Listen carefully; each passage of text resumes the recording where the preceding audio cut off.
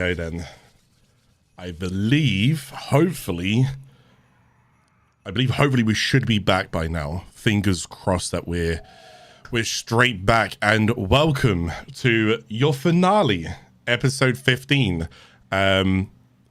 Just figured I'd show that on the screen as well for 1,492 daily tribute. I don't tend to log in until I need to log in, so it could be higher because again it's 7 years worth.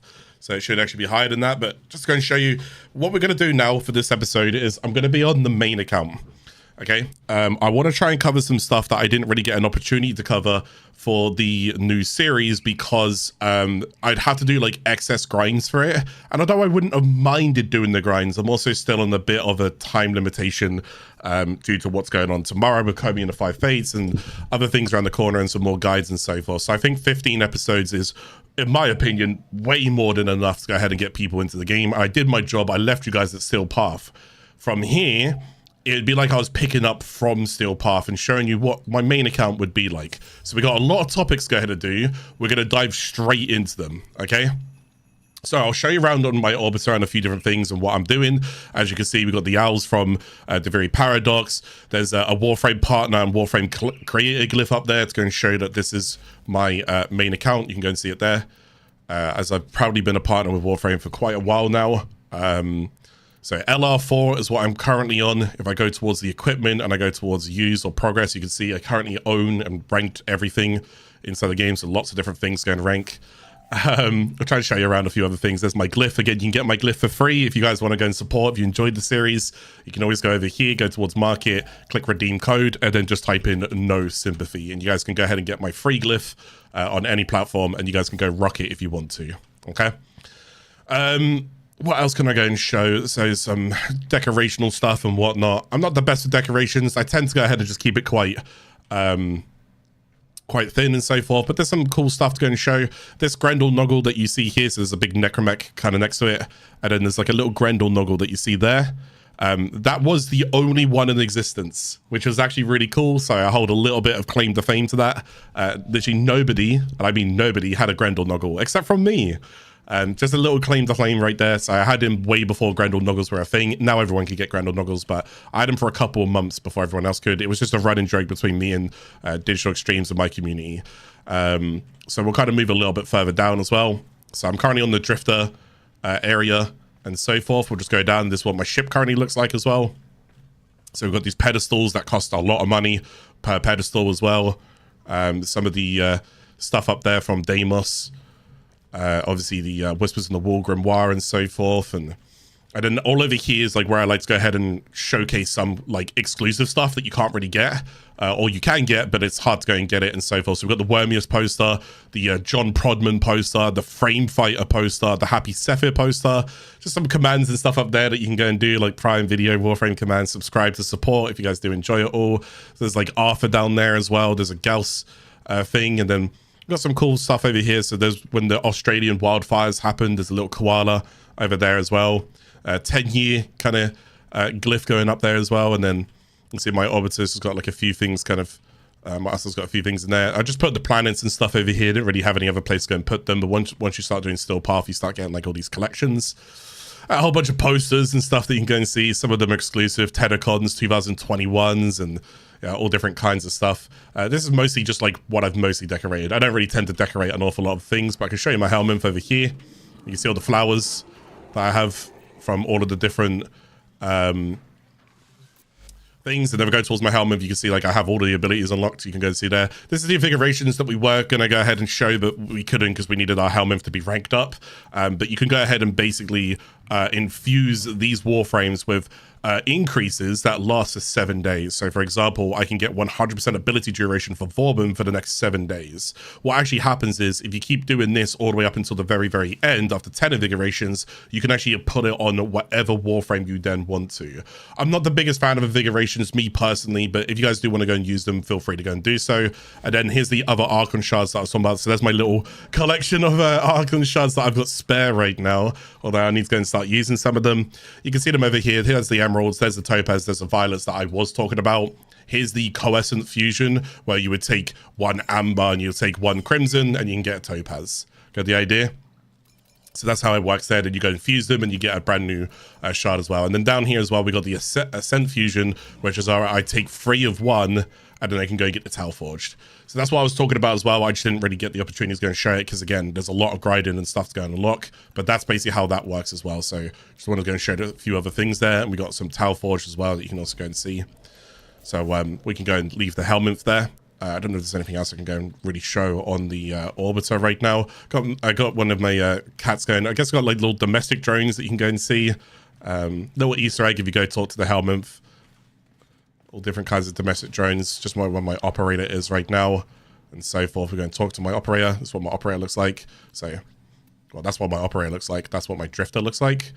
And then equipment, this is what I'm currently running, so you guys can get like an idea. I just want to try and show everything, so at this point in the series you'll be like, what can I work towards?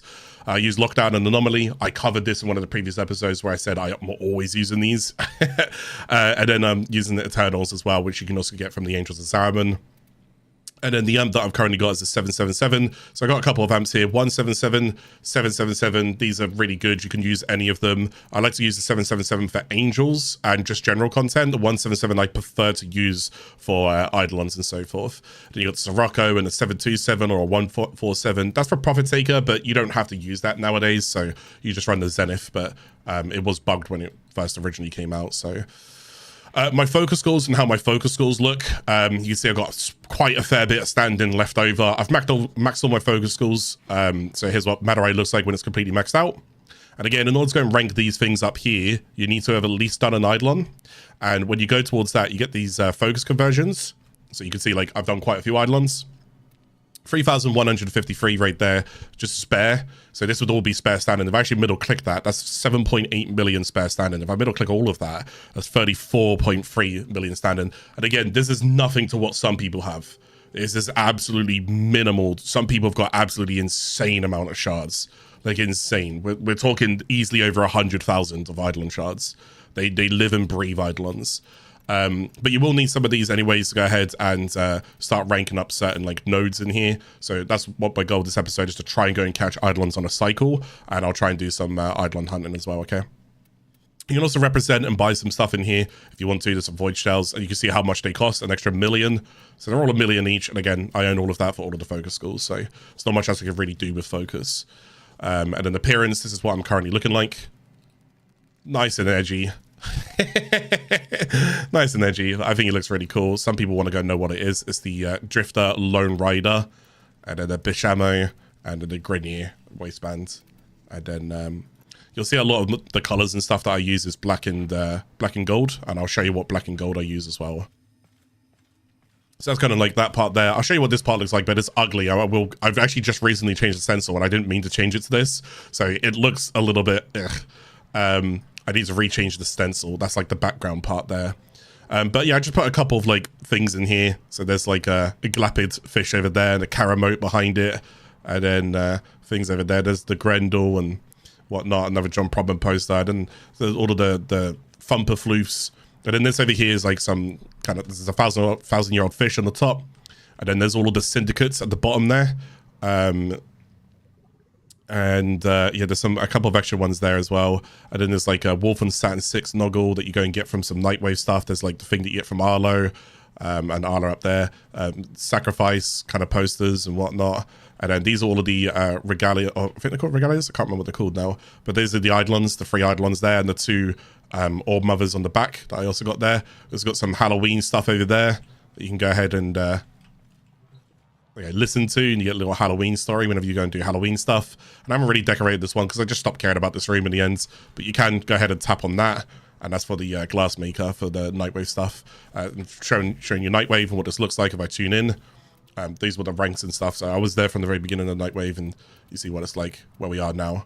I haven't really done much this Nightwave. need to kind of get some stuff done there and get that over to rank 30. But yeah, these are what we're currently on now, is the volumes, but these were all the stories and intermissions that we used to have. So that's changed quite a fair bit. I don't think there's much else going to show you here on the Orbiter or anything, is there? Not as much. I can go ahead and just flick up a few things here. Just use this for like inspiration as well. It's not really just a big flex. Just want to show you what it looks like when you start getting everything like upgraded and ranked up and so forth. Plenty of arcanes, as you could imagine. Lots of different things I could do with them for lots of different builds. As of right now, I'm only missing 2. If I go on here, it's just Crescendo and Duplicate, and I need 21 of each. So I'm only missing 3 of each, and then I'm done with all of the arcanes again until tomorrow. And then mods, you can see all different kinds of mods here as well. I don't know if there's anything that I can overly introduce, but these were the tome mods that I was talking about with the Grimoire. You can go and get certain tome mods with them, whereas like this one here, for example, killing the oh no wait, hang on, this one here, for example, alternate fire increases your ability duration by 4% for 20 seconds for each enemy hit up to 15 times. So you can get 60% ability duration if you can just hit more and more people with it. So there's like the tome mods, there's the Archon mods, but you guys have seen those. There's all of like the mods I was on about. And you'll see this one here is Oull, which is actually, if you see it, it rotates between all of them. This is a very, very good mod because it helps speed up everything. So you do want to try and somehow get that. Do you know what? I can't even remember how you get it, but I don't actually know if it's in the Requiem Relics. But anyways, you do want to try and get that. I think, oh no, I think it's just random whether or not they drop it. If you complete a Lich or something, I think it's just random that they drop it. But if you do get these other ones where they don't do anything, you can actually just combine them and you'll get a, see how they're like empty? I could just combine them right now. Wait, what? What did that just say? Oh, it was a... Oh, okay, yeah, sure. Yeah. So I go ahead and do this, and I transmute them, and I get a new one, which is Zata. But the thing is, I couldn't use those ones anyways, because they were all broken. They've all been used. Again, you can see the charges at the bottom, where there's like 3. That's only got 1 charge at the bottom. We cover those a little bit later, but yeah. So I can go ahead and transmute them, and I get a free Zata out of it. So I broke them. There's all the Galvanized mods that we talked about. There's all the Amalgam mods that we showed not that long ago. Peculiar mods, I didn't really show. I can't even remember where you get these from. You don't have to worry about them. They're just silly. They're just very, very silly. There's almost no reason to go and use them because they cost drain and they don't do anything.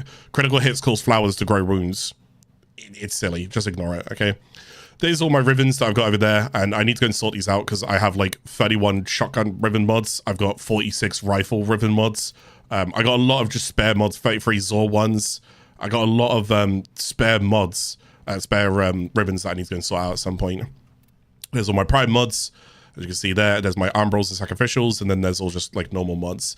If I go and sort it by duplicates as well, so I go towards here, go duplicates, about 4,500 of these. If I just middle click them, that alone is worth 22k endo. You know, it can all stack up. So if I just do the first page, how much endo can I get just from the first page? So I won't scroll. 200,000 endo I can go and get just from that. Just from me middle clicking that. If I wanted to go and take that, I can take it. But I don't even need that because if I go to my Iron Sculptures, here's all my sculptures as well. So 659 on the Iron Stars, 2.2k there, and then all of these different sculptures where I could go ahead and auto install as well if I wanted to. You will go and lock that at some point. I think it's MR10 that you guys go and get that. So I can go ahead and get way more endo even from all of those sculptures. So endo right now is not too much of a problem for an account like mine. So we're in a good spot. Arcanes, thingy. I don't think there's anything to really go and show on Foundry. I don't really do anything with Foundry at the minute. I just try and craft formers whenever I can. I got quite a few materials to go ahead and show the formers there. And then there's just all of this stuff. There's just, I don't think I really need to cycle through all of this, do I? But there's a lot. But yeah, I guess I don't know if there's anything to go and show over here. Or this is me doing my thumbnails. I'm done with my thumbnails for the series now. But I can show my loadouts as well, in case you want to see what kind of loadouts I run. I always have an Archon loadout. This is my Archon loadout right here. So whenever I go in solo Archons, the Archon fight itself, I tend to use Revenant and Burston. When it comes to Deviri, so I actually have a Deviri loadout, but you'll notice in Deviri, you don't actually bring anything with you. So the reason why I have a Deviri loadout, for anyone who is curious, is because I always make sure I have Madarai here. None of this matters. None of this matters. The companion doesn't matter. None of it matters. But Madarai matters. Because inside the Viri, I really need to go ahead and revive myself. And if I'm on Madarai and I have Unaru's Last Gasp, which is unlocked, as you can see the waybounds. So these mean that they're unlocked. So this school can get all of the others. So remember that one. If I click on here, where is it? Last Gasp. There it is there. I can use that with Void Strike, and then when I go down, I could just Void Strike, kill an enemy, kill a couple of enemies, and get myself back up. That's why I'm always on Madarai for Deviri. So I have a Deviri loadout, but I don't use Grendel or Spore Laser or Praetos, okay? I don't use any of that. I just make sure that just in case I forget to put myself on Mana Ray, I need Mana Ray for Deviri content. It's just my main, is whenever I just switch and do different things. Netra cells, normally I go use Cyanax or whatnot.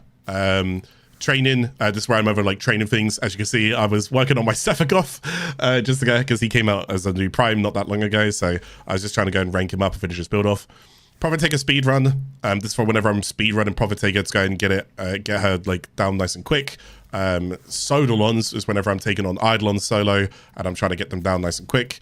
Angels, this is mostly when I'm just going around doing angel content inside the Zariman, and I have something called Loot Zaku. We spoke about this not that long ago in one of the prior episodes, in the Angel Zariman episodes, where if I'm looking for Void Plumes, I actually use his 4th ability to break canisters around me in 66.25 meters, and then I actually use Mag's 1st ability, Pull, with Greedy Pull, which now adds 100% chance to pick up to pull pickups towards Mag. So I break canisters and then I pull the loot towards me, and I ain't gotta go chasing loot. It's very nice. So that's like the one that I use there. Billions, I actually have a video on this one. If you want to learn how to go and hit billions of damage, Talforge, Violet, Archon Shards, and Calervo, I've already got a video that explains all of this, so feel free to go find that video. Conservation, this is something that I do want to go and show, and I want to go and show like the Tranquilizing Dart. You want to get off that as soon as you can and just try and grab Equinox. She's so good for conservation. Disruption is mostly my disruption kind of thing. So single target, I use this as a primer, and then I use that convert to inherit heat. We'll get to those, I guess, at some point. Empyrean, this is basically Railjack. Whenever you go ahead and use the Railjack, there's normally 2 people that you want to pilot. Number one is you can go and use Lavos, because Lavos doesn't have ability energy. He actually just has ability cooldowns. So whenever you go and use Lavos and you use the Railjack, you can actually just, you have infinite energy technically, you just have cooldowns. So your abilities in the Railjack have cooldowns. Or you can use Styanax, where you use Nourish and use Rally Point, and then he just basically becomes a driver, and I just get loads of energy back as I'm basically piloting, so I don't have to worry about my energy. Exploiter, this is just for the Exploiter fight, but we'll get to that in a bit. Gara, I'm not actually too sure why I have this.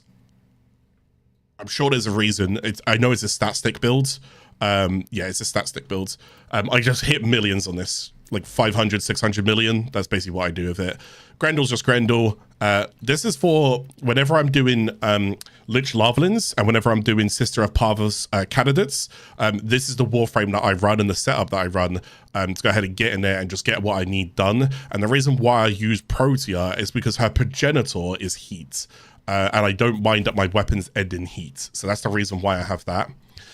This is Lich and Sisters. I don't really know who else is better for Liches and Sisters, so I just basically run a Saren setup, but you're going to see that a little bit later anyways. Then I just got a Mesa setup, but this is to go ahead and show Ceramic Dagger and how Ceramic Dagger with the initial combo actually helps scale with secondary outbursts and actually turns Mesa into quite the gunner, which is really, really nice as well. Precision, Intensify, Archon Vitality, Velocity, Precision, which I proc elsewhere, and then that's kind of that. OP Gargoyles, there was an update that came out where it was Gargoyles Cry. What you'll know of that update is what's left of remains of it is the Murmur boss, the Assassination of the Fragmented Tides. Right. Octavia's pretty good to go and use against the Murmur because she can clone herself, well, she can make herself invisible, but that doesn't mean you're immune to damage. But then she can go ahead and throw her one out, and everybody will start hitting her first, which absorbs and attracts damage and converts that damage over. So basically, you're just kind of, the boss is killing itself without you really killing it. Plaguestar is when Operation Plaguestar comes out, mostly just run Volt, because Volt is just so good to go and get the drone around. He's so good to get around the map. It's just really, really good there. And then Profiteer credits, and this is for whenever I'm doing credit farming. This might be ever so subject to change because Smeeta's not going to be needed as much. And this was the companion that I normally run, which is this one here. Casita is my dog's name. My wife named my dog Casita. It means like small little thing, although she's not little. My goodness, the dog. So, but yeah, that's basically what it is. I go and use this for whenever I'm just doing certain things. But again, these builds are probably going to end up changing because, what's it called? Companions change basically tomorrow.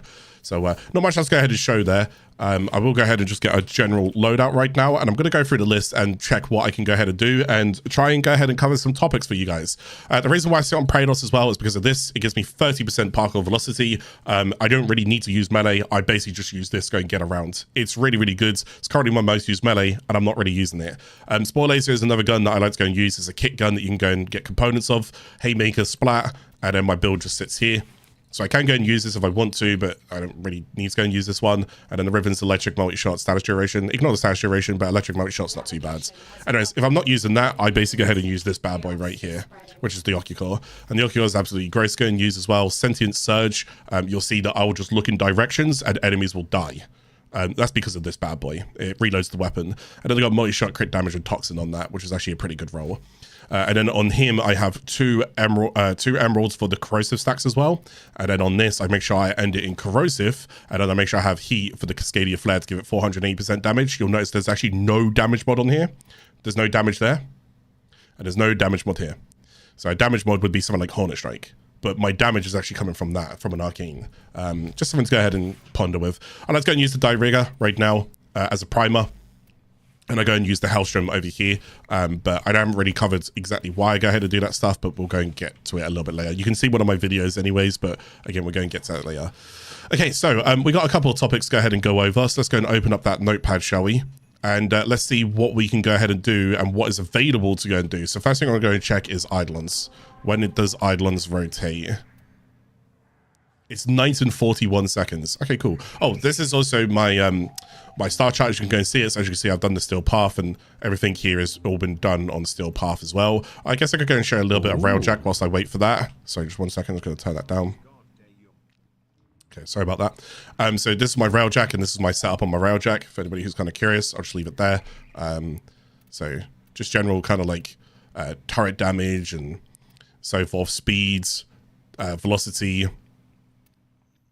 Forward artillery, not consume domes and so on, a bit of boost speeds, and then hull and armor and max shields and so forth. And then over here, let's go and use Blackout Pulse. This is a way to go and disable enemies' cruise ships so that I can line behind them and get a shot off nice and quick. This one is to go and just scatter a barrage. This is actually really good if you go up to a Corpus Capital cruise ship or something, and it's got like those turrets that you need to go and like break and destroy. You basically just fire this at the middle of the Corpus cruise ship, and because it's so wide, because it's Shatterburst, it's so wide, it can just basically nuke all of the turrets without you having to like go around and find them. So I'm a big fan of that as well. And then Seeker Volley is just really strong ability. So we go ahead and take that. So between the three of them, they suit me for what I'm doing.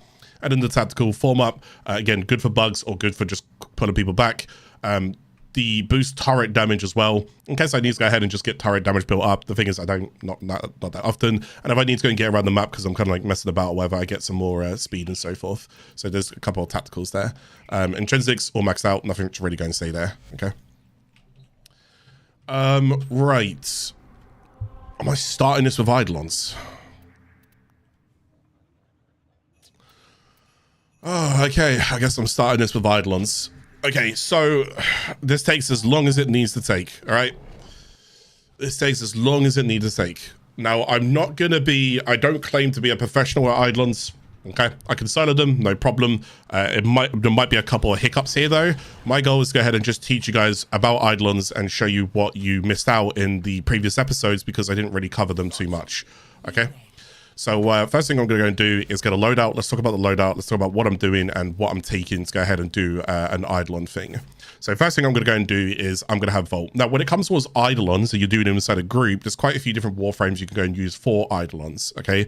Quite a fair different amount of frames. You can go and use Harrow, you can go and use Trinity, you can do whatever you want to go and do. I'm mostly going to go in solo, but I don't mind if a group does come with me.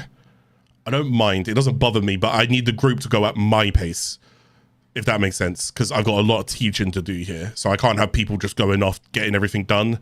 If you do that, then probably don't join. But if you don't mind walking side by side with me, then yeah, you can come join. It's all good. I don't really have to solo them. I can show you that you can. But yeah. So I'm going to basically go and run Vault. The main reason why I'm running Vault, for anybody who wants to go and know, is not only is Vault just really good for damage as a whole, so this is my current build.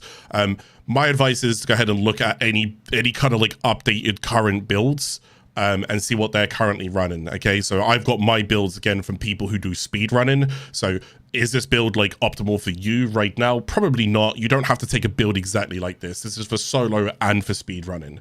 So if you're not doing solo and you're not doing speed running, you do not need a build like this. But for the most part, duration is what you're looking for. And you're basically going to play around your electric shields. Okay, that's the main thing. Now, what's interesting about your electric shield as well, it doesn't really say it here, but when you shoot for the electric shield, you get 200% critical damage. This is also very important as well, because this will also go over to your operator amps. It's one of the very, very, very few abilities that Warframes can do to help operators, okay? There used to be a little while where operators could get buffed from like different things, but nowadays it's not really much. But if an operator shoots through the Vault shields, it can go ahead and give them extra critical damage, which is really, really good, because that's what we're going to need to go and do to take on the Eidolon. From there onwards, I also just subsume in Eclipse. I don't even know if Eclipse is what you run these days, but yeah. From there onwards as well, I've got the Zenith over here. Wait, hang on.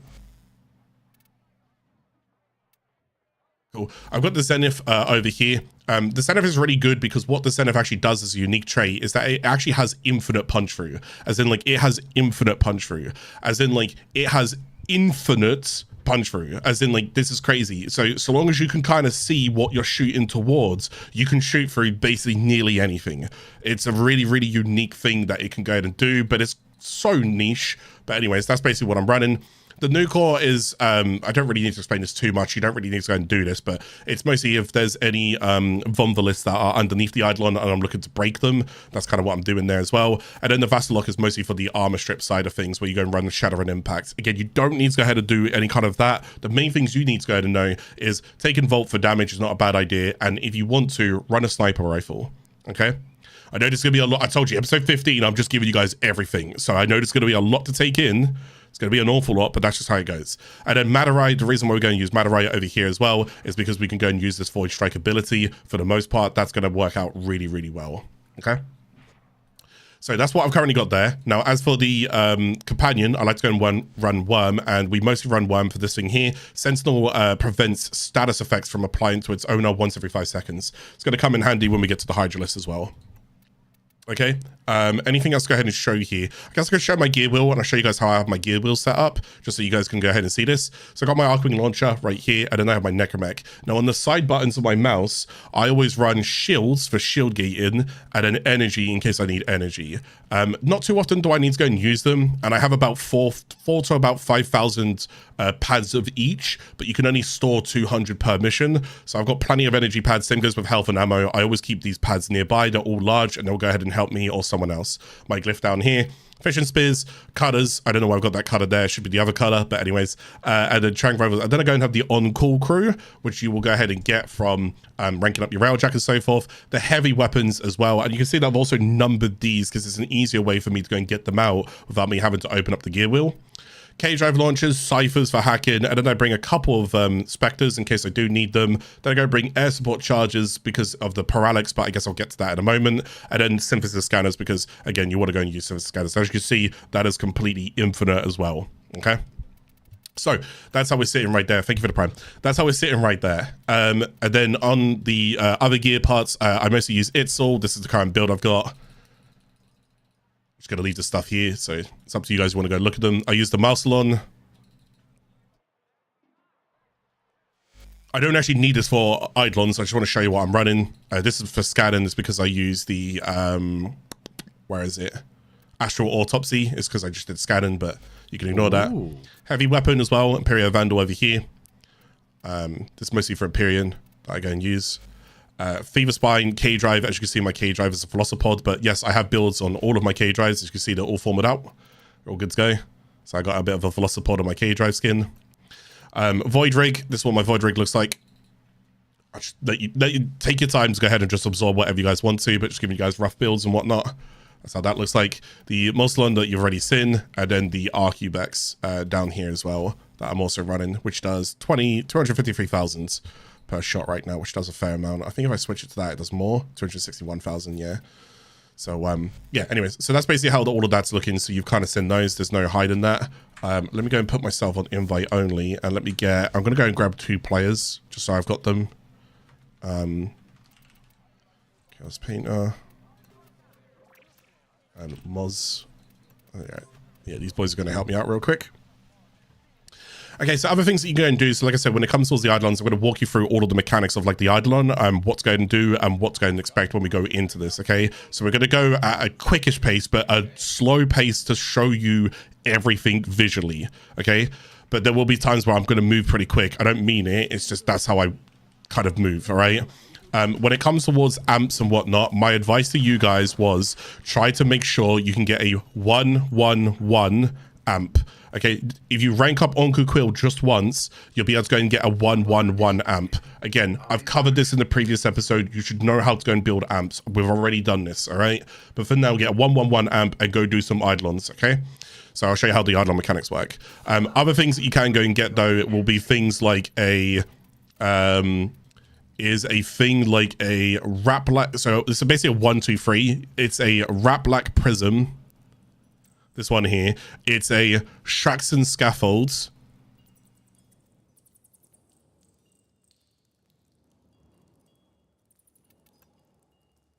Am I blind? I am. There it is, Shraxon Scaffolds, and it's a Lauren Brace, okay? Now, in order for you guys to go ahead and get the Lauren Brace, I only found this out as well, that you actually need to be level 3 with Onku. Now, you can't get that unless you do Eidolons, which is where I'm here to help you guys and show you how to do Eidolons. You ready? Let's move on in. So the first thing we want to go and do is we want to find out where the Eidolon is. Now, Eidolons can only spawn at night times during planes of Eidolon, okay? Wait for the... Sorry, we'll wait for the theme. What are these boys running? Rhino Trinity, cool. So first thing we want to go and do is find out where the Eidolon is. So if you listen... There he is. So we already find out where he's spawning. So I'm just going to go over there. I'm not going to do anything. I'm just going to show you. So the Eidolon can spawn in a few different places, okay? So it's very important to go and figure out where he's spawning first. So we know where he is. We mark him down. Now, I've spoken about this before. You can actually go and get something called lock pins, and lock pins can help you for Eidolon hunting. Let me show you what a lock pin looks like. It's this thing here, which means this pin will permanently stay here, and I can edit it however I want to, because once I've done this Eidolon, the other Eidolons will only spawn inside this lake, but we'll get to that in a bit, okay? So now what I want to go and do is I know where the Eidolon is. I found out where the Eidolon spawns. What I now need to go ahead and do is I need an Eidolon lore. Okay, you need an Eidolon lore. Now, Eidolon lores are going to be scattered all over the place. You can find maps and guides for these, but where you want to go. So for now, let's just go and find an Eidolon lore. We know that one is down here. We shoot this. And the way that the Eidolon lores technically work is once you've shot it, you can then hack it. Okay, now if you've got ciphers, press Y on the keyboard, you can hack it. Now I've got this. This is now mine. So the idea is we're going to want a couple of these. You can hack it on here as well. It'll look like this. Oh, I won't. There you go. But so you can hack it on another. Oh, okay. God, I'll try and do this a little bit better. See if I can get one more.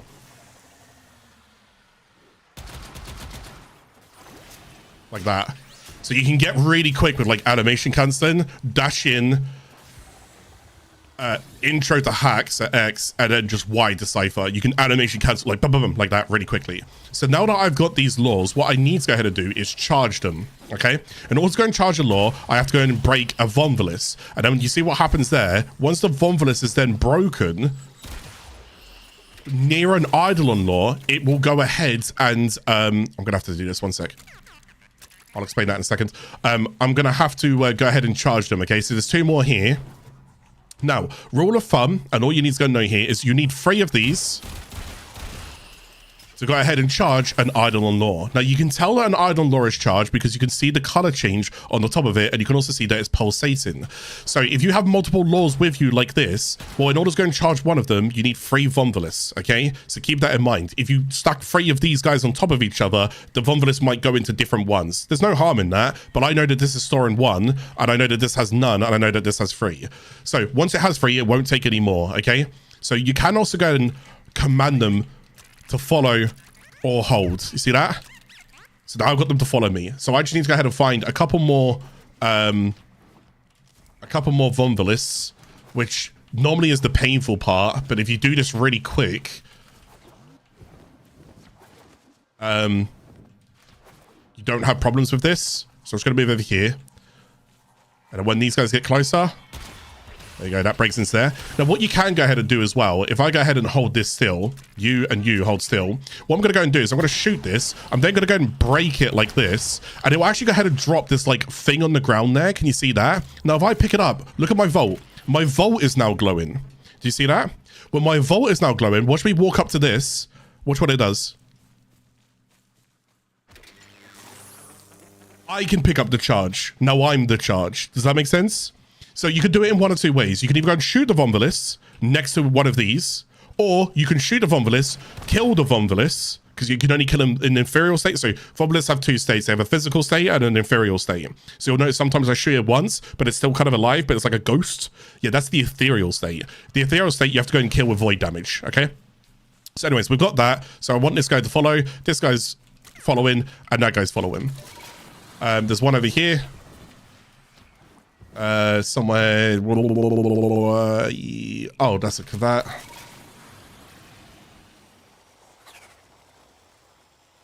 Something here. That.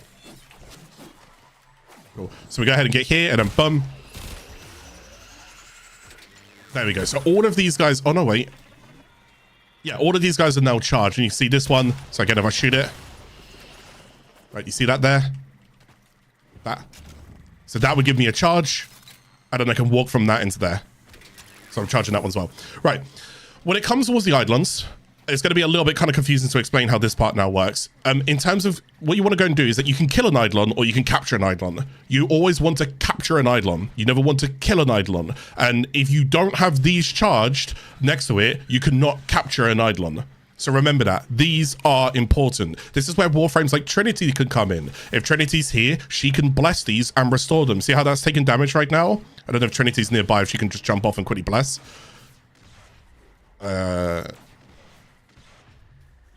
Just boom. So she blesses, and look, now they healed again. So certain Warframes, thank you, Chaos. Certain Warframes can go ahead and protect them as well, okay? Trinity, Oberon, whatever. Any Warframe that can go ahead and heal and help can also go ahead and help there. Right. We've got that, okay? You know what a Vomvalyst is, yeah? Vomvalysts are the little sentient dudes. You want to go and shoot their physical form, and their inferior form, you can either go and shoot that as well with your void damage and pick up the charge and charge it yourself, or you go ahead and shoot it next to one of these and they will collect it, okay? That's a Vomvalyst. You know what an Eidolon lore is? You can find these scattered all over the map, mostly around like camps and encampments, but that's what an Eidolon lore is. You need 3 Vomvalysts to charge an Eidolon lore, okay? Now we've got the Teralyst, and this is the first of the 3 Eidolons that we're going to go and see. Now, if I shoot it, nothing could happen. So until you guys have done basically the war within, you won't be able to do really anything with these guys. I mean, I don't even know if you could even attempt second dream on this, because that operator beams are horrendous. So what we're going to go and do now is switch to our operator, and as you can see, look at the health. See the health there? It's changed. So if I shoot, I'm doing damage to it, okay? And over time, I'll do more and more damage. So ideally, what we want to go and do now is just take it out, okay? I'm running the wrong amp because I'm running the 777. It doesn't matter. Don't worry. These guys have probably got better amps. I should have run a 1x7 because I'm doing Eidolons. Anyways, so now that I've done that, the Eidolon's going to have a couple of different moves. So it's going to try and defend itself. It's going to bring Vomvalysts over. If there are Vomvalysts next to it, sometimes they can go and get their shields back. I don't actually know if that works on a Teralyst. Anyways, once I've now done that, what's going to happen is if you now look, I've actually got health bars on certain parts of the Eidolon. You see that? The synovia. So here, here, here, and here. Arms and knees. Arms and knees. So what we're going to go and do now is we're going to go and shoot a synovia. That's why. We're going to go and shoot a synovia. He's going to go down. Now, what's going to happen is I'm going to bring these guys away, and I'm going to show you what happens when we move away from it. So when he does this, you can have a Warframe called Harrow. Oh, was I too close? I think I was too close. Oh, no, wait. Someone else has got laws.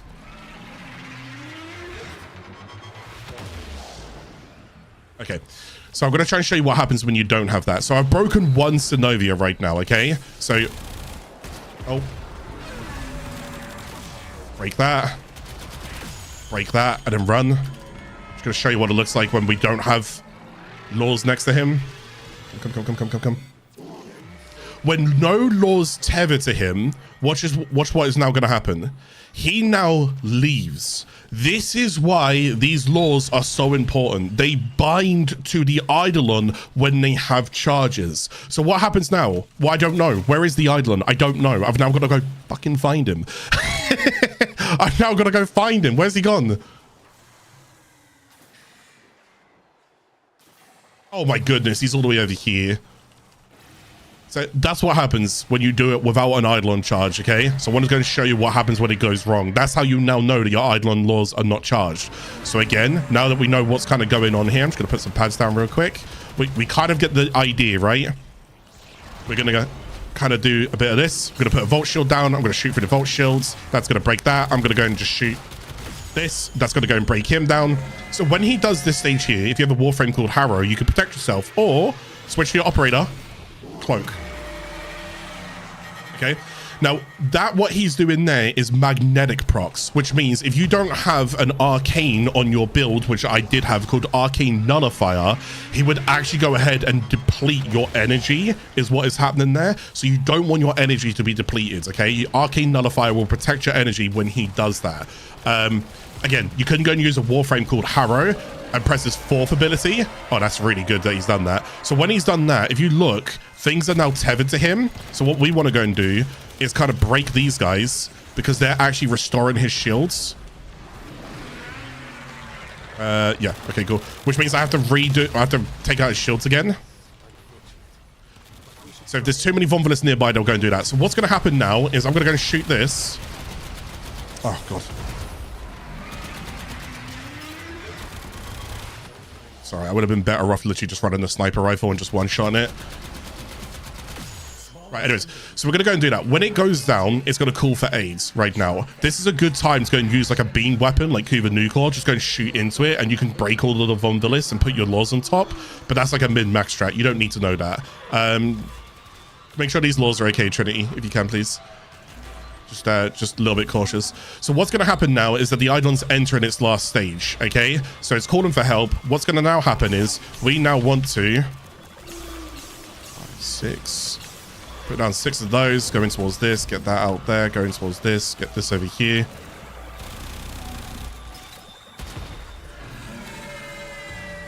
So the Eidolon now will actually spawn without its overcover, its shields. I need to make sure all of these laws are charged, and then I'm just gonna go and shoot it. Now when I've shot it, I've actually captured the Eidolon. Now when these laws capture it, okay, someone else's laws caught it. When the laws capture, oh no, one of them just caught it, never mind, so I take that back. When the laws capture it, the Eidolon laws will break, as you see there, and you can see all of this loot on the ground. Sorry, I thought someone else's laws caught it, so I apologize. It's because I saw all of these break. Those were Vomvalysts. So what we're looking for here is this. You see this thing here? This is an Eidolon shard. You will get Eidolon shards naturally from just killing Eidolons. But what we do want is this one here. Brilliant Eidolon shards. You can only get them from capturing. Only. You can't get it from killing. Okay? At least not the Teralyst at the very beginning. I don't know if you can get it elsewhere. But anyways, so if you've got a an Archwing, like an Oull, if you go ahead and hover over here and just press free, vacuum all that loot in. Nice and easy. Don't have to run around and collect any of that. I can also go and freeze these guys, which makes it really easy for me to go and do things.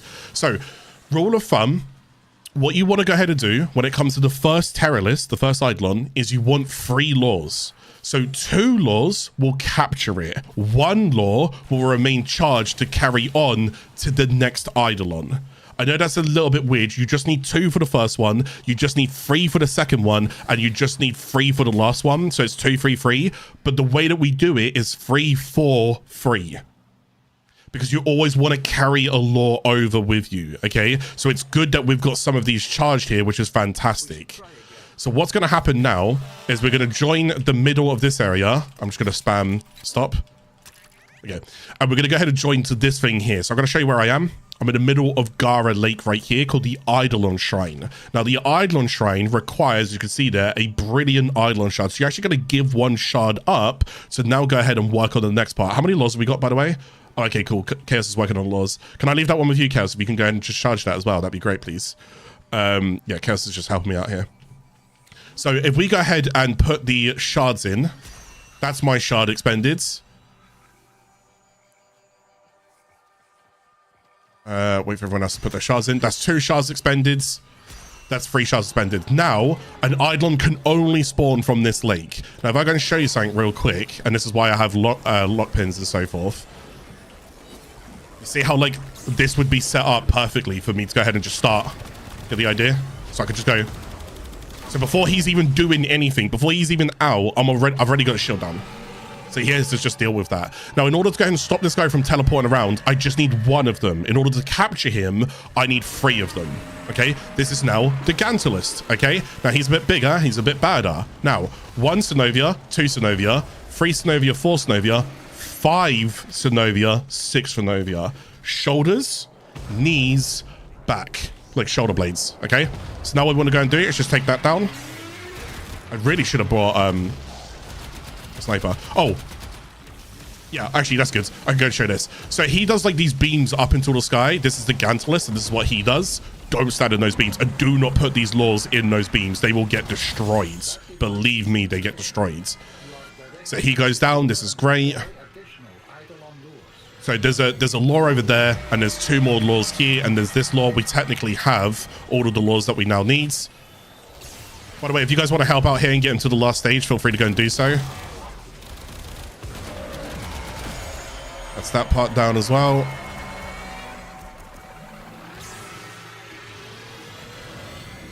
Now the team could just help out. We're going to speed it up. We're going to go and get to the Hydralyst. At this point now, you kind of understand what's going on with Eidolons, okay?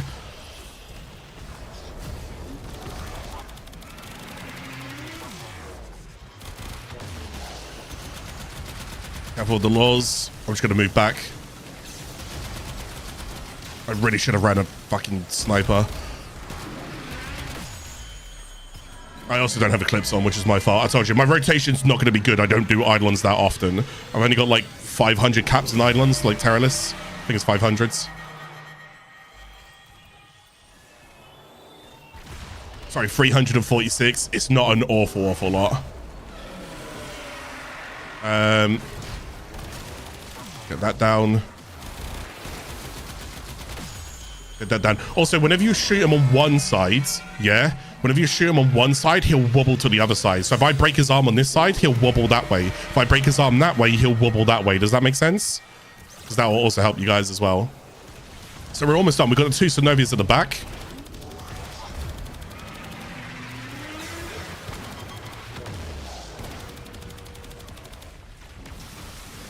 Make sure the laws are okay. So this is where Trinity comes in clutch, because Trinity can instantly bless if those laws are in a bad spot. Oh, I need ammo. I recommend snipers. I'll show you a sniper build so that you can go ahead and run.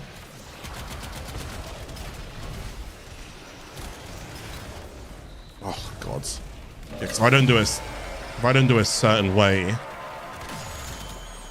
but it doesn't become a speedrunning build, it just becomes a really annoying build. So I lose the speedrunning side of things, and now I've just got to like play it without the speedrunning.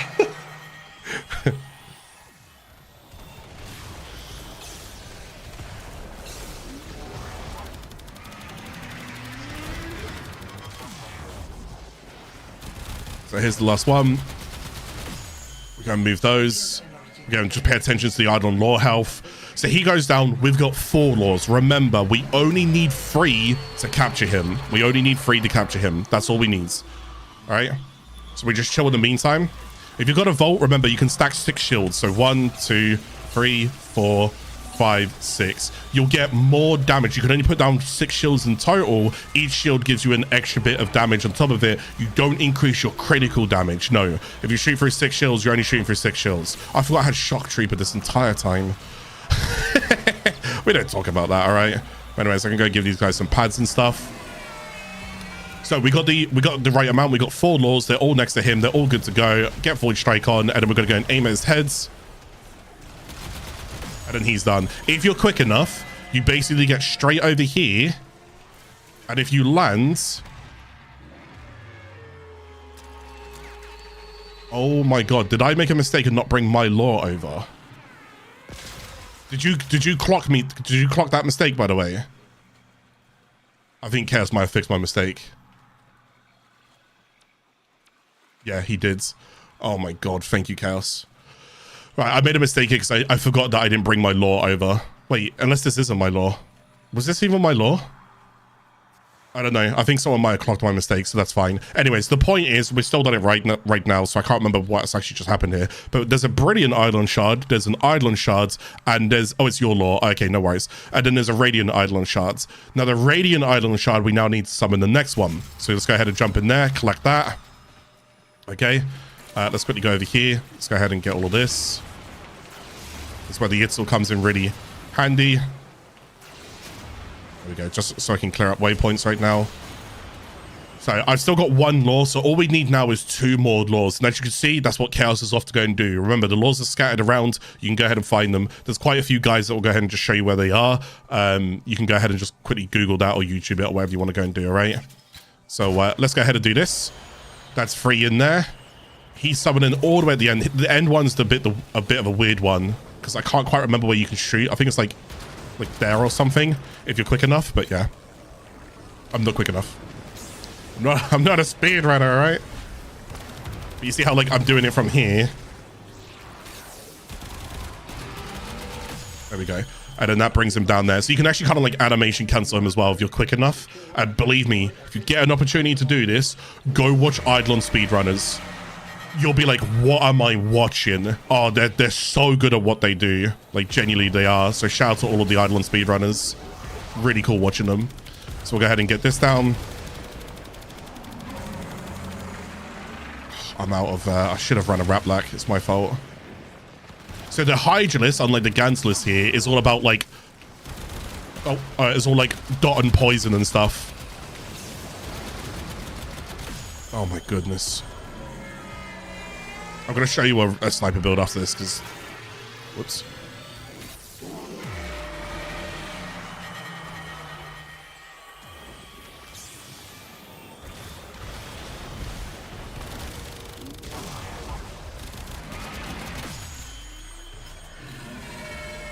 Get him down there. And then what you can also go and do is that if you have, like, the fast lock and whatnot, I can't actually remember how many shots it is. I'm just going to do a couple because I can't actually remember, but this is going to help me do more damage because I'm slowly stripping its armor. Oh, I thought I fully stripped its armor for a second then. Oh no, I did fully strip its armor. God damn it. Yeah, too many shots. It's been a while, okay? It's been a while. I'll just shoot in the instead then. So both of his knees are down. It's got 1 Synovia left here, and then it's got 2... Oh no, just 1 Synovia on the back as well. Oh, you actually want to fully strip it nowadays, do you? Oh, real? I didn't know that. The Eidolon meta always evolves. Like, every time I come back to it, there's normally something different. That's that. So there's only 1 Synovia left now, which is his back. And as we capture this, you guys have officially done Eidolons. It actually has the same damage resistance post-strip nowadays as well as it is. Oh, okay. Oh, yeah, because I guess they changed the armor types and whatnot, right?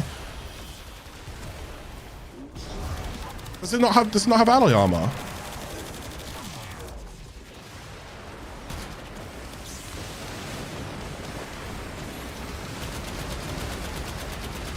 Okay, cool. There you go. So now what we're going to do is... Oh, yeah, no. Oh, no, we're good. Sorry. I just saw a lore that wasn't charged, but we're good. As long as we got 3 lores charged, we're fine. Yeah, alloy armor doesn't exist anymore. Yeah. Oh, yeah. Damn. God. I mean, that shows you I haven't done it since alloy, by the way. That's crazy. Yeah, so they changed it. If something is weak to X, then it's always weak to X, even if it's fully stripped. Oh, that's crazy. Yeah, so I haven't done Eidolons since that, man. That's crazy. Okay, that's good to know then. So you can strip its armor. It doesn't matter.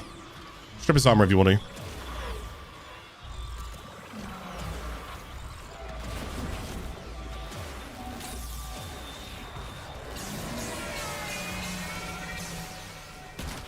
Right, we're down to the last bit, and this is the last Eidolon. And if you're quick enough here, you can go ahead and get it by the door right here, and then just spam X. And then because this is normally the first lore is normally the lore that holds all the loot. So the first lore that hits him will be the first lore that has all of the loot. And now you have done an Eidolon run. Okay, what do you do now? You leave, and you come back in, and you farm again. And that is Eidolons, okay?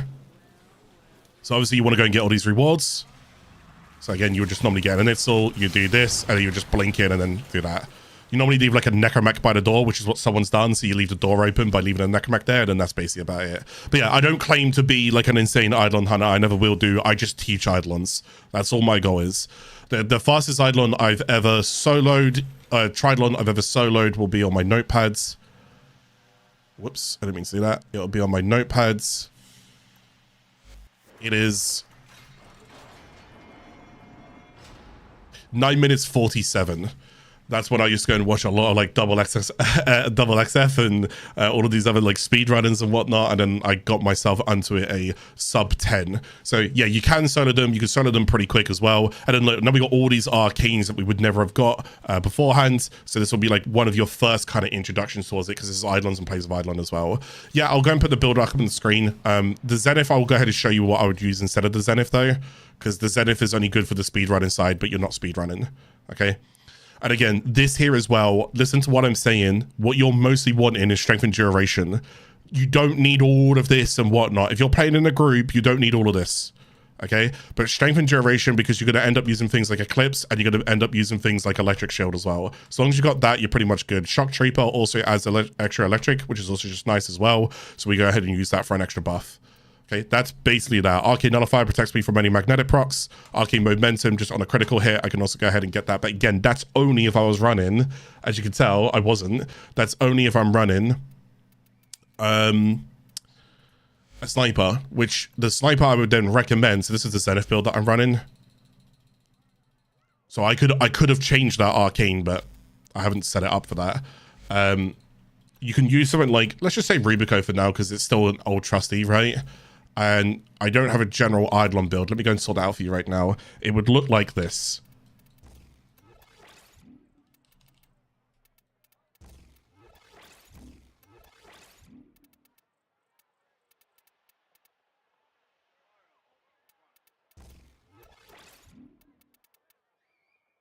Doesn't have ally.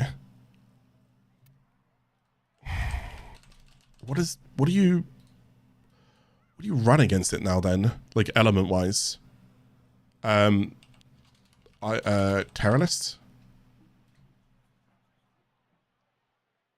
It's still weak to red.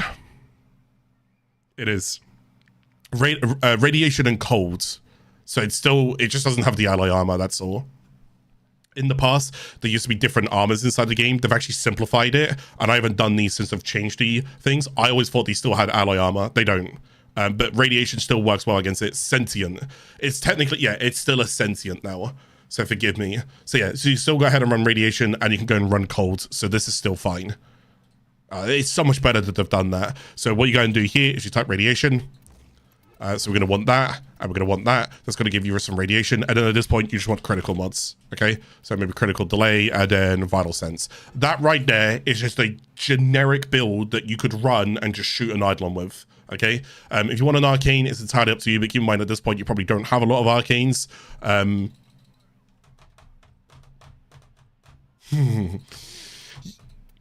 You don't really get a lot to choose from unless you stack on other areas.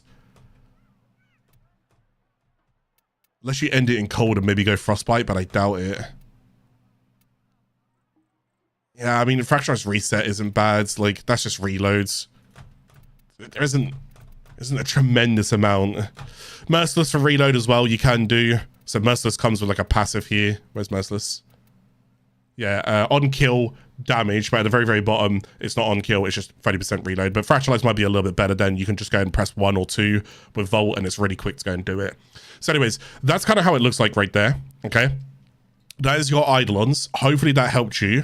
What you can go ahead and do as well is I'm going to try and help you guys a little bit more. So let's type in Eidolons. So I'm going to give you guys a bit of a recap. I forgot to spell Eidolons. There you go. Eidolons. So the first thing you want to go and do is locate Eidolon. Okay, try and find roughly where it is. Then what you want to go and do is, if it is, so it's Teralysts, right? So just remember this is Teralyst that you're dealing with to start off with. I'm just going to give you guys a bit of a recap. Teralyst, you're gonna want free charged. So remember how to charge them. Free charged laws, Eidolon laws. Okay. That's how that works. Remember, in order to go ahead and charge an Eidolon law, you need to go ahead and get free Vomvalysts for 1 lore equals charged. Okay, so in this case, you're going to need a total of 9 Voms to go ahead and get all 3 charged. Okay, now what you want to go and do is shoot Eidolon with void damage. This is going to be your amp combinations 1 1 1 if you're new to the game, don't worry. 1 2 3 if you can get some Eidolon shards to rank up Onku Quill. 1 2 3 is going to be good for now. The better builds are going to be things like 1 7 7, or you can run a 1x7. Some people like the 6, but it's entirely up to you. You can also run a 7 if you really want to, but Rat Black is really, really good as a prism, and this is called Lore Embrace. You get this from Cetus. Well, the 7, anything that's over 4, so 1, 2, 3, and 4, you get from Cetus. 5, 6, and 7, you get from Fortuna. And that's how that works, okay? So the 7 is from Fortuna. You need to go and rank that up and rank up Voxelaris, okay? So anyways, that's basically how it works. Shoot it with your amp. You can also go and run Sirocco as well, by the way. Sirocco? I think it is, something like that. Once you've then broken its shield, you then go ahead and shoot Synovia's. Shoot Synovia. For the Teralyst, it's 2 times arms, yeah? And it's 2 times knees, okay? When you break it, when you break Synovia, this is the point where you need to like Synovia. This is the point where you need to like defend. This is where certain things can come in. For example, Harrow's 4th ability. Okay, if not, go ahead and cloak with Operator. Okay, but do keep in mind, oh my god, right. Cloak with your Operator, but do go and keep in mind, as you're like void cloaking or anything else like that, if you don't have protection from magnetic status, yeah, your Warframe will still have its energy drained. This is why Harrow could be really good in here. Harrow will protect you from that. So, wait, that's not Break Synovia, that's Bredge Synovia. So Break Synovia. So basically, this part now, you rinse and repeat until final stage, and that is when you've broken all 4 Synovias. Okay, rinse and repeat from here and here. Oh no, sorry, here and here. So rinse and repeat, rinse and repeat, rinse and repeat, rinse and repeat. When it's finally down, the final stands, you want to make sure, do this, double check all laws. Make sure that you've got them all charged and how many you need. Remember, Teralyst needs 3 because you want to carry 1 over. You only need 2 to capture it. The 3rd one is charged and you can start the next one. What's really nice about that is that if you're ever with a team, they can go off and get the other laws. I can carry 1 over and start working on the next Eidolon. Does that make sense? There you go. So double check all the laws, and then when ready, shoot to kill. But again, the Eidolon laws will capture. Okay, once it captures it, you basically go to the shrine, which is in Gara Thought Lake.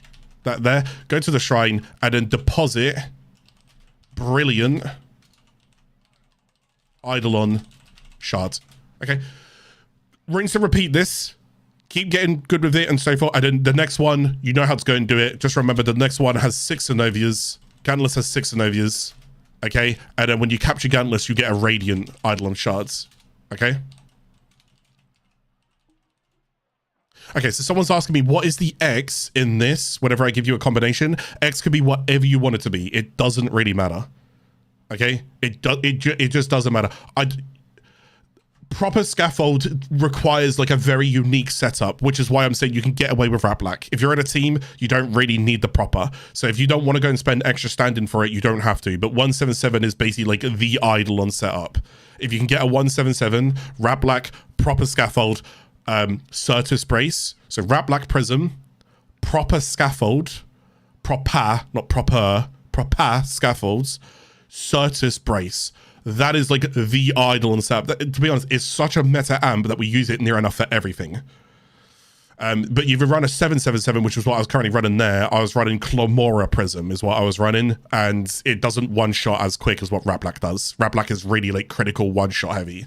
So this is what you could run for a weapon there as well. And then Vault, like I said, the idea is that as long as you got your shields with Vault, you're okay. If you can subsume something on him like Rhino's Roar or Mirage's Eclipse or whatever, then strength and duration is what you're going for. Okay, we all good? As long as you can go and see all of that, that'll do you fine. Okay, it'll do you more than fine. Okay, cool. Right. Let's go back to this. I haven't soloed Eidolons a lot. I just don't have a reason to really do them, as you could imagine.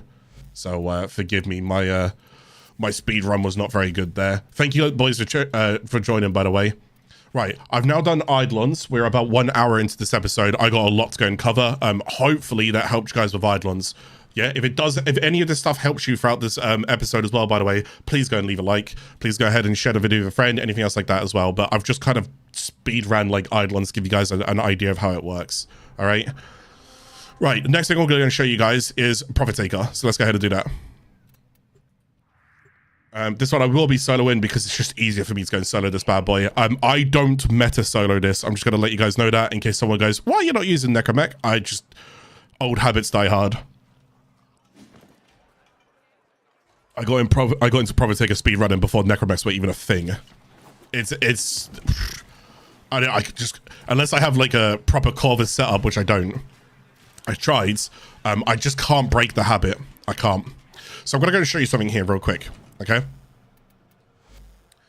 We're going to go in towards the Orb Mother. Let's start with the first Orb Mother, which is going to be Prophet Taker. So I'm not going to do Prophet Taker speed run. I'm going to do Prophet Taker credits because I want to go and show you guys Prophet Taker credits, which slows down the fight. Okay. Now, Prophet Taker to this day is currently one of the best things to go ahead and get credits from. I'm going to go ahead and explain this, and I want you guys to go and see this, but this will change as the subject to change because Smeeta gets nerfed. So let me go and show you down here. Just give me a second, guys.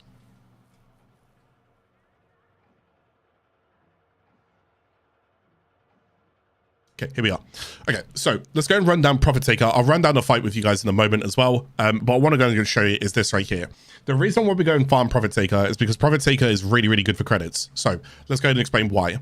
Now, on kill, just when you kill her, you get 125,000 credits. That alone is quite a lot of credits, especially for like a new player, right? As you could imagine. My goodness, like the most credits that I can go and get is from like Gabby, which is like 20,000. With a resource booster, I get 40,000. So that's still going to take a while. And I can run this at the same time I can run Gabby, which is crazy. But again, I'm way more invested. So she's worth 125,000. Now, keep in mind, these are other things that add in here. So let's say that this weekend, Digital Extreme says, Tenno, all of you guys are going to get a double credit bonus booster, right?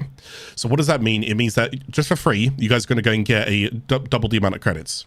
Easy to understand that, yeah? You're all with me? Okay, cool. Right, but if you have your own credit booster that you buy from the market, it actually stacks with weekend credit boosters. They're different things. Which means, if DE added this in, she'll be worth 250,000 for free. If you had a credit booster, she's now worth 500,000. She's worth 500,000 to kill her. It's the same time, nothing's changed, but you're getting more and more credits. Now, here's the thing. Chroma's effigy ability, unless it's subject to change in the future, when you put this down behind Prophet Taker, I'll show you where, you can actually guarantee double credits. So with Chroma, and with all of that, I could actually get 1 million credits. Smeeta Kavat has a mod called Charm. As of tomorrow, this won't work like this. So listen to what I'm saying. I will tell you this once, but discard it. Smeeta Kavat has a mod called Charm. Charm has a chance to proc every so often, yada, yada, yada. But basically, it can give you double credits. This will not happen as of tomorrow. The credits, however, I'll tell you what will happen. The credits, the charm, due to it proccing, I think it's like it's 28% chance to proc. No, sorry. Every 27 seconds, there's a 28% chance to go ahead and proc something. It's like a probability factor of like something coming through. But one of the things it can go and proc is basically going to give you double credits. And if it does proc, it could proc again. And if it procs again, it could potentially proc again. And if it procs again, it could potentially proc again. And if it procs again, on your Nelly, are you ever going to see this? But it could proc again. Yeah? So yes, one Prophet Taker could be worth 32 million credits. You want to know what's crazy? You know the Fermium Fractures event that I failed in my series, unfortunately, but I failed it. But if that exceeds its threshold and the community came together and did what it does, everybody gets bonus credits. Profit Taker is now actually worth more credits as well, which means it also doubles. So she could be worth 64 million credits. The odds of that happening is probably never. We could run like 1 billion people doing this every day for the next 100 years and we still would never see it. It's insane. But could it happen? Yes. Just very, very slim. So yes, Profit Taker could be worth in one run 64 million credits, and that doesn't include Relay Blessing. Here's the thing. Listen, it won't work like that as of tomorrow. Okay? So what's actually going to happen is, unfortunately, this is all old news. What is going to happen is we're going to get a new mod, and the mod has it's an 18% chance to double credits. That's it. That's all you've got. This is going to be, this is what's replacing kind of like Charm as a whole. Smeeta gets nerfed. It is what it is. But you don't need Smeeta. Smeeta is a Kvat that you can use as a companion, and her mod's called Charm. But her Charm mod's going to be split, and all other companions are going to get like a bit of piece of pie. Not all other companions, but mostly beasts. Anyways, long story short, there's going to be a new mod. I can't quite remember the name of the mod now. But anyways, it gives you an 18% chance. There's also another mod that gives you a 13% chance, but ignore that one. We want this one, which I think is called Prosperous, maybe? Prosperous Companion, Prosperous Loyalty? I can't remember the name of it. It's going to give you an 18% chance, but that's basically it. Okay, so you're not ever going to be able to see this ever again. Now, I do have a screenshot. I did get 8 million in one run, and that's the highest I've ever got. Okay, so Profit Taker. Okay, what is this inbox? Tist, thank you so much, brother. Not thank you so much, brother. Thank you very much, Tist. Right, Profit Taker. The way that this works is, I'm going to try and like go through all of this, is Profit Taker, you're going to want to bring lots of different elements, okay? Lots of different elements. She is all about, you have to damage her depending on what element shows on her like forehead. Okay, I know there's a bit's going to take in right now. I'm going to show you a live example as I do it. So, when it comes towards like this weapon that I've got here, the elements like gas cold, yeah, is not the same as the elements I've got here, which is toxic magnetic, which is not the same as the elements I've got here, which is viral radiation. But keep in mind, this also does blast, and this also does corrosive. So this does a lot more on top of it. This also does IPS. So there are 13 elements that you are going to need to go ahead and take in to try and rotate it. The 14th is void, but we'll explain that in a second. So impact, puncture, slash, toxic heat, electric cold, corrosive blast, radiation, viral, magnetic gas, void. For what it's worth, I think there's only like 1 or 2 Warframes that can actually cover all 13, which I think is Volt and Saren. I might be wrong. I think it's Volt and Saren that can actually cover all of it. And it's also included with Helminth as well. Actually, no, I don't even think it's included with Helminth. But anyways, my point is, Voids. What does Void do? If it lands on an element that you can't shoot because you don't have that element, you shoot it with Void and it cycles the element. Now, if you don't shoot it with Void, and if you didn't have Void or whatever, it will cycle anyways, but it takes a little bit of time. Okay? So remember, Profit Taker is going to have lots and lots of rotations for different elements, okay? I'm going to put my build on the screen. So at any point that you ever want to go and copy it or understand it, then that's fine. This is for my solo. This is like when I normally solo this. So gas cold on this. Multi-shot, weapon recoil cold. Again, you might not be able to go and get rolls like this, so whatever rolls you can get, that's fine. Just take as many different elements as you can.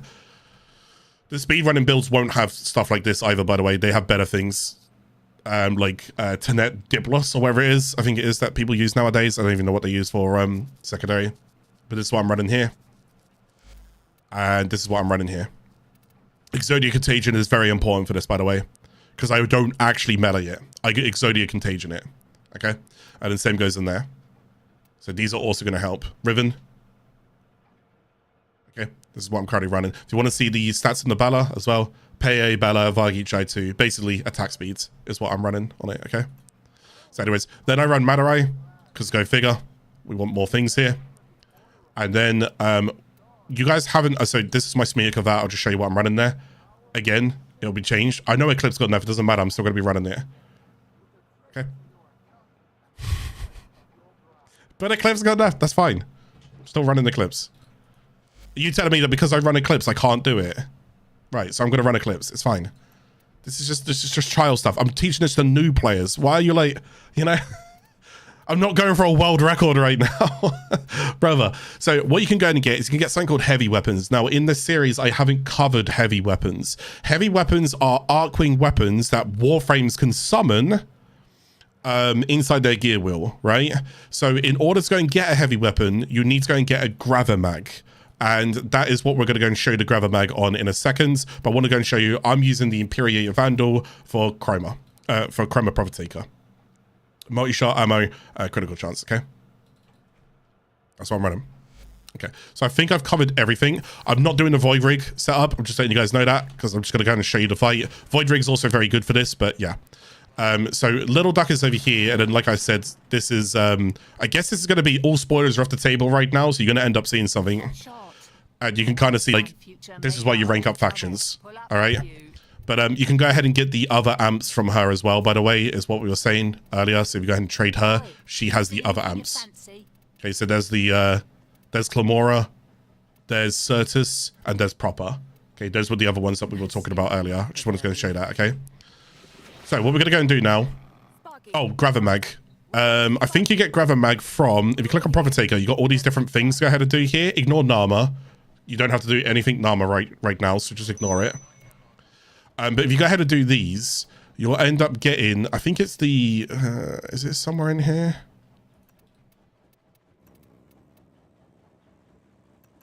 Oh no, wait, maybe Little Duck is the one who has... Any of this useful? Who has Gravamags? Easy come, easy go. Does anyone know? I know you can buy them from the market, they're 20 plat each, but I can't remember who has Gravamags. But you need a Gravamag. Forgive me that I've forgotten right now. If someone could just go search that information for me, I can relay that onto the episodes. You do have to do first stage of Prophet Taker first. Go ahead and unlock Prophet Taker. So you do this. But once you've done those, you don't have to do those ever again. If you don't want to. The only reason why you do them is for the systems. You can just queue this up. You don't have to do this, and then into that. Once you got this all done, you could just keep spamming this over and over and again. So I'm just going to fight Prophet Taker.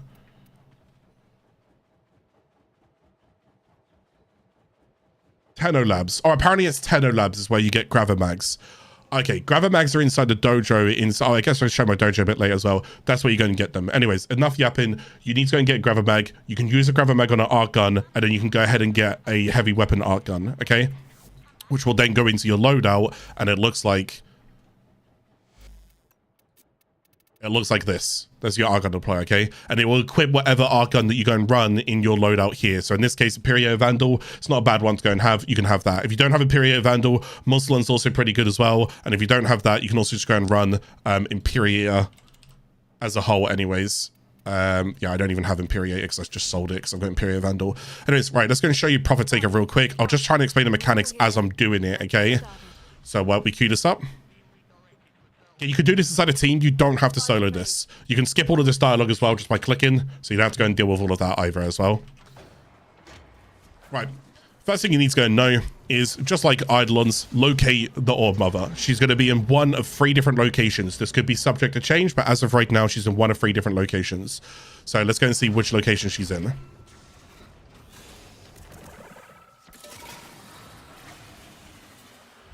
So she can either be... oh, where have I gone? She could even be over here. Once that mother hits the overcharge radius, Wait. we're done for. No second chances.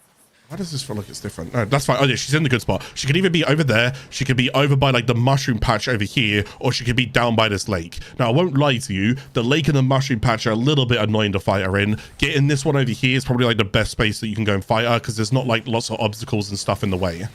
So what we're going to go and do is, I'm not going to do anything just yet. I'm just going to get over there. Here she is. She's moving around, and as you can see, she is damageable. But she's only damageable by blasts, okay? So at this point, you need to go and remember, well, what is blast on? I don't even know what blast is on right now. I'm just going to assume it's that. Honestly, Vex Armor might just be better nowadays, which is fine, but Right, it's on impact, so I'm going to go ahead and use Exodia Contagion. It's on cold, so I think I'm just going to shoot a little bit here. It's on puncture. It's on electric. I think it's... I don't even... Or is electric the only one that I don't have? So I'm just going to shoot it with voids. I think electric's the only one I don't have. It's magnetic. I don't know what magnetic's on. It's on that. So basically, you keep rotating. You're going to get... I'm going to get shot a lot during this, by the way. You keep rotating until you have that done, okay? So once that's then done, her legs are now targetable, okay? So what we're going to go and do is target her legs. We're going to call down the heavy weapon, and then we're going to shoot all of these legs. What don't I have on right now? Why am I doing so little damage with Chroma? I might need to change this Chroma build, you know? Wait, something's actually not proccing. Unless it actually is just Eclipse being that bad, but I don't think so. Is Eclipse actually... No, there's no way. Okay. Anyways, it doesn't matter. We're not speedrunning it, but the idea is once that's down... Oh, I've just put the weapon away.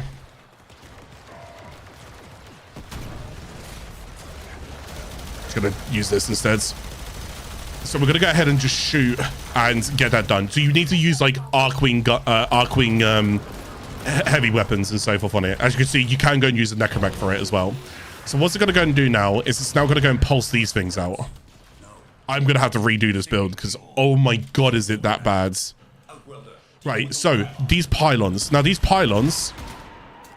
Right, get off that. Cool. These pylons, you cannot shoot from the outside, as you can see here, which means you need to be inside to shoot the pylon. Now, as you can imagine, that's kind of exhausting, right? Doing this. Kind of exhausting. Now, what we used to go and do in the past is you can go and use your operator to get around if you want to, because it's a lot quicker to sling and do this, as you can see.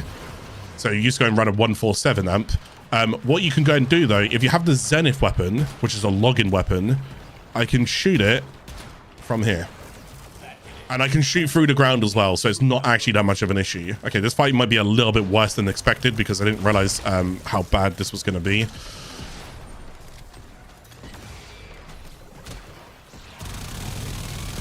So look at a guide and see what people are running instead of this, because this is just not that good.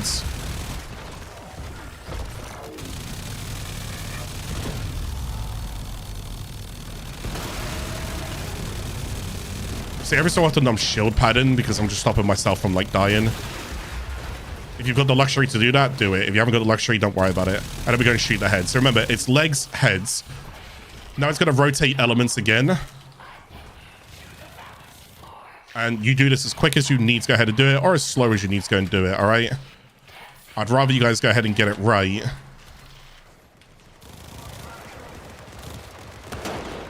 Why is that not... Yeah, I was going to say... Yeah, okay, cool. Oh, 37 seconds? Oh my god, it's so nerfed. I apologize. I did not know it was this bad. I take back the comment. I apologize. You can also use Ogress as well, yes, but again, that's for speedrun and stuff. Don't worry about it.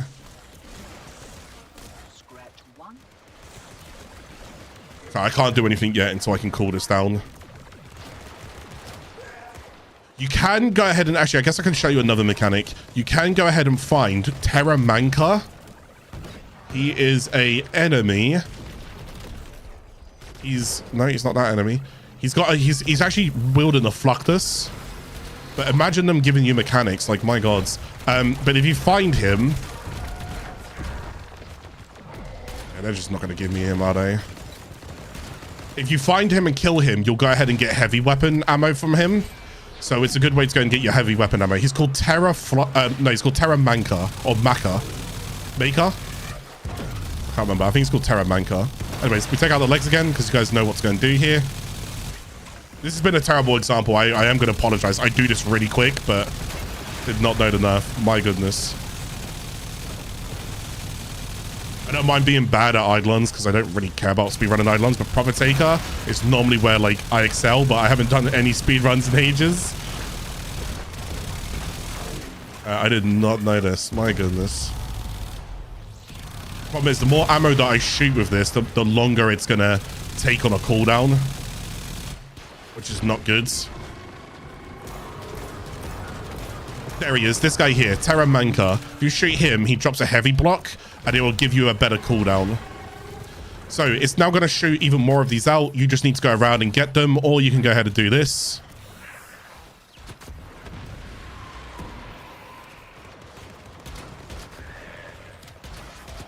Yeah, and as someone was saying, if you know where these land, you can go ahead and use Ogress, where you go and just like throw it down as well. There you go. So I can just shoot through the ground like that. This fight can be kind of annoying when you're getting into it because all of the knockbacks and everything.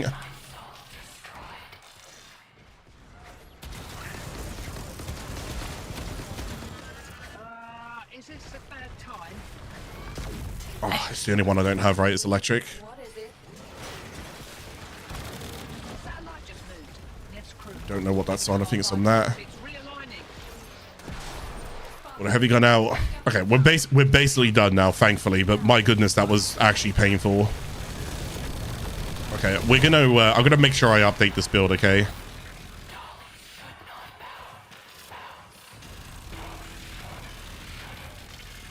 The amount of shield pads I need to put down just to survive because I just do no goddamn damage. And then last leg. So when she dies, this next part is kind of important only if you're playing Chroma. When she dies, you basically want to get behind her. And that sounds dodgy out of context. So you shoot her. So her front is facing that way. I want to go ahead and get behind her, right? And then what you're going to do is I'll show you where to press 4. Wait for her to like stagger forward. See there? Now just go ahead and behind this leg, press 4. And what you're going to end up doing is you're going to end up doubling your credits.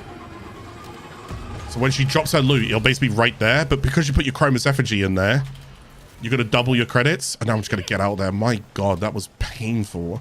And now you're basically done with the fight. Basically done with the fight. Rip out anything you think might help. So that was 250,000 credits. Now that's 8 minutes. That was 8 minutes. My Prophet Taker speed run was... It's continuing to overcharge the orb. At this rate, in a matter of seconds... 2 minutes, 2 seconds on kill, 2 minutes 35. Sub was 2:30 I was going for. So even extracting, I did it in 2.5 minutes. That was my all-time like fastest run that I had done with it. You can get a whole bunch of bonds as well here. As you can see, you can also get Charisma Toroids, 378 of those earned. Those also rank up Voxelaris as well. Okay, so you can also go ahead and just rank up Voxelaris with a whole bunch of Toroids. Okay, don't really recommend the build that I've got right now. It's mostly the Chroma, I guess. It's mostly... Is it really... I guess it has to be Mirage at that point. That's insane how much that's been nerfed. But yeah, in order to go ahead and rank her up, you're going to need to turn in stand-in and so forth. So there you go. So you'll need a whole bunch of Toroids to go and rank her up. So that alone, as you can see, Charisma Toroids you get from Prophet Taker. Lazarite Toroids you get from Exploiter. So you can see I've done a fair bit of them as well. And then these you just kind of get like scattered around and whatnot. But anyways. Right, okay, not the best of examples, but I wanted to go and show Prophet Taker regardless. So hopefully you guys kind of get an idea as to how that works, okay? But that's one of the Orb Mothers. Now, technically, there's 3 Orb Mothers, but as of right now, October 1st, 2024, you can only do 2 Orb Mothers. We don't know if we're actually ever going to be able to do the 3rd Orb Mother at this rate. So let's try and find her real quick. There it is there. We're going to go and run this. I'll show you where she is, though. I'll show you where all 3 of them are. But I'm going to come back in. Yeah, there's 3 Orb Mothers. That's crazy. So, Prophet Taker, you guys will be aware that she sits here. So, as you can see, she's right there. She's chilling. You can't do anything with her. So, we've done that fight. You guys understand how to go and do that fight, right? Sorry, I don't know if I went super quick on that. Hopefully, I didn't. Exploiter... We know that Exploiter is over by the Temple Prophet over there. So Exploiter is round the back. So there's Exploiter. That's the next one we're going to go and fight. Okay. And then the 3rd Orb Mother But again, we can't fight her at the moment. Not 100% sure why. She's hitting me from here. That's crazy. Third Orb Mother is there. As you can see, she doesn't really have a name. There is like a... Yeah, if you end up glitching outside of the map, you can see what her body looks like right underneath. And it's crazy. She's like really fucking long. But yeah, that's the third Orb Mother. She's just outside the Oracle dig site. We don't know much about her, basically. But you can actually do something here. If you go to scan, you can see this. Which might have gave us like an idea what there was to do. So a little sneak peek for you guys. No idea. It's been like that ever since it came out. I don't know. I've got no idea. Anyways, let's go back towards Fortuna. If I can find the smoke. There it is. Ever since like New War, I found getting around Fortuna actually a little bit harder to go and see where I'm going. Because it's just so like muggy now. How long has she been in the lake? Since release, from what I'm aware of. All three of them have been showing since Fortuna's initial release. She's just, there's nothing to do with her at the current moment. So, let's go back to Little Duck. Brief in. Let's go to Exploiter. I'll show you the build afterwards, I guess. And we're going to go and do deck 12. Now get out there and void some mucking warranties. So let's go and show you guys the Exploiter fight. Deck 12 and load the Thermia into the condenser. Then we start planning an attack. The thing is, we've done this somewhat recently, so this shouldn't be too hard to go and remember, which is nice. I haven't done Profiteer in a while, and I haven't done the Eidolons in a while. So forgive me, I'm very rusty on those, but as long as I can give you guys the information that you need, I think that's all that matters, right? See this arch here? You always go towards this arch. It's just behind Fortuna. I'll show you where it is on the map. But always look for this arch. And when you find this arch, there's a cave next to the arch, which is here. So we'll go in that cave. But if I open up the map, it's all the way over here, okay? Here's Fortuna. All the way over here. Okay, and Fortuna's right there.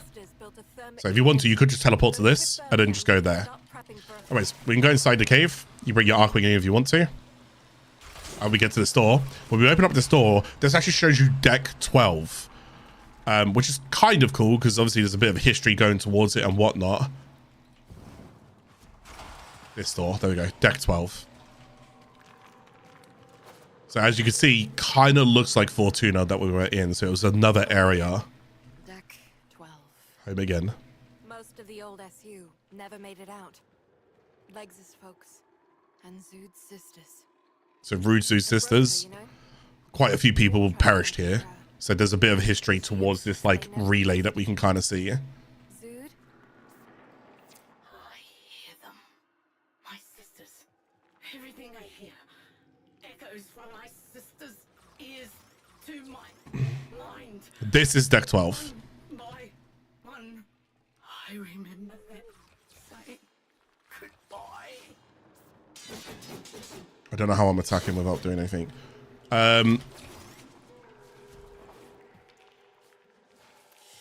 There's a reason why it's asking me to make condensed Thermia. Do I have no condensed Thermia?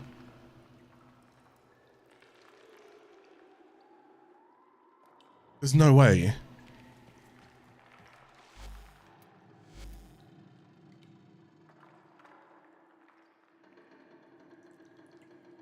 The event is up.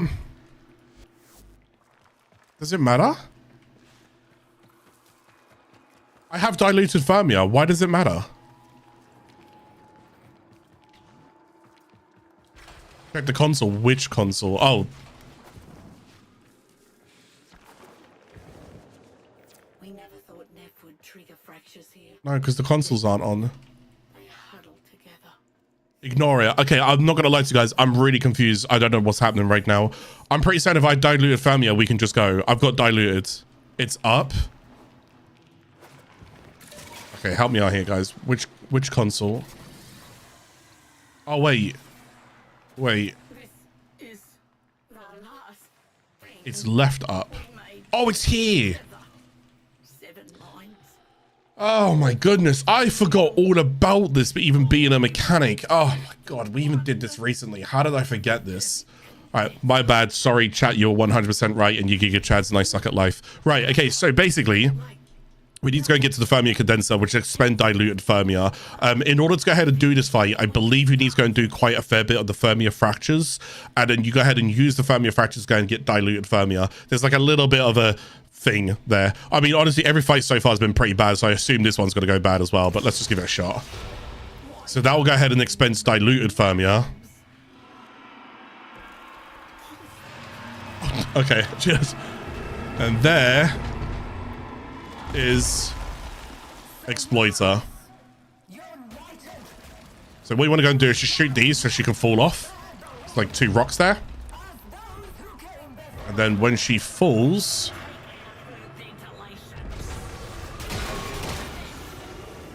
you basically break. So the vents is what you need to remember, okay?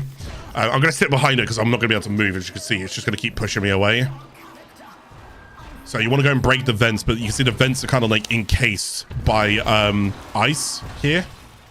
So now what's going to happen is, see these kind of like pipes? There's going to be quite a few of them. There's one there. There's one down here. So you're looking for the ones that are kind of like lit up as well, if you possibly can. So you can see where they're all lit up. One down there, and I think there's somewhere else. Anyways, just stay next to one of them. There's going to be a whole bunch of dialogue here. I'm not going to encourage Nightwave skips.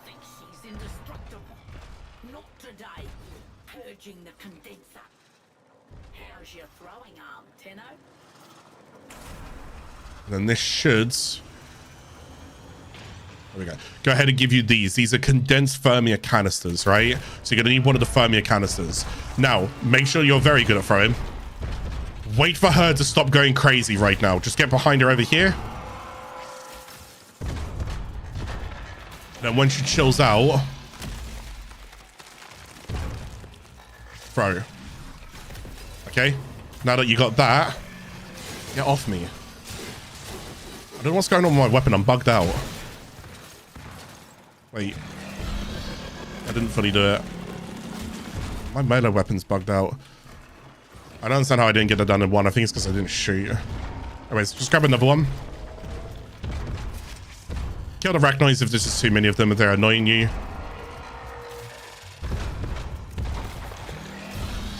We've got to stop going crazy. There you go, and then that opens up that vent. So we've got the 2 back vents so far.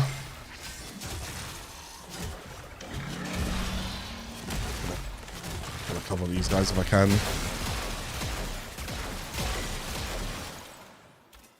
Why is she not moving?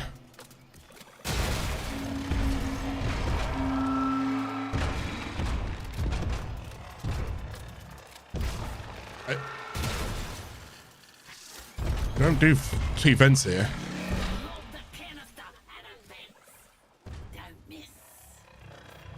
Okay.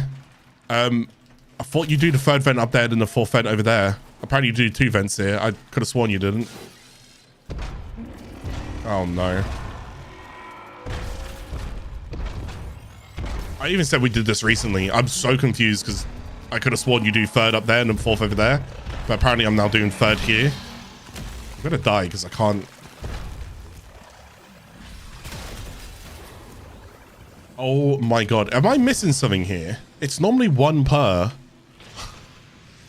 I feel like I've talked so much about getting to this stage, and now that I've got here, everything's going against me. Okay, cool. I just decided to throw it and then shoot it. So 3rd vent is here. Again, I'm pretty certain 3rd vent used to be in the air, but apparently not. Never mind. And then 4th vent apparently is now going to be in the air, so we're going to go over here.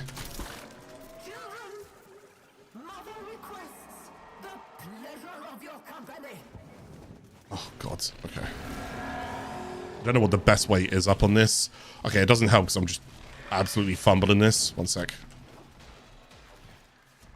That's better. Right, where's the other vent? It's not this side, it's that side. There you go, okay. Right, anyway, sorry, that took a little bit of time there. I'm literally not pressing anything, by the way. This is the kind of state of this fight at the minute. So what's going to happen now is that she's going to be a little bit annoyed, like, wow, and she's going to basically, like, leave this area, okay? She's going to end up going up there because I've broken all 4 vents. I could have sworn you don't break 3rd vent there. It's okay. I'm wrong. Pardon me. It does, right, someone else is saying it looks bugged. It does look bugged. I'm pretty certain this is bugged, but whatever. It would just be themed because the Eidolons didn't go as well, and now the Profiteer didn't go as well. It just makes sense that the Exploiter is not going to go well. Anyways, my best advice here is go and grab a canister before you leave, if you want to. It's not a bad idea. It just allows you to start this next part with a canister in hand. So what's going to end up happening here is we've done 1 phase of her. We're now going to be doing the 2nd phase. And this part here is going to be, if you guys have ever done Ephemera Fractures, you'll kind of understand what to do here. But I'm going to have to multitask. So she's kind of chilling here. Now in the top left, there's like a coolant bar of her, like that U shape. All right, chill out. Stop burning me. The idea is these guys are going to cool her down, right? So you're going to need to stop these guys from cooling her down. In the meantime, you're going to need to throw charged up canisters to make her overheat. Okay? Now, in order to get a charged up canister, you're going to need to pick up one of these that these guys drop. And then she's going to hump the ground. I know that's bizarre, but welcome to Exploiter Fight. So yeah, she's overheating right now. These guys are trying to cool her off. And there she is. She humps the ground. And when she humps the ground, all of these fractures start opening up. So we're going to put 1 in there. When it is in there, and you've got it charged, you just throw it at her. Okay, so I'm going to take this. I'm going to go into the middle of this. I'm going to look for the canister icon. I'm going to put it in. I'm going to pick it up, and I'm going to throw it at her. The idea is we're overheating her. Okay, it's all about an overheated related fight. She's about to go ahead and overheat right now.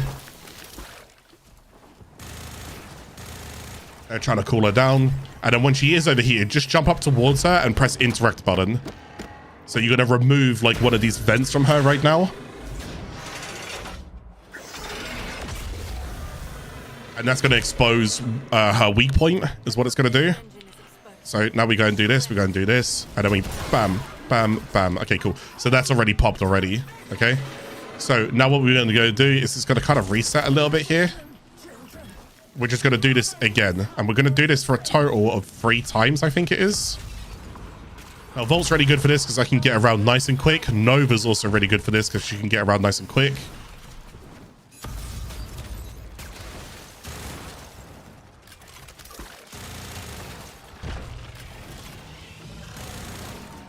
Primary goal is to... Yay! What a shot. Primary goal is to go ahead and make sure that these Arachnoids are not on her, okay? There's one here. There he is. Aside from that, she is going to slowly overheat anyways, okay? I'm just going to get around nice and quick with Volt.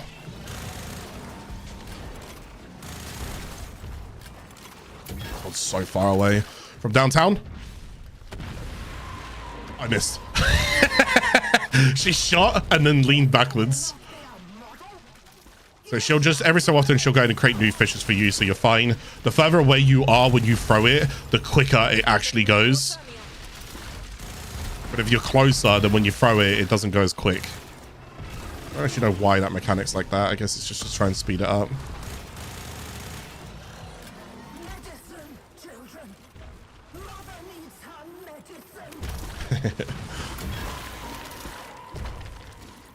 Stop those spiders.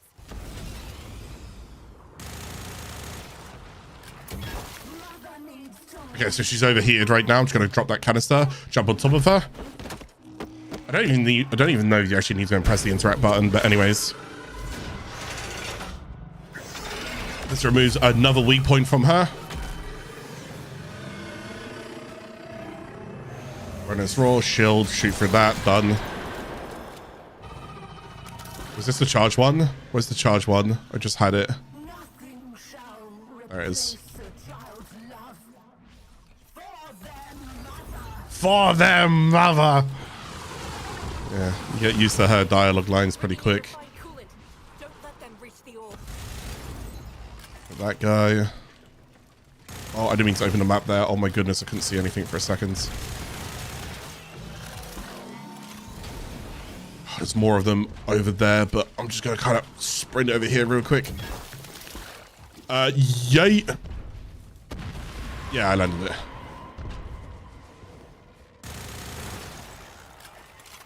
Other guy over here.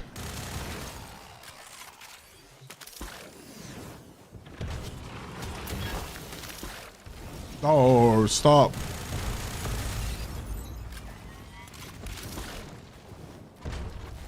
But you can roll and pick up canisters as well. So if you want to go a little bit quicker, you see a canister on the ground, see like here. So you picking it up like this. Just roll and then pick the canister up like this. Just help you speed up a little bit quicker. So you just roll, and as you're rolling over it, use the interact button. And you'll pick it up as you're rolling over it, and it will cancel like any kind of animation. So it's a quicker way for you guys to go and get around. This is why Nova's also good for this, because you can use Nova portals on top of this.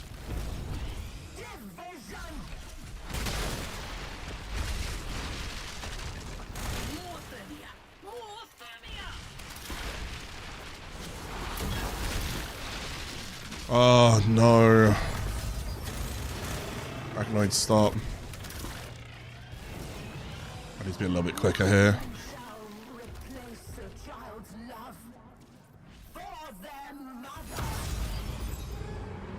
Need some. There it is. Bringing in refined coolant. Don't let them reach the orb. I'm trying to let them reach it. Sometimes they just get in there though.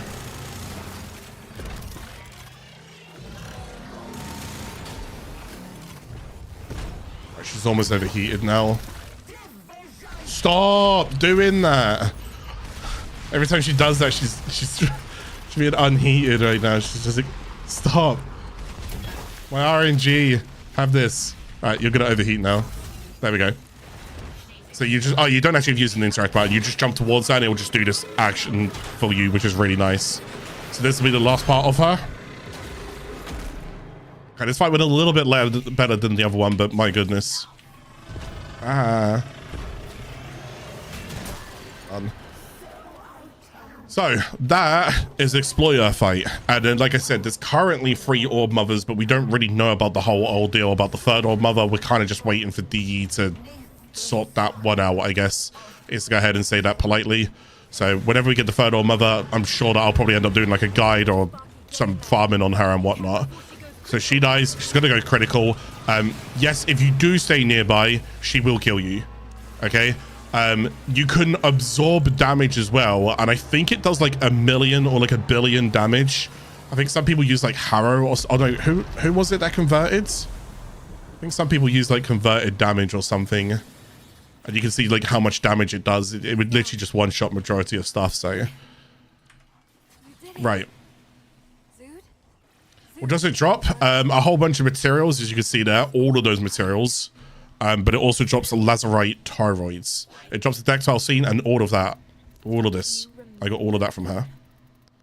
Just a whole bunch of materials, and then mostly these. And these are used, they're 12,000 each. So that's 24,000 stand-in for Voxelaris. It's not really worth farming her. Oh no, I think you can also make, is it Hildryn?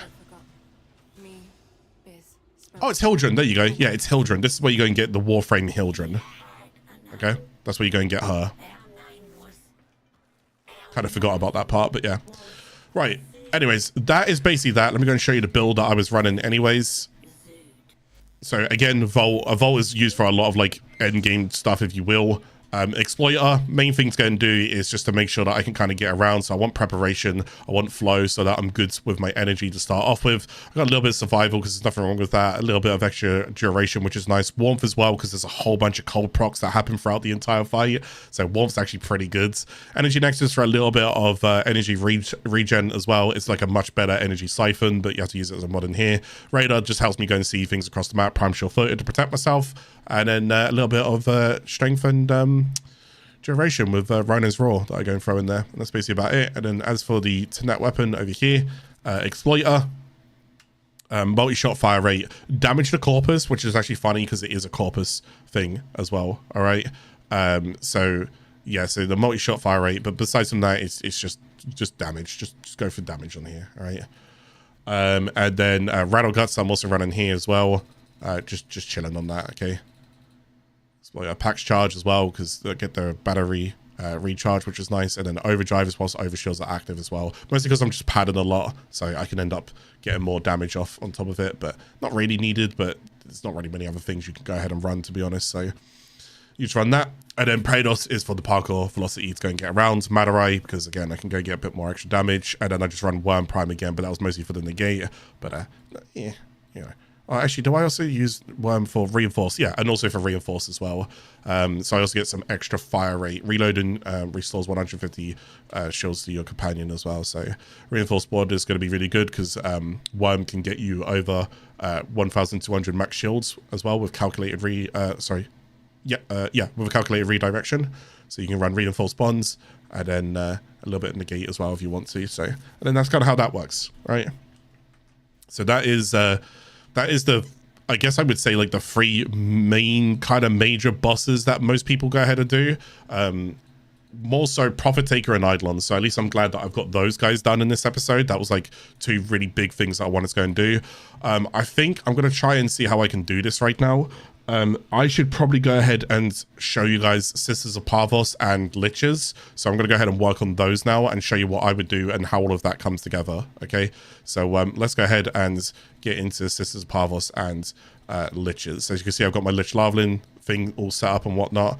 It's nothing special. It just shows you like what I would do. So the first thing I'm going to go and show you is, because I don't have a Lich or anything on me, I'm going to show you what I would do for a Sister of Parvos and how to go and get a Sister of Parvos Lich, if you will. But I'm not going to take it because the Sister of Parvos Lich is exactly the same as a Kuva Lich. It's just that you guys are going to see Kuva Liches before you see Sister of Parvos Liches. So it kind of makes more sense for me to go and show you Kuva Liches, but I'm going to show you how you would get a Sister Lich if you want a Sister Lich. Okay? All good on that? Cool. Right, what we're going to go and do is I'm going to go over towards Pluto, and I'm going to go towards Hydra over here and do this capture mission. Okay, that's what I'm going to go and do. Like, I just want to say that the guys have been amazing. It's revived my passion for the game. Now I have an old account plus a new one. Following the guide. I can't wait to play new ball soon. Sorry for the paragraph. Don't apologize, dude. I'm really glad that this these guides are helping people get into the game, because again, I enjoy this game, so if I can share my nerdiness with other people, then I'm always happy. Anyways, we're on Protea. We saw Protea when we did the Deadlock Protocol update, Deadlock Protocol quest. So oh yeah, I forgot what I was doing. Oh well, that sucks. Actually go and capture the target. So what I'm looking for right now is one of the hands. Do you remember the Parvos Granum hands that we did in Deadlock Protocol? Basically just looking for one of those right now. So here's one right here. That's perfect. And then all I need to go and do is just clear any enemies that are nearby. And then when they are all cleared, you're going to go and click on this, and you can put in any crowns that you want to. For now, I'm just going to go and put in the Zenith crowns because I also have a lot of them as well. Can't actually remember if you do need to go and use Zenith crowns only for this. I can't fully remember. But anyways, now that I'm in here, the reason why I like to go and use Protea is because of this. So dispensary target, straight in towards this, and then I just go turret, turret, turret. And if you watch kills on the left-hand side, just look at the kills go up. I'm not doing anything.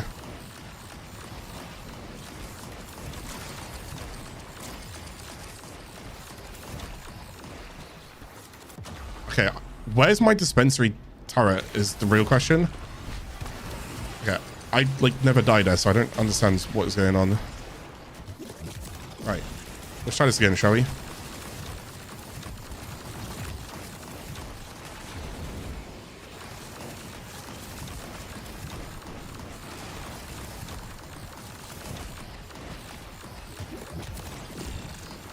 Okay, I wasn't paying attention to my shield gating. That's my fault. See why I died now. There you go, there's 75 kills. So we're just chilling right now. So that's that now done. Okay. Oh, you do need Zenith. Okay, so it is the Zenith crowns that you do need to go need for what you're doing right now. So now that I've done that and I've done the Granum Voids, I basically just go ahead and continue the rest of my mission. And hopefully you get a hand at the beginning of the mission, because you're gonna get, there it is. So This next There's Vala. Claims she has shed the bonds of idleness. And there's the candidate right there, who I've already kind of killed and put down to the ground. If I now hover over them, I could get a Tenet Glaxion. This will now summon a Sister of Parvos. Now, when I tell you this, the Sister of Parvos and what you're doing with them is relatively as similar as a Kuva Lich. I just wanted to show you this is how you would summon a Sister of Parvos. So you need Zenith Granum Crowns.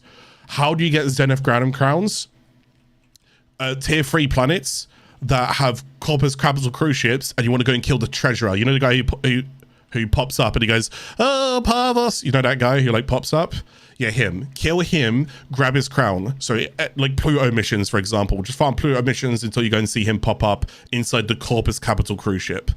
Right, now that you've got his crowns, you need to then go ahead and do the Granum Voids. And like I said, I can show you my Protea loadout if you want to. And again, the main reason why I use her is because her progenitor is heat. So that means whenever I go ahead and get a Lich weapon or a sister weapon, I'm guaranteed heat as an element, and heat as a standalone element is really good. So that's basically what I'm just using right there. You can go and see it. It's just a very simple basic loadout, nothing that you have to like complain about. As long as I go and keep putting my one down my grenade fan, I can keep myself alive.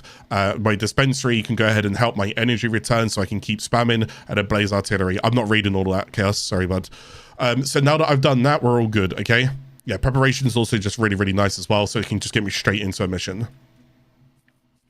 Right, okay, so now I still want to go and take Protea, okay, but I'm not going to be doing a Sisters of Parvos. I'm just going to work on a Kuva Lich, all right? So we're going to go and work on the Kuva Lich. Now, the thing is, I have shown you guys this on my first account, on my new account, right? So let's go ahead and do it now on the main account, and we're going to pick up from where we left off, okay? So you should know these terms that I'm saying. What's it called? You should know these terms that I'm saying, progenitors, stuff like that as well, because I've introduced you guys to these terms in a previous episode with the Kuva Liches. Now we're actually taking on a Kuva Lich. Now this is going to take, I'm hoping I can get a little bit luckier here. Hopefully this only takes like an hour or so. So we go and kill the target, we capture the target. Always do your capture missions if you're looking to go and summon like Liches and Sisters, because it's a quick mission to go and do. And the screen's blinking, which is great. And then hopefully we'll see your fortress awaits you. Oh, okay, never mind. Clone Raw. Oops. Okay, so here's the Lich Larvling over here. So we killed a Lich Larvling. Now that he's dead, we can see, okay, we got to kill a Kuva Shield Egg. I don't really need it, but I'm going to take it anyways, okay? This is now going to guarantee me a Kuva Lich. Now, you saw this in one of the previous episodes. We're picking up from there, okay? So they're going to see what I would do and how I go ahead and do it and what's going to happen. So hopefully you guys saw how to summon a Sister Lich, right? I'll make sure I recap that as I come out here, because I want to make sure that I explain that one more time very thoroughly, because I might be going a little bit too quick. It's because I've just got a lot to cover, so forgive me. But when it comes towards the Sisters, what you need is a Zenith Granum Crown. Okay, in order to go and get these, you want to go and do T3 planets. In this case, if you want to, just go and do Pluto, and you need to make sure it's on the Corpus Capital cruise ships. Okay, so if you don't know where those are, I'll just show you in a second. Oh, I should go wait for my Lich. What's my Lich name? Something funny, maybe? Sixum and Eng.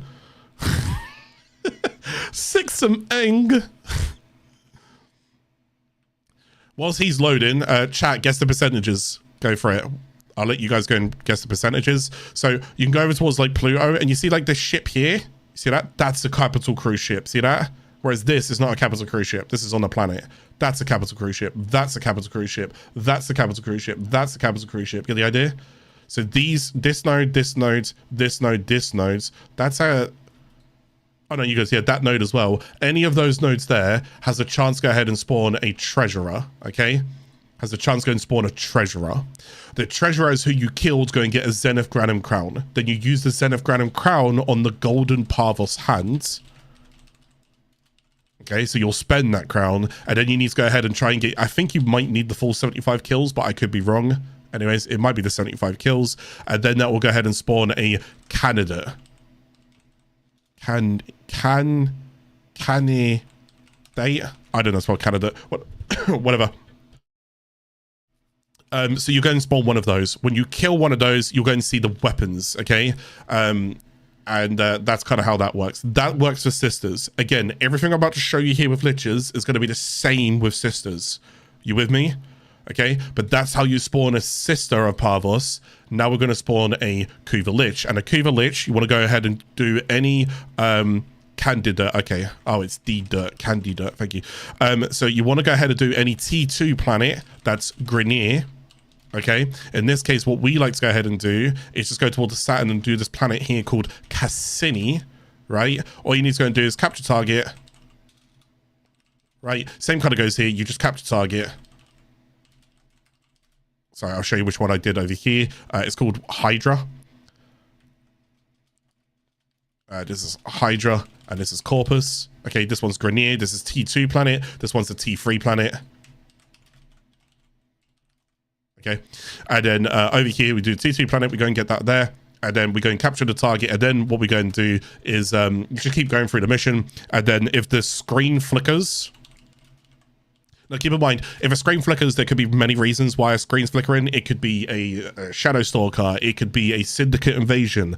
There's many different reasons why the screen can flicker. But if the screen does flicker, hopefully you're doing the right thing anyways. And then there's something called a Lich Larvling. Okay, now the Lich Larvling, basically, and the way that it works is when you go ahead and capture the Lich Larvling, that Lich Larvling is actually turning into your Lich. So it's kind of like that's the basic person that you're killing, and then they get summoned, and then they get converted, they get infused with Kuva, and then boom, that's now your Lich. All right. So this is the Lich Larvling. Now I'm going to tell you guys something about this as well. If there is a weapon, so I saw a weapon called Kuva Shielding. I think it's spelled like that. I might have spelled it wrong. Kuva Shielding. This is a melee Kuva weapon. Let's say that I don't want that.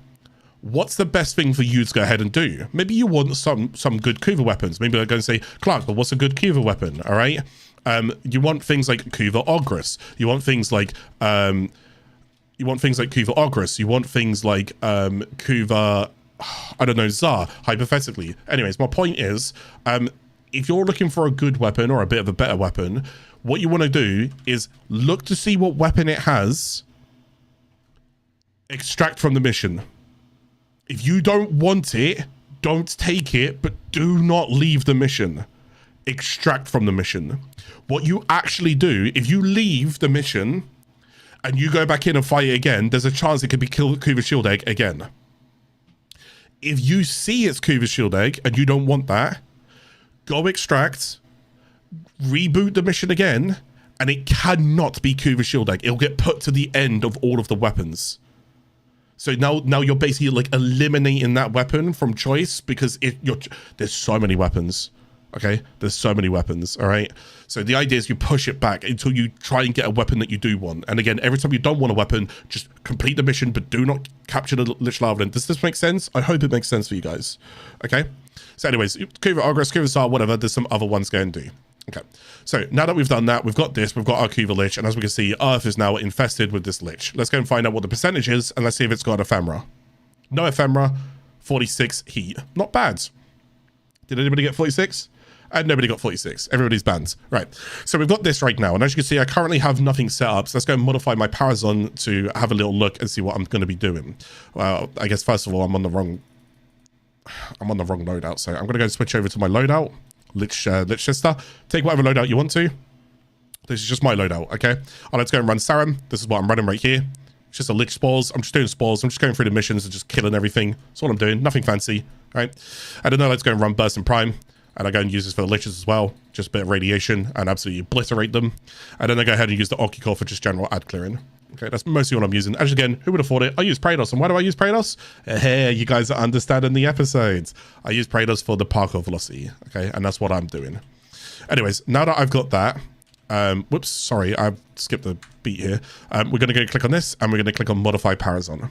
Now, when we click on Modify Parazon, we see we have Liches here. So, again, I do not know what the Lich combination is. I've got no idea. So, I'm going to do Loke, I'm going to do Zata, and then what I'm going to do, and I'm going to show you guys this one, because this is what I start to go and do. So, I'm going to do Oull last. Now, I've spoken about Oull, and I've spoken about these in one of the previous episodes. You don't know what it is. Okay, if you look back on the menu, you've got no idea. There's 3 Requiems, but and as you can see, they keep jumbling all over the place. We don't know which one goes where. We don't know what is what. So you're guessing. But the one thing I would go ahead and do is, just in case, there's no difference in you kind of putting that one there and then guessing the other 2. So there's literally no difference. But just in case, I always go and put Oull last, because I'm hoping, fingers crossed, I'm hoping that the ones that I do figure out are normally number 1 and number 2. That's not true, but I'm just hoping. Okay, I've actually had a better success of leaving this last. All right. Also, we definitely want to find out what the first one is. So just don't put this first. You can put it second, or you can put it third. Just do not put it first. All right. So that's what we're going to run. Now, the other things that I do go and run down here is speed of mercy kills increased by 50%. I can get mercy kills nice and quick. Health orbs on a mercy, so I can heal, and energy orbs on a mercy. You'll be doing mercies a lot throughout this, because you'll be killing something called Kuva Thralls. So this is roughly where I left you guys last time. Now, I will go and echo just this real quickly. Where do you go and get the Requiem mods for? So we're going to show you over here. These are all my relics. These are all the Requiem mods that I have right now. Requiem relics. Where do you go ahead and get these? Remember, for you, the first time that you're doing it, remember this. Look for Kuva Fortress. See where Kuva Fortress is. Go to the planet next to Kuva Fortress. These Kuva Floods will give you a 100% guaranteed chance of a Requiem Relic. Kuva Siphons will give you a 50% chance for a Requiem Relic. This is your, besides from buying it on the market, this for you right now is your only way of getting it. Your only way. Now, Kuva Thralls do go ahead and drop some, and there is a 5% chance, but we'll get to that because you haven't even met a Kuva Thrall yet, okay? But anyways, do keep in mind again, if this says capture Kuva Flood, you do not need to do the mechanic. You do not need to go in there and go and do the Kuva Braids. You can ignore that, go capture the target, and leave. You've got a guaranteed Requiem Relic. I've already shown this on the prior episode, so you've seen it, okay? So you can trust me on that one. But that's how you get them. Once you've got them, you need to start cracking them open, all right? So start cracking them open, and hopefully you can get all of the mods. Now, again, where do I go ahead and get the Kuva Oull mods? This last one here. There is a chance that whenever you go and successfully finish a Lich or a Sisters of Parvos, that they'll drop this Oull mods. So you won't get this anytime soon. You're just going to have to start doing some Liches and so forth and whatever, okay? Right, now hopefully I've ran down all of that. I can now just go ahead and get straight into missions, because from here, there's nothing else I can really do. I've just got to go. All right, so let's go. This could take 40 minutes if I'm lucky. This could take an hour and a half if I'm unlucky. It all just depends on how many Thralls and stuff I can get. So you see that right there? That's a Thrall instantly.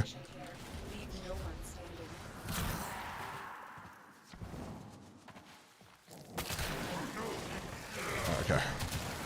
So here's a Thrall. He's dead already. And then, I guess you guys have actually seen Thralls. I showed it in the previous episodes. So if I go and kill a Thrall, at the very top, it will say Requiem.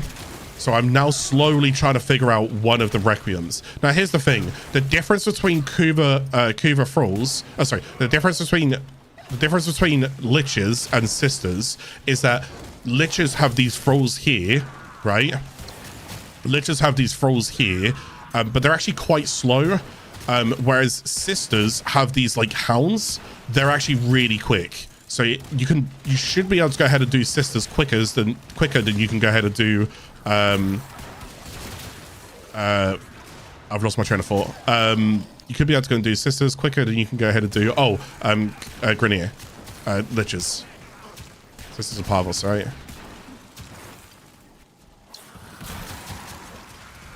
Yeah, you can do these solo, you can do these in the group. It's entirely up to you.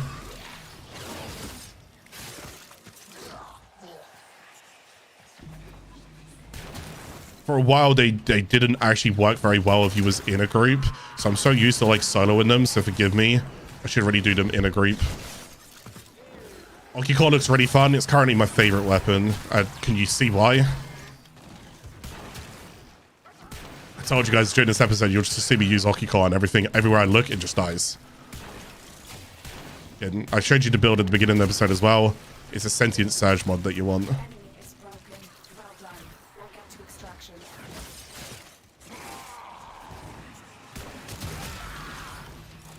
Yeah, okay. So I've already built like almost 25%, give or take, on the Requiem Murmur. That's just one mission right there. And again, it will only steal materials from the planet that it's on. So it's only going to take these materials. So if I go do like missions on Pluto, it won't take any of the Pluto resources. It only takes resources from the planets that you're on. Okay. So again, this could take a while. It's even going to take 40 minutes. It's going to take an hour. After I've done this though, then you guys will understand sisters and liches. And then I want to go ahead and go into deep Archimedes, and I want to go and show you guys what the deep Archimedes look like as well. I mean, I guess I could just go public and see if see if other people are doing liches. I don't actually know how this works because I don't typically do this. So I mostly like doing anything that involves like fighting as well. So exterminates, defenses, survivals, because they tend to just keep summoning thralls, which is just fine.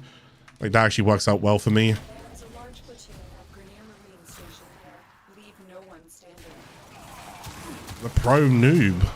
Hey, is that not Warframe noob now? Oh my god, there's a pro noob.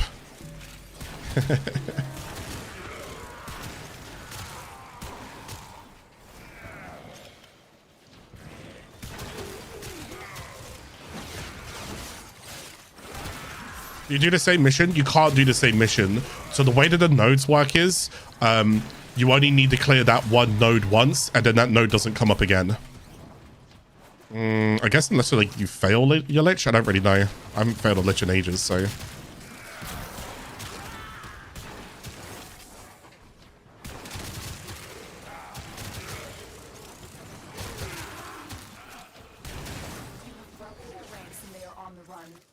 yeah, we're on the main account. We're just trying to cover like all of the things that I couldn't cover, but hopefully I'm kind of hoping at this point. Carry Sithen. So this is someone else's lich that we have right here. So when she dies, I can't actually kill her. This is someone else's lich, so I have to let them kill her. That's not mine. That's yours. That's your lich.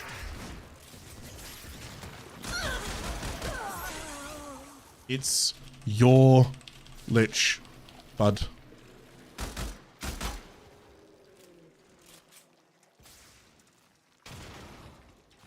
What? What's my lich called? Okay, yeah. Oh. Oh. Okay. Cool. I'm so confused. Yeah, because I don't even have a prompt for it. Does this guy rather come back?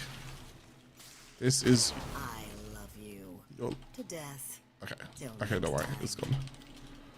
Okay, that's his lich, but I don't think he understands what he's doing with his lich. Yeah, because mine's called Forma'ing. That's what my one's called. So if you join like they're all like we got a Requiem relic, like I said, there's a chance that a thrall can drop one. So if you join like other missions, other liches of their other people, their liches can spawn. I don't know. Yeah, I guess he's refusing to level it up, I guess. I don't know. The only thing is that can sometimes be a little bit frustrating because if their RNG works that their lich is over your lich, then you won't see your lich because their lich will be there. But if you can see, look, when I cleared that nodes, I can't do it again. See that mission? It's gone now. So when I click here, see, this is capture. Remember capture if you can, right? I'm going to click there. And then when I'm done with this mission, I'll look at capture again and you'll see that I can't click capture again.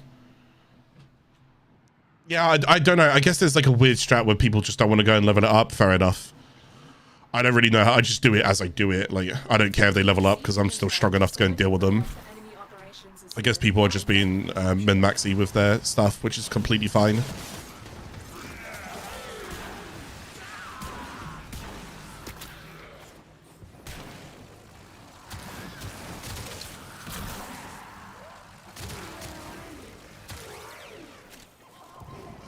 Right, that's the target.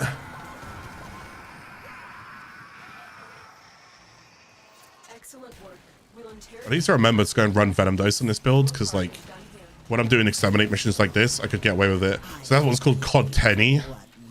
The good thing is whenever they spawn as well, they do go ahead and bring an extra Thrall with them.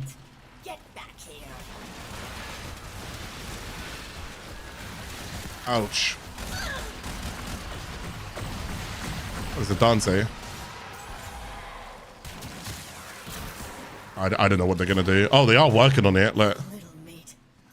Oh, wait, did he get it in one? Oh my god, he got it in one. Unless he already had like all of the murmurs beforehand, I guess, and just didn't level it up. But yeah.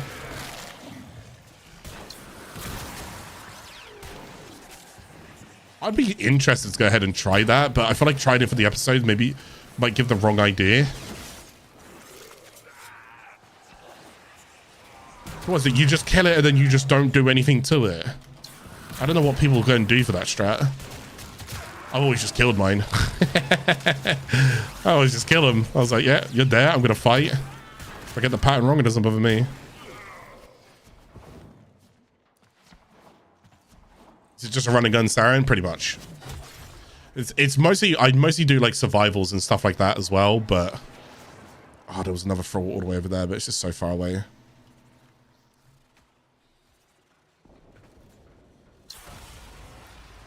My sector, my rules. Oh, so they leave you down them 3 times, and then that way you just don't level it up.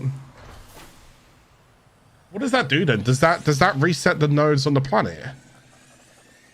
What's the longest it's ever taken me? 3 hours was the longest it ever took me. I had some really, really, really bad luck, and I could not figure out the last Requiem for a while. And then when I did finally go and get around, but this is like right at the very beginning, so.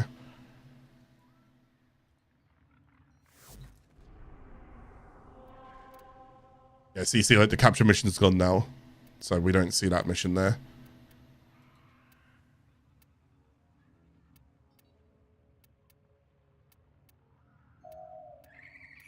So I'm just gonna quickly go and put something else on my Saren build. If I can fit it in. Oh, I can't fit it in. I mean, I could go and take out Stretch. Part of me wants to go and put Venom Dose in here. So when I do these run and gun builds, I can run Venom Dose, which is actually really nice. But ideally, it's mostly when I do like, because again, I mostly solo this. Keep this in mind. It's very rare that I go and do like public groups whenever I do this stuff. Again, this is also a bad habit because back in the day when it first came out, being in a team was actually like diminishing returns. You wouldn't want to be in a team. It doesn't work like that now, thankfully. It's actually better. So being in the team is actually a good thing. But like when I come towards like these missions here, I want my spores to afflict as far as possible. So like survivals, defenses, so forth, whatever.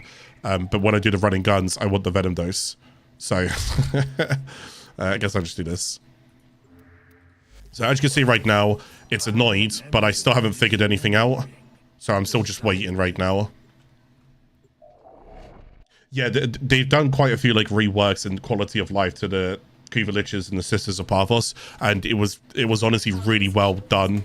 Like, I'm really glad that they've done it. Defend the cargo until reinforcements arrive.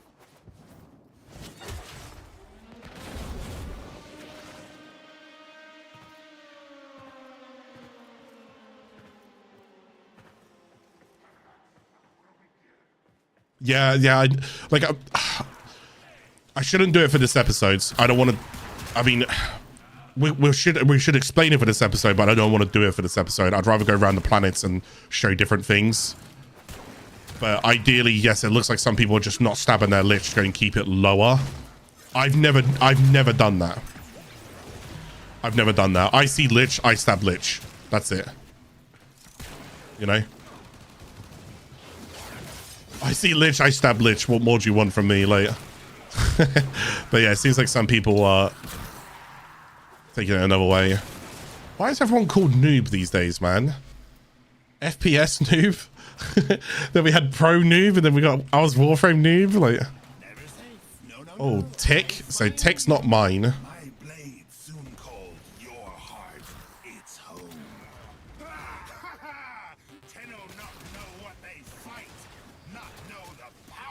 His one's downs. If the progress bar at the top continues, it means that he got one of his combos right. So he's going to do it again. Or is he going to stop? I have no idea. He's letting it regen. I kill you! I stab you! I shoot you! Okay, dude. Yeah, it looks like he's just... I guess he's just doing this as well.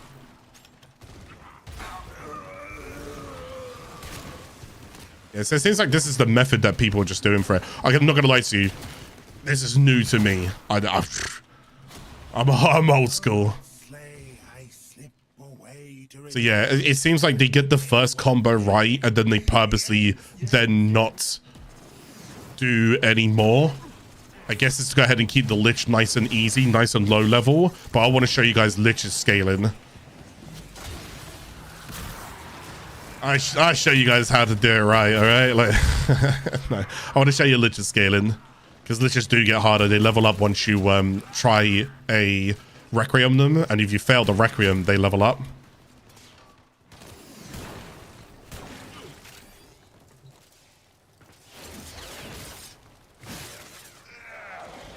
I'm not too far off getting our first Requiem. Oh, do you know what I don't have on this account? I don't have music. Let's go get some music on here. I just realized this entire time we've had like no music. I mean, music don't hurt. It's because on my main account I listen to like rock playlists and stuff like that. Like I don't normally listen to Warframe music anymore. And if there's a new quest coming out, I'll put music on. I mean, there's a new quest tomorrow. Well, is it a quest? I don't even know if it's a quest.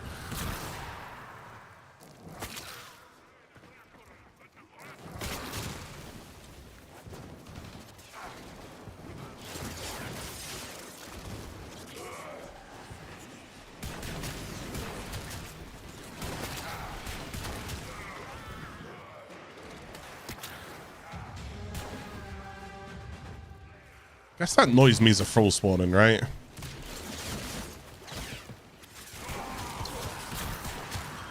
Oh, we got another Requiem relic there. So it's like a 5% chance to go and get those relics. If I can get one more to spawn, which I should be guaranteed on the next wave, I think I get my first Requiem. So now I need to figure out where does that Requiem go in the pattern. Does it go first, second, or third? Always try the first Requiem in the first slot.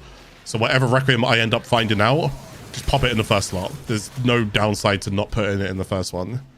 Again, unless you're doing whatever these people are doing for min-maxing. I've genuinely not seen this before. Something new.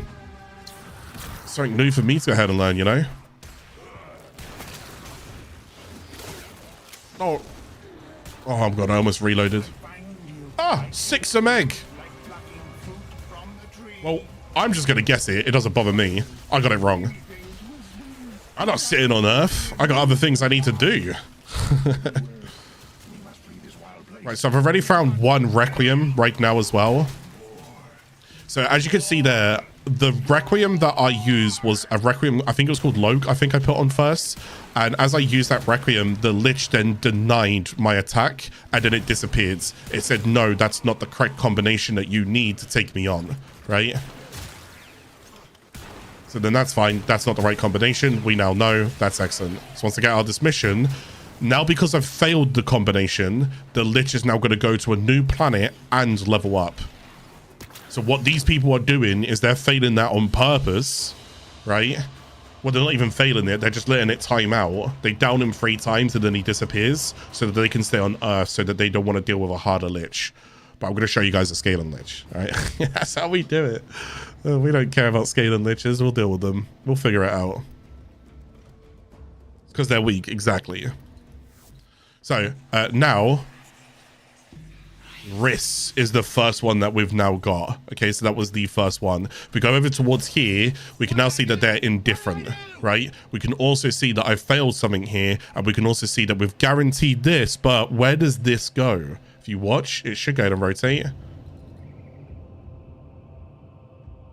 If it wants to rotate, there you go. So we don't know where Riss goes. So let's go towards the pattern.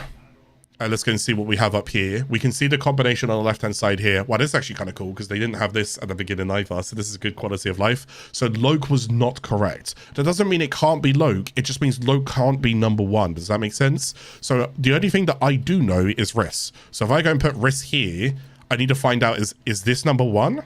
Or is this number two? Or is this number three? I don't know. I got no idea. Because again, we haven't done anything to progress here. So now that I've done that, if I go back towards my planet, if you look at Earth, there you go. Earth is all cleared up because it's now moved onto Mars. Now I've got to go and do Mars stuff. Sector falls into my hands. All gone, all mine. Yes, Sector. Yes. Oh my god, liches are insufferable at times, honestly. Oh, dearie me. Okay, cool. So There is a large platoon of here we are here. stationed here. Leave no one standing. Let's get this up. Let's get that up. Let's go and kill this. And now we just mow through everything. So we're working on the second Requiem. And again, if you get enough Thralls coming through as well, you can end up going quite quick with this. That guy went for the alarm. I didn't actually realize they have their like own little music when they spawn. Doo-doo. Liches can have some really weird names. There's some really funny ones out there as well. Like I said, they can have oddities and quirks as well. So some of them can be scared of Tenno children. So it will say like scared of children. So if you end up showing up with your Tenno, the Lich gets scared and runs away. It's really weird. They've got some like oddities and quirks.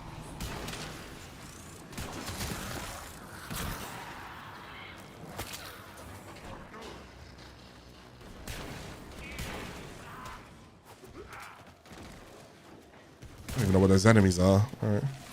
Oh, they're up there.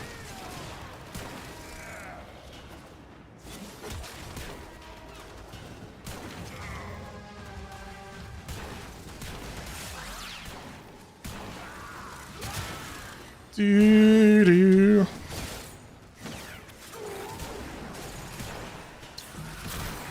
Yeah, there can be a couple crude names that do happen to slip through, but nothing like really bad. Or just random like name generators in a way. Like Xbox random name generator gamer tags. Another successful mission. Oh, you can see like I got Margless on my one. You guys remember the new war when you could pick and choose whoever you wanted to? How far along are you? Well, I'm done. In this series, we're done. I'm just showing all of the stuff right now for what other people could do. But this account that I'm on right now is 8,000 hours, so I'm done. The other account that I was on in all of the previous episodes, I think only amassed 60 hours. I think it was. I think it's only about 60-ish hours. So it's hard for me to go ahead and include in-game hours when I spend so much time testing. I just don't think it's fair when people go ahead and say, oh, what's your in-game hours? And I'm like, this doesn't reflect what I do. Do you know how many hours I have in Simulacrum alone? Probably 2K. I sit in the Simulacrum for days. Do you know what I mean? Like, for days I sit in the Simulacrum. So I would never go off this. This means nothing to me. But Steam hours also don't really reflect like how often you're truly on. So I realize you can't really go off Steam hours, but I don't know. Maybe you can have like a level of trust in me when I say like, genuinely, I spend so much time teaching. I spend way too much time teaching. Like trying to show this build, or I'm trying to explain that, or I'm trying to help someone with this, or I'm like teaching Eidolons. I mean, I used to teach raids and Eidolons pretty much daily. The enemy is at our doorstep. Doo-doo. Let's defend our equipment until reinforcements arrive.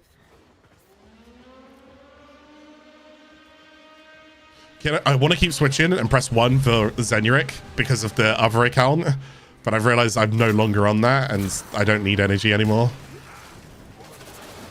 I've got in such a habit of just switching and pressing 1-1. But if I do that on Madarai, I Void Strike. I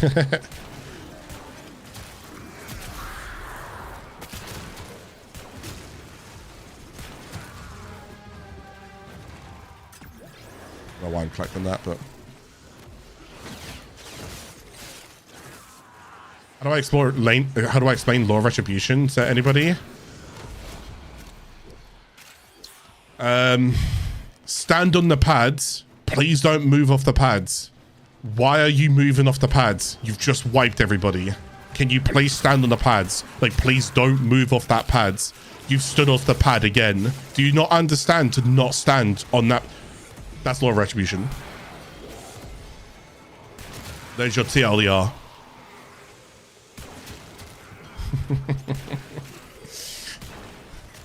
Stand on the pads. Stop getting off. Oh, but he was down, so I wanted to go and res him. I don't care. Once you're on the pads, stay on the pads. Oh, I see. So I'm like supposed to stay on the pads? Yes, it's almost like that's what I told you to do from the bloody beginning. Brother, stand on the pads. Oh, I was trying to help him, man. He was downs. I didn't want him to die. It's not your job. Stand on the pad. Law of Retribution could cause arguments, I'm telling you. The amount of people who just don't understand what stand on a pad truly meant. It's like, once you stand on that pad, you are married to that pad. You are bound to that pad. You cannot move from that pad for any reason. Do you get that? Right, I get it. I understand it. Okay, cool. Guy next to him dies. Oh, I could probably, like, imagine this is the pads and then someone dies there. He goes, oh, I could probably just, like, as soon as he stands off it, everyone else is on the pad, dies. Okay, who stood off the pad? Oh, it's so funny. I've been watching a new player playthrough and I was curious, is there a way to get attacked less in open world content? Yeah, I feel like I can't fish for 5 minutes without being annoyed by some Grenier. It's really turning me off the content. Yeah, what up, Lawrence? How are you, buds? It's a great question. No. I know that sucks. My advice is try and find different areas and locations to help you be attacked less. You're not wrong, though. It sucks. You're not wrong. But no is the answer. You're going to have to try and... where you like normally like fishing right now, try a different spot. The only other things you can go and do is Ivara's pretty good for using her prow ability to then be invisible and fish without people being on you. But you need a lot of energy capacity and you need maximum energy drain. So that's basically about it. But even then, it's just frustrating. We've all gone through it. I was thinking, like, for Deimos, I was curious if you could use the Relic pads that you get from Juggernaut, but somebody was telling me it does work, but I don't know how effectively it works. Because Relic pods attract infested to attack them, so they might end up attacking them and not attacking you. So, I don't know. Take from that what you will. Pardon me.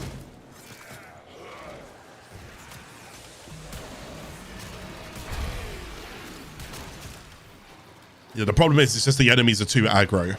They're far too aggro. Excuse me. They're far too aggro. Yeah, sorry, dude. There's no, like...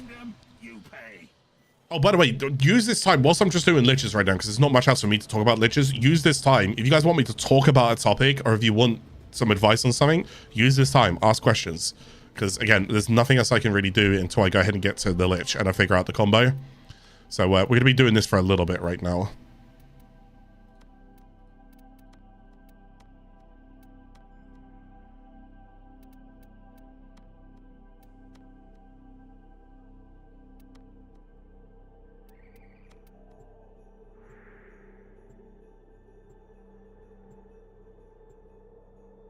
We're about 2.5 hours into this episode as well, which is actually great. And we've already covered like Eidolons, we've covered Orb Mothers. What else did we cover? Oh, and we covered, well, we're currently covering Liches and Sisters right now. So these are also important like mechanics that people want to kind of like learn and understand. So yeah, I feel like we're off to a good start. I will be covering Deep Arc Media is what I'll be covering, and that's my goal to cover that right after this. So it all just depends on how lucky I can get on this, which is why I'm doing this first and not Deep Arc Media first. I don't know what else I cover after that. I'll just try and cover some Q&A. But otherwise, I've kind of showed the things that I wanted to go ahead and show. Now I'm just going to tell you guys what to go ahead and farm and what to go ahead and do and leave you guys with all of that. I need access to a terminal. which are Arcane Setup and Operator and Amp for general gameplay. Eternal Onslaught and Eternal Eradicate for the Amp, because it works really well for overall damage, and it also pairs really well with Void Strike, the Eternal Onslaught, which is the critical chance. I have gone over this in the previous episode and the episode before that, so the last 2 episodes I explained why Eternal Onslaught, but again, happy to explain it again now. Whenever you go and use Void Strike and you deplete all of your energy, the Arcane says when your energy is depleted, you gain 150% critical chance. I've forgotten the value right now. Also, where is this? Okay, it's gone. So yeah, it works really. There it is. It works really well in Tangent with Void Strike, and then the other Arcane I like to go and use for my Amp is called Eternal Eradicate. Both of those Arcanes you can get from Angels of Zariman, the Holdfast faction, and then what I use for my Operator are both from Fortuna. I use I can actually show you right here. You see how like that enemy has like tethers to him. Oh, I'll try and do it without people shooting people. There you go. See that? That's me doing lockdown, and then watch this. I'm gonna put him towards me. That's called Anomaly. So I can pull them towards me and I can lock them down. I have crowd control, 2 different crowd controls on my Operator. If I want more damage though, I would switch to Magus Melt. Let's go ahead and increase my Amp damage, but through my Operator. So there's an Amp that I would put, sorry, it's an Arcane I put on my Operator called Magus Melt that increases my Amp damage, if that makes sense. Yeah, those are the 4 Arcanes I use. Eternal Eradicate, Eternal Onslaught, Magus Anomaly, Magus Lockdown. Okay. Fortuna and Holdfast. Angels of Zariman. Can they steal your Thralls, or do you also benefit? Yeah, no, Thralls are shared. Thralls are shared, Liches aren't shared, but you can't touch my Lich. I mean, you can kill it, but you can't, like... you can't find out the Requiem for me, you know? Like, you can fight my Lich, but you're not getting anything for really fighting my Lich.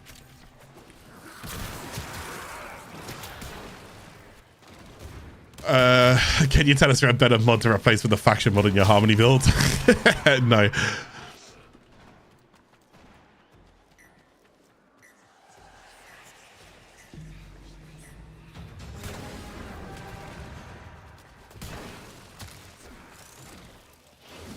Why does your screen look further away from the frame, even though mine's with a maxed out FOV?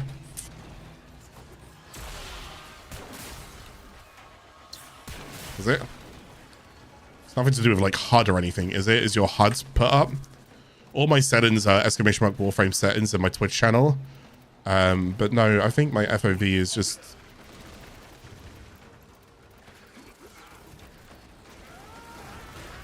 I don't even know where I find FOV. I'm not gonna lie to you, champ. Hang on, I'm gonna die if I stand still. Thank God for rolling guard, huh? Area completed. I have no idea.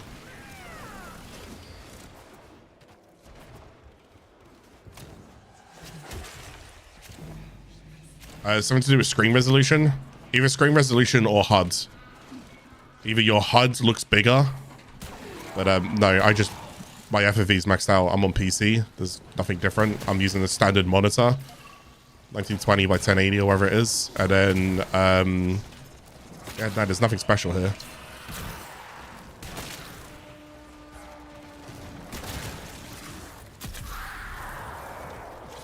How do people sell their liches? I will show you in a bit. I will show you how to sell a lich in a moment.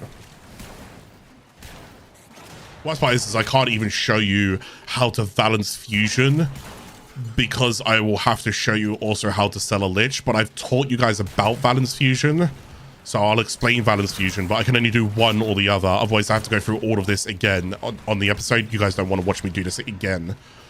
So yeah, I can only do one or the other. If you keep the weapon and I Valence Fusion it, which I can't anyways because all my weapons are maxed out, or I can capture the lich and show you what you can do with it. I feel like I should just capture the lich anyways. So I'm just going to capture this lich and I'll show you about the Grineer trading. It's probably the hard buds. It's probably the hards.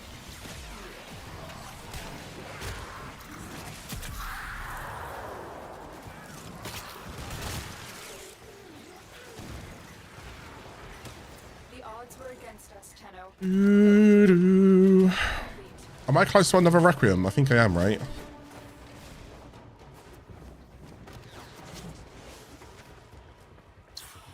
I kill you! I stab you! I shoot you! Ah! Ah!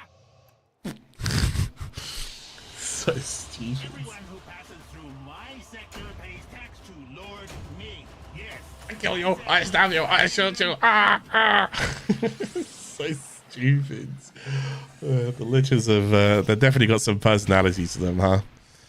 Definitely got some personality. Okay. Oh yeah, I guess there's nothing else going to show here right now, right?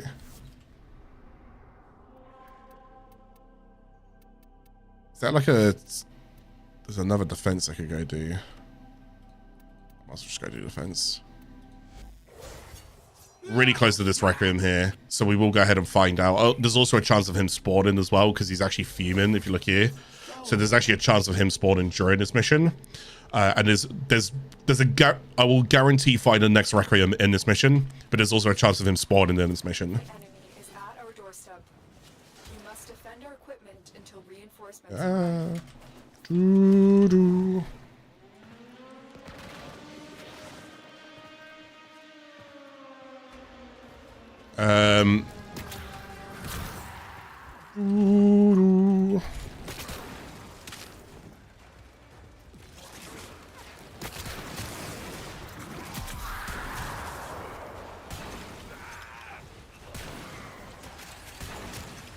Right, Requiem Murmur is almost done.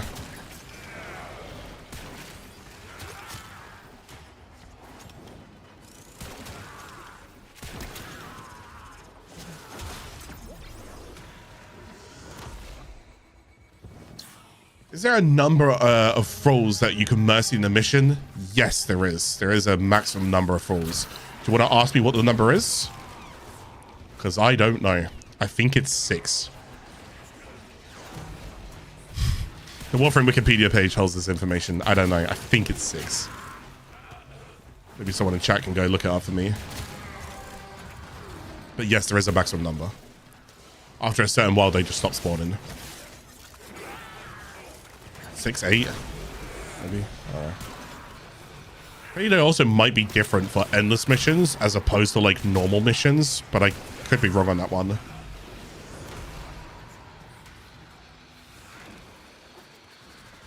The maximum you can get is 20. Are you sure about that? Is it really? No, it can't be 20. Oh, man. It's actually really 20. There's no way. We've got like what, 4? And the next one, I get that Requiem.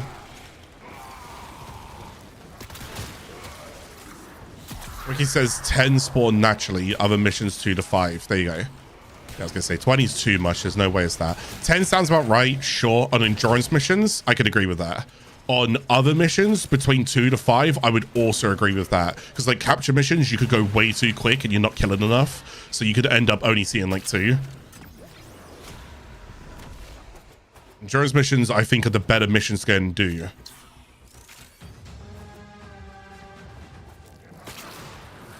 What do you think is...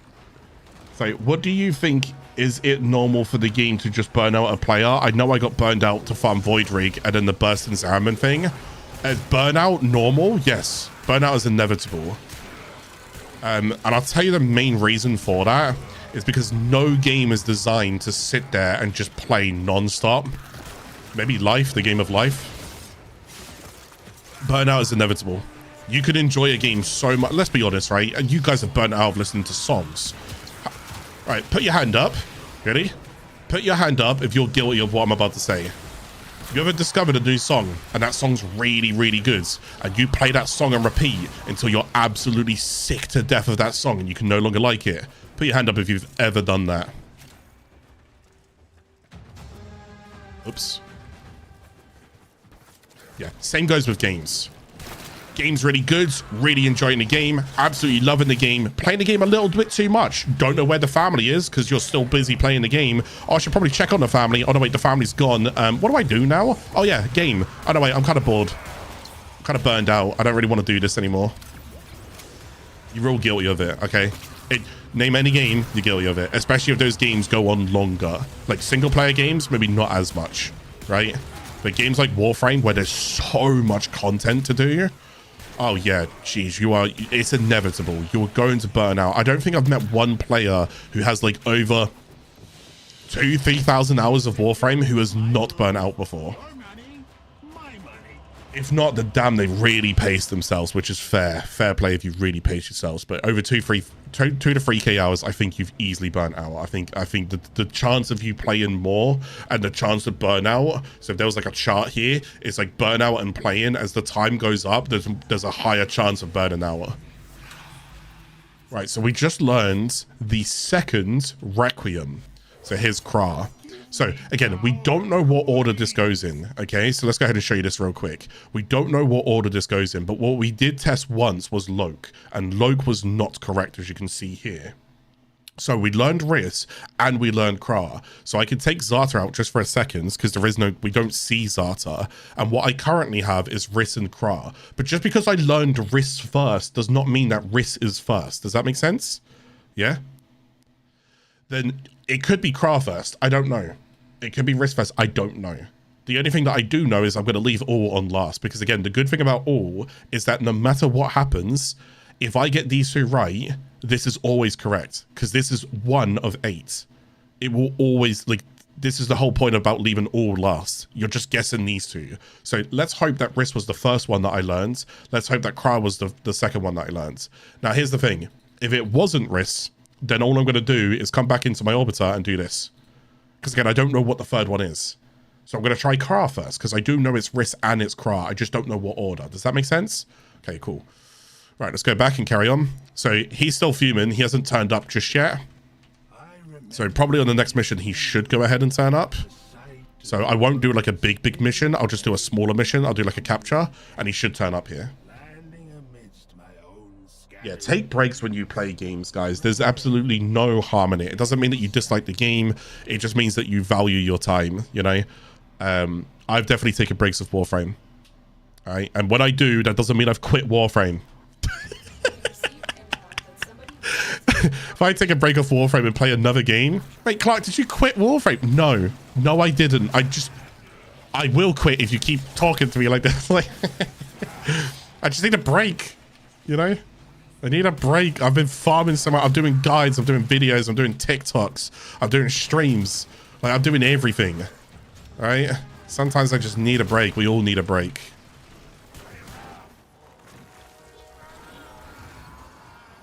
Did you quit Destiny or are you on a break? Well, you know what?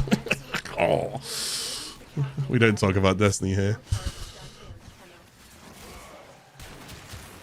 And also, if you guys are watching these episodes at this point, I'm just going to go and throw it out there. I know some people may not like Twitch as a platform, and I kind of get that. That's totally fine. But if you guys ever want to go and hang out with us over at twitch.tv/NoSympathy, you guys can. All right? A little bit of a plug there by all means. But this is just what like a normal stream feels like. Well, maybe less educating and more just kind of talking absolute nonsense and just farming what I need to go and farm and getting stuff done and stuff like that. So if you ever kind of enjoy these vibes and these talks and this atmosphere, then yeah, come hang out on Twitch as well, all right? Because I'm like this even with other games. And it also with other games as well, I've got just as many notepads. All right, there's other games that I also enjoy, and when I enjoy a game, I'll just notepad that game. I can't believe the Lich didn't show up here. I mean, we're only in it for a minute, so probably on us.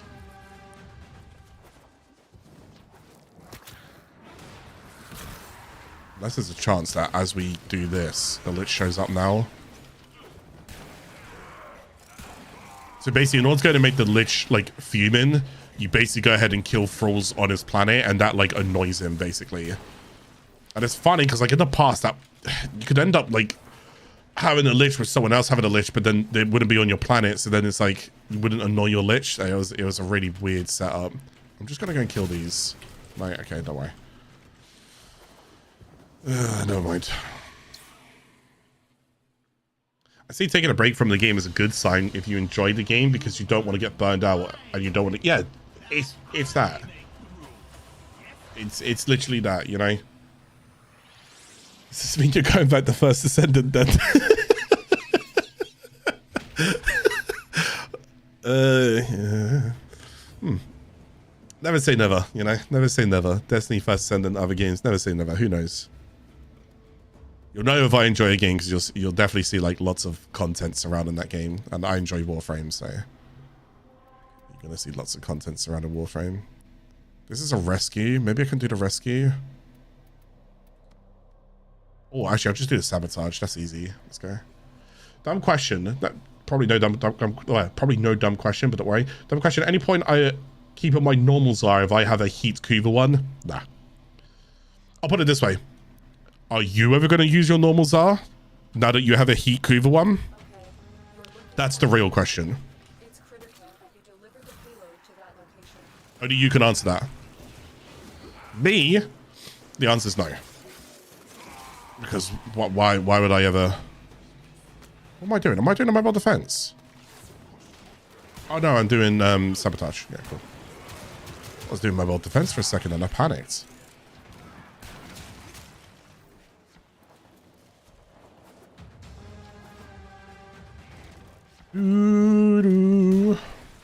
That's going to be ringing in my head tonight, man. I'm going to go to bed and all I'm going to hear is doo-doo.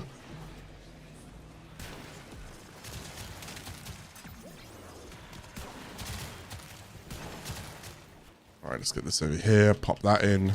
Lovely jubbly. Target is the reactor. Oh, come on, Lich. Oh, that took me so long to use. I don't know if you guys realize that. That took me so long to use the Cypher because I forgot I have Cyphers. It's been really nice playing on that new account, but like, I need to remember that I do have way more options available now. I was just like, wait, can I Cypher or do I have to hack this? Right, the good thing is we're on an account that's pretty much just going to blitz for everything now, thankfully.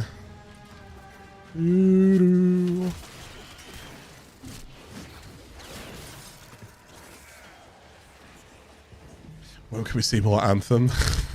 Oh dear.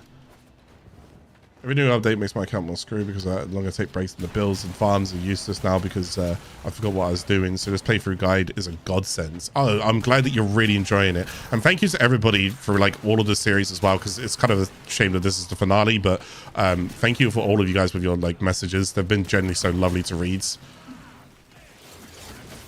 They've generally been so lovely to read that hear that people are enjoying the game and getting into it. What's his name?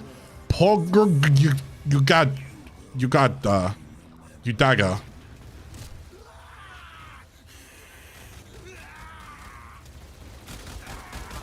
You shoot your head.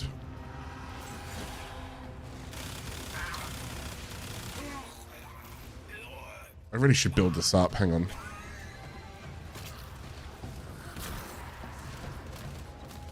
I needed like an Xmas unit.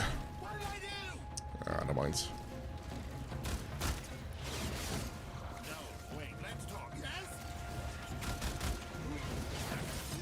Gonna work on my murmurs.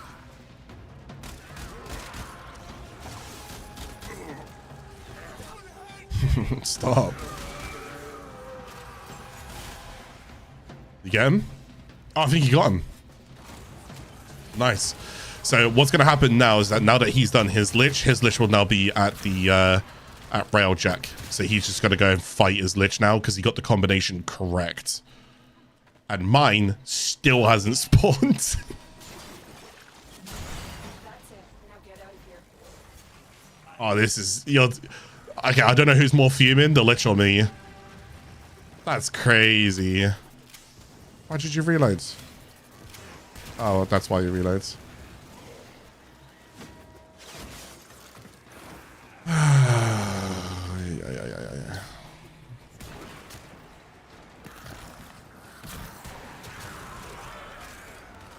I can't believe you didn't show up.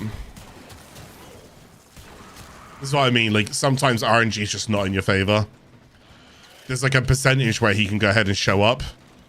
Yeah, this Lich is gonna literally, this Lich is gonna get to the stage where he's like as annoyed as he could possibly be, and then show up, and it's like, come on, man. They're just gonna take anything, but if you're lucky, 30-40 minutes. If you're lucky, yeah. If you're unlucky, it could take close to 2 hours. Maybe an hour and a half is even kind of unlucky, but it just is what it is. It also depends on how quick you can clear the missions and how quick you can kill a Lich as well. So right now I'm currently unlucky because he's not showing. I know he's furious. So normally when he hits fuming, there's a bit of a better chance that you'll get him. Why did I do that? Interception, crossfire. I'll just go do that. Maybe dumb question, but isn't there a lower chance for your Lich to spawn in a squad, or does it not work like that? It's not so much that it doesn't or does work like that, but funnily enough, if someone goes ahead and brings their Lich into the group and holds their Lich there, then there is a bit more of a chance that your Lich won't spawn. It's not massive. It's definitely not massive. But yeah, no, like it's all just percentile whether or not someone's Lich spawns. Oh, you tried it. You tried to start the elevator without me. How dare he? Right, there's my Lich. I can shoot the heads. Right, am I right with risks? I'm not, so it's not risk. All of that, and I'm not right. Oh my god. So this is what I mean. Now I'm unlucky. So it might have been Kra. Now, what's actually kind of cool though is whenever you go ahead and successfully kill a Lich or capture a Lich as well, I'm going to say this now because I'm probably going to forget it, is the Lich also has a chance of dropping something called a Requiem as well. This guy constantly tries to start the elevator without me. What's this guy's problem?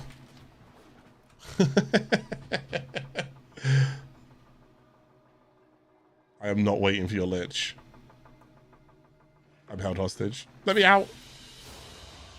Mission complete. Excellent work. Yeah, but basically you can't have two Liches in an area at once, if that makes sense. So if there's like little remaining on your mission, there might have been a chance that your Lich could have come in, but if someone else's Lich is spawned, then it's like you got to deal with that Lich. So especially if they're doing the whole they're not going to level it up thing. Right, okay, so I was wrong with that. Unfortunately, it is what it is. So I now go back towards this. As you can see, he's level 3 now. What did I do? What did I do? I don't know, bud. What did you do? So the question is Kra number 1 with risk number 2? I don't know. Risk might be number 3 for all I know. Again, I'm not going to know until I just keep going. You can kind of see why I didn't want to do this on my new account. I'm kind of hoping people understand that at this point. And like the grinding that I'd have to go and do for it as well. It would have just took an entire episode on the brand new account. There's a chance here I'm going to end up finding all 3 mods before I've even done 3 planets. Because like, I'm almost there. Now I just need to find out what the first one starts with. If we could get number 1 and number 2 correct, then we're good. And knowing my luck for this series and the way that today's episode has gone, I'm going to continue to be unlucky. Eidolons just should have run the Rubico. Profit Taker, it turns out I just haven't done it in a little while, and apparently Mirage really is that bad with Eclipse. Exploiter, I could have sworn there was a bug in the Exploiter fight, but maybe I'm wrong. Now the Lich I'm going to get really unlucky with, but it's okay. I think the series doesn't want me to end it. The series is like, no, don't end. Keep going. I've still got Deep Arc Media to do. And that could also take a little bit of time. Really just depends on how that's going to go. Might be able to go and receive some help for Deep Arc Media though.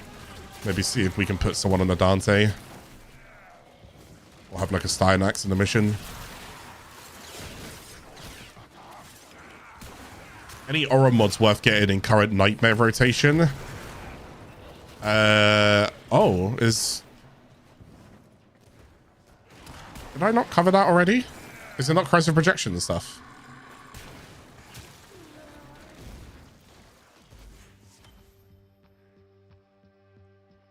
Oh, I can't see store from here. Sorry.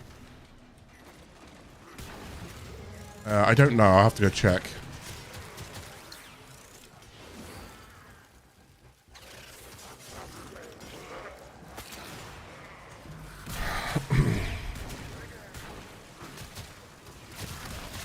It'd be cool to go and like sacrifice Kuva and like bring the Lich in as well, you know, speed things up. Set out like a Kuva trap. And we're almost done with like all of the Thralls as well now. Well done. Now get to extraction.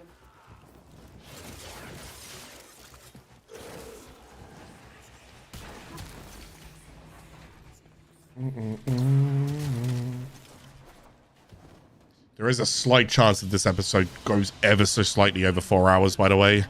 It might be closer to 5 hours, but it's fine. It's the final episode, okay? My kingdom, you pay. It's the final episode, so...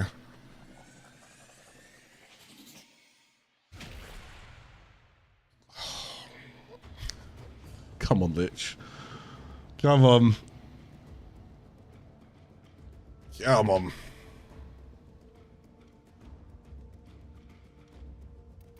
Okay, loading. Yeah, here, Nightwave, credit offerings. I would pick up Energy Siphon. Oh, so you mean, yeah. No, I'll just pick up Energy Siphon. I mean, Shield Disruption can help in some areas, but Energy Siphon is probably the better one out of the bunch there. Oh, I guess it did rotate, didn't it? Oh, yeah, it literally rotated yesterday. What am I on about? I'd already spoke about Abyssal Zones in the previous guide. This is where you go and get a Warframe called the Gaff, and you can go ahead and get Abyssal Zones from Syndicates. Sorry, not Abyssal Zones. You go and get these. Whoops, Abyssal Beacons. There they are.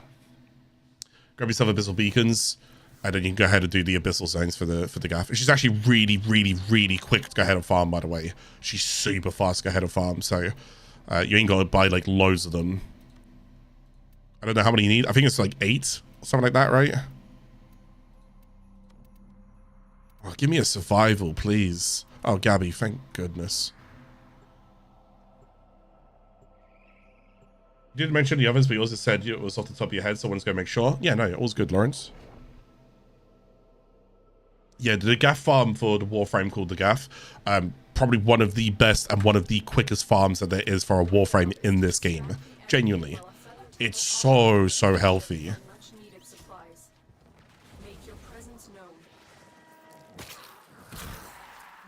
Shut down all systems. I'm sending life support capsules your way.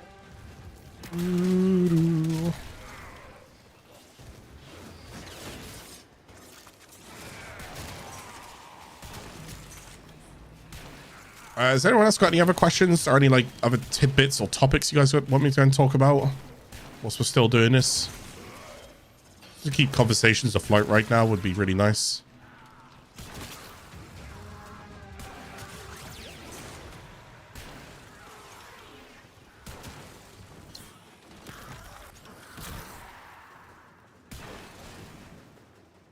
What just happens? They just flew.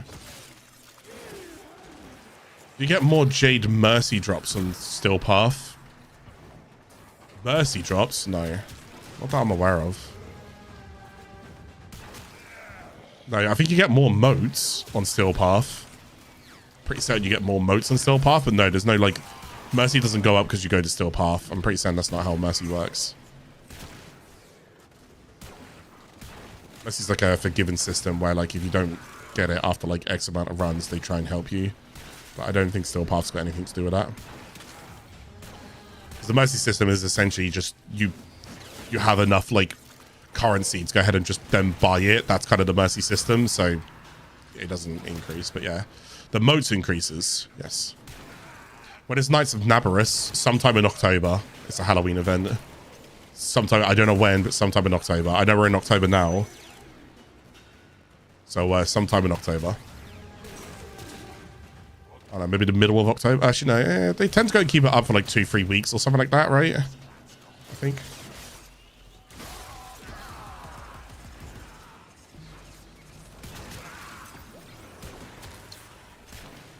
Which Beast Companion do you think will benefit the most from the update tomorrow? I don't know. I don't know. I've already read the dev workshop, but off the top of my head right now with all of this series, no idea. No idea. Not Smeeter. Yeah, I'd agree on that one. Not Smeeter.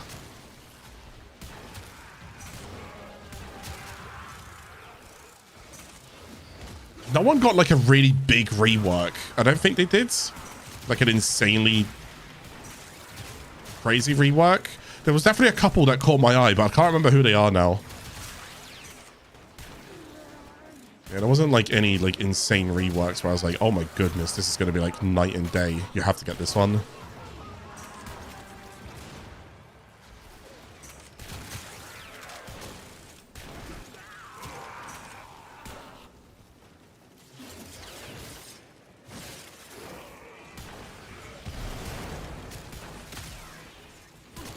Yeah, Smeeter is still going to be used for affinity farming. So if you're still ranking up, you still have a reason to use Smeeter because she'll give you 300%, not 200%, which is crazy. That's still really, really good. Really good. So she's still got usage, but she won't have credits nor resources. But don't get me wrong. Although everyone else gets it, it's just nerfed overall credits and resources, you know, because it used to be stackable with Charm, but it's not stackable anymore.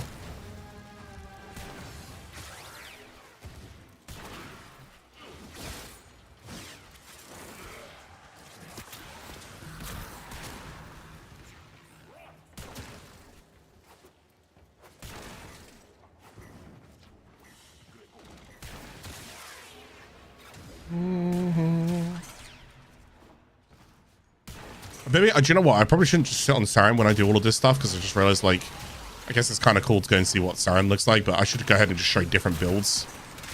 I just realized I should actually be doing that. But I mean, I've also got like my main channel for doing that stuff, so but I'm sure maybe some like new players might have wanted to see like a particular build to show you that every Warframe can get really, really crazy, except for Oberon.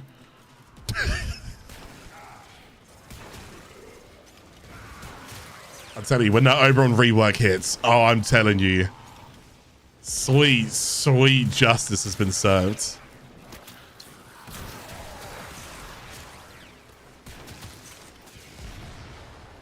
Until then.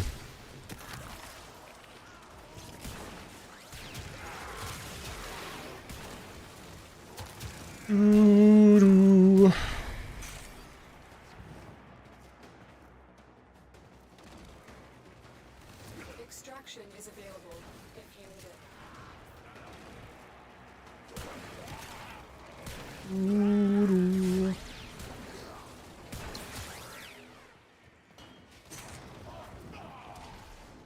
I remember getting the next major rework. I think he is probably more subject to get the next major rework. Yeah.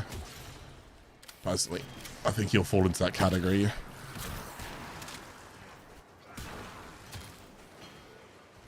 Everyone get love. I mean, he is due it, so I think it will most unlikely happen. I just don't know when.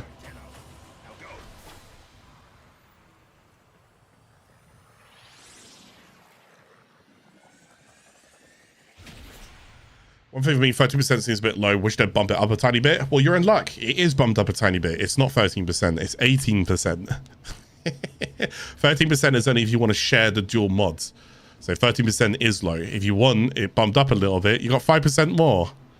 It's 18%, but you run them singular. So if you want 18% credits, you can take that. If you want 18% resource, you can take that. So that's all you get. Oh god, he talks so much, doesn't he? Right, he's currently annoyed, and I've almost got the last one.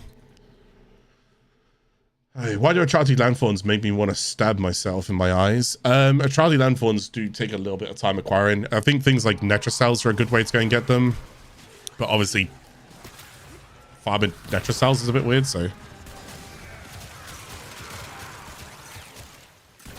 But yeah, Atrati Landfawns can be a little bit tough at times. I won't lie to you.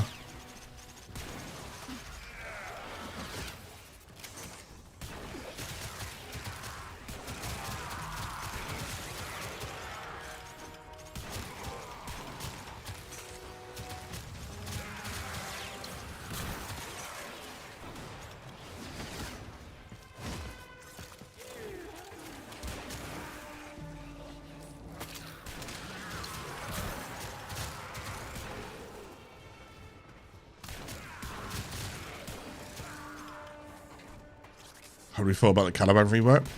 No, I'm trying to keep this as like 2 episodes as I can. So don't get me wrong, there are things that I do really want to talk about, but like that's just like normal streams. I'm trying to keep this as thematic to the episode as I possibly can, so forgive me. Is there any kind of like extra topics or questions that you guys want to ask about kind of like still of new players? Is there something that just puzzles you that maybe you don't quite understand? I feel like every time I ask this, I'm just getting a couple of troll responses in chat. But it would just help kind of steer the conversations, because again, there's nothing else I can really do right now. I'm just showing people what I would do for liches, so I'm hoping this helps, but I'm not gonna lie to you. Lich was the one that I was like, I don't know if I want to put this on an episode, because it's all just RNG. I was really hoping I could have been luckier and it'd be done within like an hour. Yeah. But we're getting there. No complaining, no negativity. Let's just try and get it done. I think that is this my Requiem done now? Oh yeah, it is. You notice I'm not gaining any more Requiems now. The Murmur, it's all done.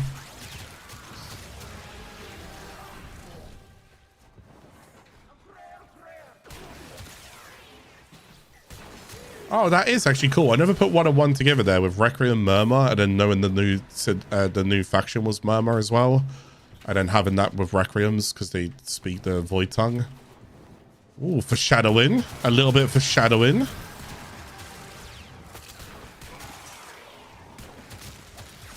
I thought we had the word Murmur and something else. I just couldn't remember what it was. It's Requiem Murmur. Foreshadowing. Have I explained stat sticks and primers? No, I have not.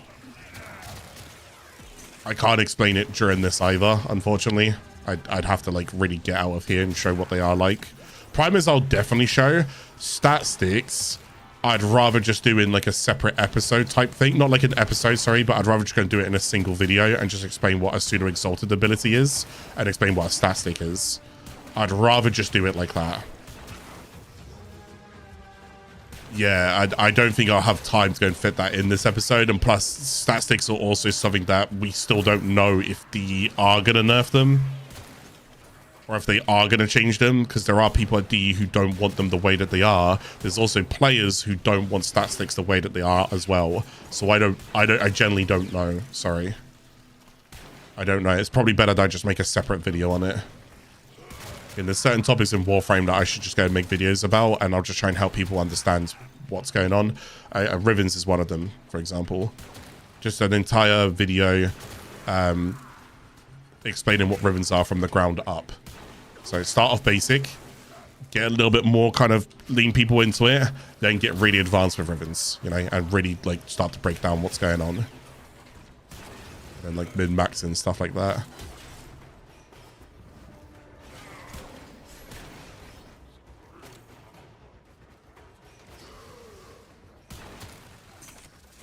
Since everyone gets it from free from 12 to 16th, is it worth a new player using? Sense? Do you mean enemy sense? Which one's that?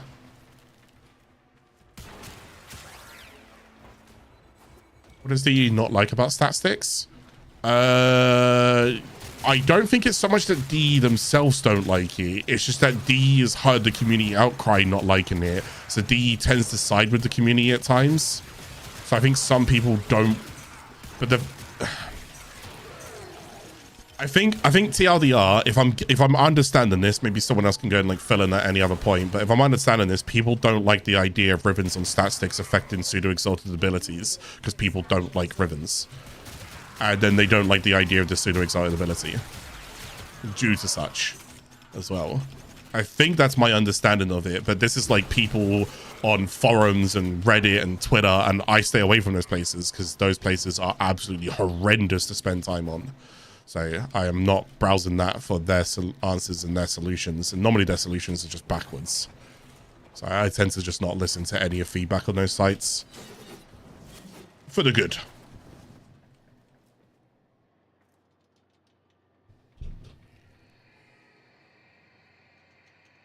People dislike Rivens due to being RNG based. No, that's not the reason why people actually like Rivens. It's not to do just solely with the RNG. There's actually something that I can be vocal about, and the reason why I don't like Rivens is because it's so insanely costly. It's stupidly costly. Back in the day, though, keep in mind, back in the day, the only way that you was really getting Kuva was from farming Kuva survival in the Kuva fortress. Nowadays, there's actually way more methods of getting Kuva, so it doesn't feel as bad to go ahead and roll. But in order for you to go and either see, and I'm talking about like a god roll, I'm talking about like the absolute pitch perfect of a roll, as in like it can't be any better. It's the best stats with the best percentages, right? Odds are you yourself rolling may never see one. I'm talking about the best. So you're getting the best percentages on the best rolls. Okay? Best percentages on the best rolls. You genuinely may never see it with all of the rolling that you do. Because that's how rare it is.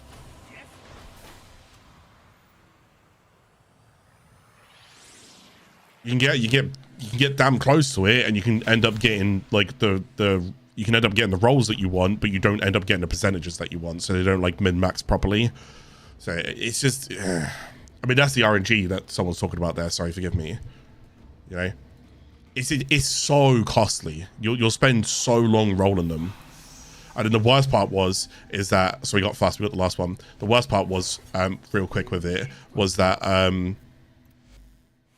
oh goodness, I have a feeling this is going to go bad. I really want this Lich to show up. I have a feeling this is going to go really bad. What was I going to go and say? There was the worst part with them. Oh yeah, the worst part about when it came towards Rivens as well is that way back in the day, they would go ahead and change Riven. They would shake up Riven dispositions, and what they would go and do is they would end up nerfing certain Rivens. They currently trying not to do that anymore because they think they've figured out a new system, so there shouldn't be any more nerfs hopefully ever again. We'll go and see what happens. But this also made Rivens even more problematic, so you would spend lots of money and lots of Kuva to go ahead and get yourself a good Riven roll, only for them to go ahead and realize that the weapon is way too dominant, for them to go ahead and nerf it. It also caused a lot of friction between players and developers, because it was like, bro, we've spent so much time and resource on this, why have you nerfed it? And it could be like a popularity kind of reason for a nerf or something. So yeah, thankfully I don't think that's going to happen as much anymore now, because Rivens shouldn't really be getting nerfed. Nowadays when new weapons come out, they start at low disposition, so they only but can really go up, not really down.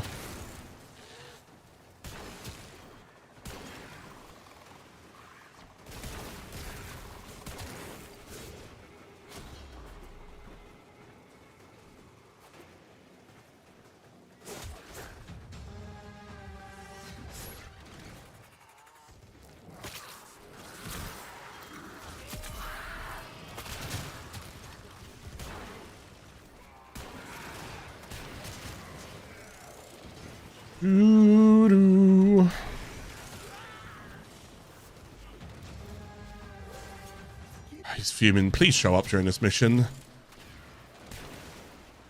So yeah, we've found out all of the free Requiems.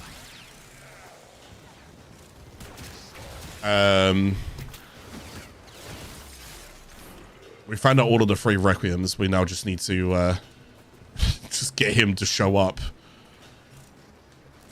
Which again, he will do at his own time. His Liches really do want to do everything on their own accord.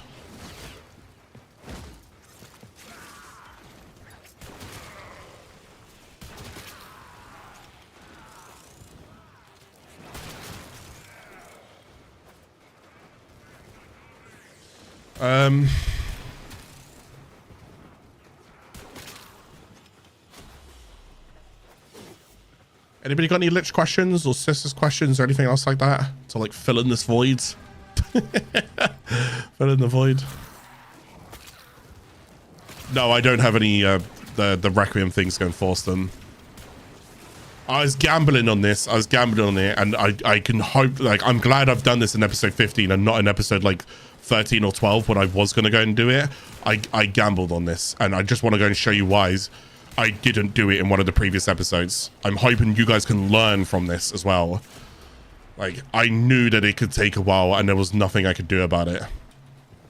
But I wanted to show it anyways because I want people to understand the Lich system. But yeah, there you go. I'm just unlucky. It is what it is. Sometimes you can be super lucky. I was kind of hoping I could show a little bit of luck, but apparently not.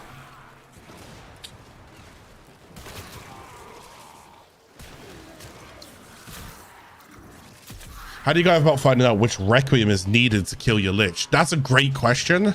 Thank you. My goodness.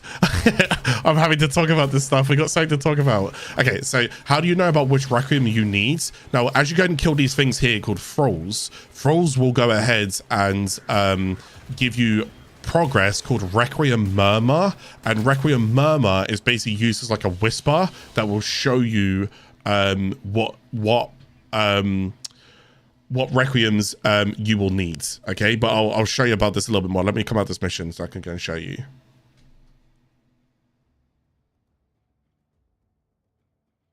This is good because I'm not lucky, so this is like likely how it's going to go for you. That's fine.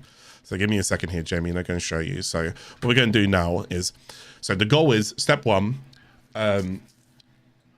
you want all 8 of these Requiems, okay? Try and get all 8 of them. And again, as of right now, you don't know, you've got no idea which ones you need. So there's going to be 2 factors. The first factor is you need to go ahead and kill Thralls, okay? So whether that be Kuva Thralls or Sister of Parvos Thralls with the hounds, it doesn't matter. You kill Thralls. As you're killing Thralls, you get Murmur Progress. Murmur Progress are like whispers to tell you what the code is, but you don't know what the code actually is. So because I've killed so many Murmurs, I've figured out what my Requiems are. I know it's Vas, Kra, and Riss, but I don't know what order it's in. Look, it keeps rotating. So in order for me to find out what order it's in, I have to put them in an order and then fight the Lich. So I can only get the Lich. I can only get the Lich when he's like upset. And the way that I upset him is by basically killing his Thralls. Okay. So Thralls to figure out the Requiem and Lich to solidify the Requiem. So I don't know until I go and do this. As you can see, I've technically fought the Lich twice. And every time I get this wrong, the Lich goes to another planet and he levels up. So as you can see, he's level 3. He starts level 1. I've technically fought him twice, so he's level 3. And I'm not right there. That's how it works, okay? So you want to modify your Parazon and try and figure it out. Does that help you? So I know it's these 3. I just don't know what order these 3 are. It could be fast first. I don't know. So, but right now I've got Kra to try because I tried Riss first because I had Riss there. So I tried Riss. It wasn't Riss. I'm going to try Kra first. It could be Kra first, but then it's fast second and Riss third. I don't know. But all I know is that it's not Riss first because I've fought the Lich. So I need to keep annoying the Lich by keep attacking things on his planet, his Thralls, and then it will annoy him. And the more that it annoys him, the more chance there is that he'll go and turn up. So if I was, no, I didn't mean to click on that mission.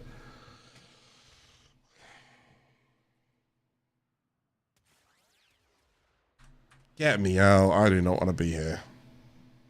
Is it worth to grind to make the weapons that have high percentages? Is it a huge difference damage wise? Honestly, this is my 2 cents. Now I have 60% on every single weapon. So all Kuva Lich weapons is 60% and all Zenith Sisters of Parvos weapons is 60%. My opinion, was it worth it? No. I think if you jump from 25 to 60, it's worth it. But if you jump from 25 to 40, is it worth it? Not really. I mean, you'll notice a bit of a difference, but not that much of a difference. Unless you sit in Simulacrum and shoot things, you'll see a difference. But otherwise, no, not really. Mods maketh the weapon. Does that make sense? Mods maketh the weapon. Your mods will go longer than your base stats by a long shot. So you'll notice more by having a better build, is what you'll notice. If you don't have a better build, then there you go. The weapon's not going to perform as well. We received 53 is the new number. I have covered this. Yeah. You want to get a 53% roll. Then you balance fusion at 53%. I'll explain this again in a bit, so don't worry. But you balance fusion at 53% with another weapon, any weapon. It can be 25%. It doesn't matter. That will give you a brand new 58%. But 58% can't be 58% because of the new mechanic that they've added. So if you get 58%, it automatically rolls it into a 60%. Yeah, there's a lot of percentages to go ahead and pay attention to, but that's just how it works. Lich, please show during this mission because I'm losing my patience with you. So yes, if you get a 53% roll, you've essentially got a god roll because you now want to balance fusion that with any other roll. It doesn't matter what the other percentage is. You're guaranteed a 60% once you're done. Used to be 55. It's now 53. Used to be 55.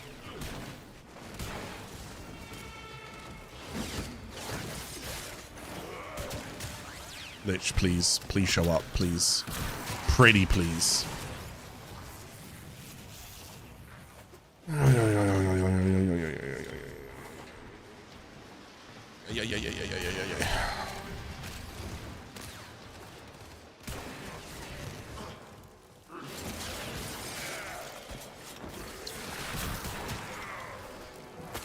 Yeah, it's just the RNG of Liches. Like I said, some of yours are going to go way quicker. Some of yours are going to go way slower. I was really hoping I could get a quicker one. Like I said, there is a full spawn for bringing a Lich in. I don't have any. I used all of them when I started doing my 60% weapons because I was not farming these guys. So I've used all of them. I don't have any. But watch this. I guarantee you when I finish this Lich, I will go ahead and get one. Which will actually be like the absolute like joke of it all. Which is going to show up, isn't it? You have any tips on anyone starting Warframe back from 2016? I will do. I'm going to end up working on a new, a returning player kind of video that will help all return. We have a problem right now. Just give me 2 seconds. I'm going to see.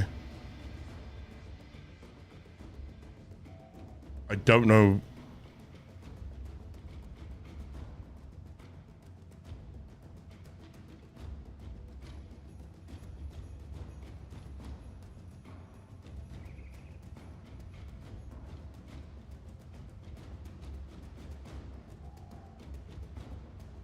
Wait, I'm confused. Am I still live on YouTube?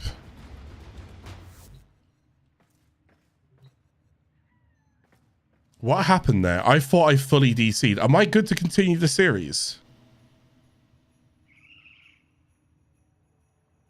I don't know if YouTube hasn't split its VOD, has it? If YouTube split its VOD, I have to end it.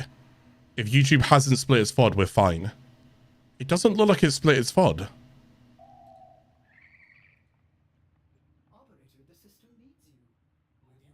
I don't think it split its VODs. Sorry that I'm doing it. I had to troubleshoot. Basically, my internet's gone down for a moment, which is not good.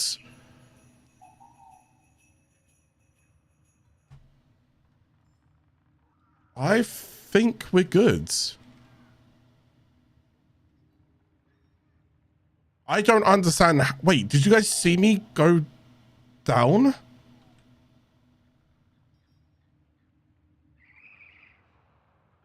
Wait, this is so weird. How did YouTube not go down? Wait, this is really good. What happens? Does it just jump? So I'm doing this live right now. I'm trying to catch up. I talk about that, and then I'm here. And then what happens? What happens from here? Let me speed that up. I talk about this, and I think around here is where I DC. I'm so sorry to have to do this troubleshooting live right now. Just tech problems. And then I get round here.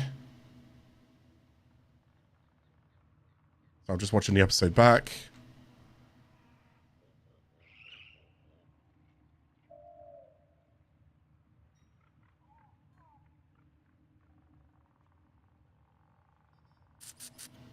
Wait, I think we're fine.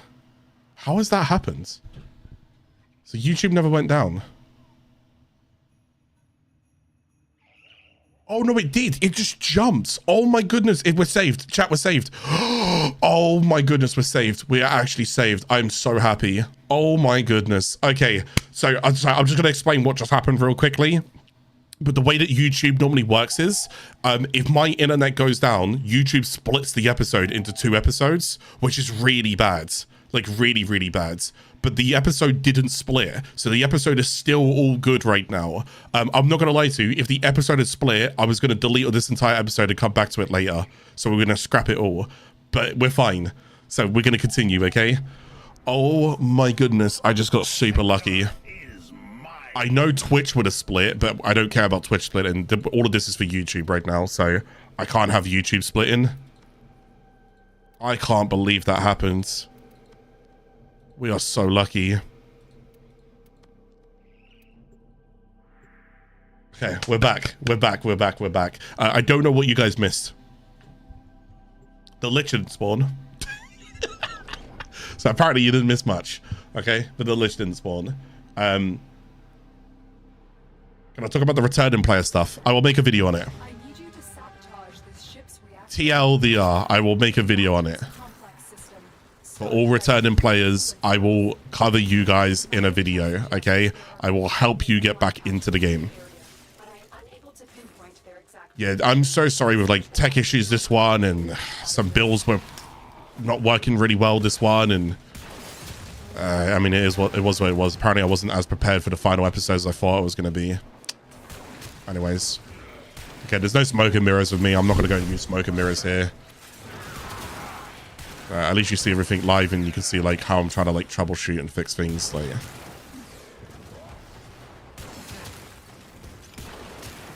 I need the Lich because I'm losing my patience with him. I won't lie to you guys though. I don't think I should have done Lich on an episode.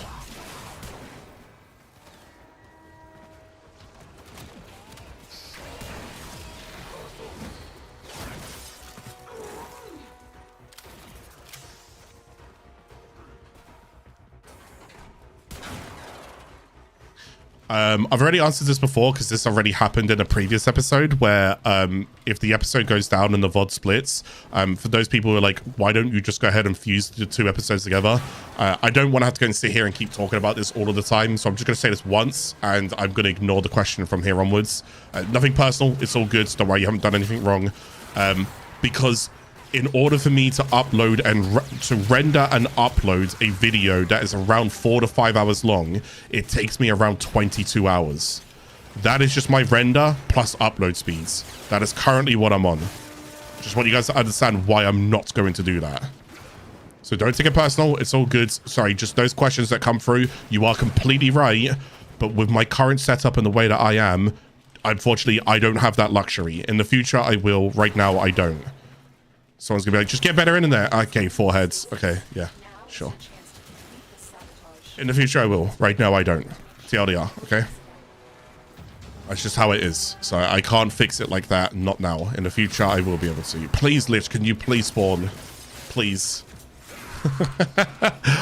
You've tested my patience. Please spawn. I might literally... On this episode, I might literally put in I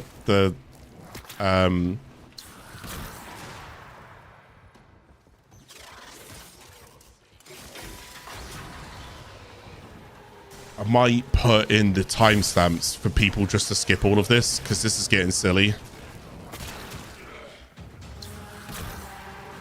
There's no way you keep bringing Thralls in, but you're not bringing the Lich in. Sorry, I am losing my patience. Apologies. I'm not trying to make this negative right now, but it is really silly. I'm very unlucky right now.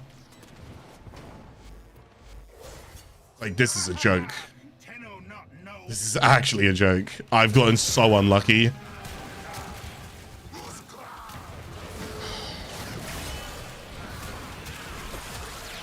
Worst part is we're so far in it, it makes more sense for me just to see to the end of it. But I feel like I'm going to bore people by how long this has taken.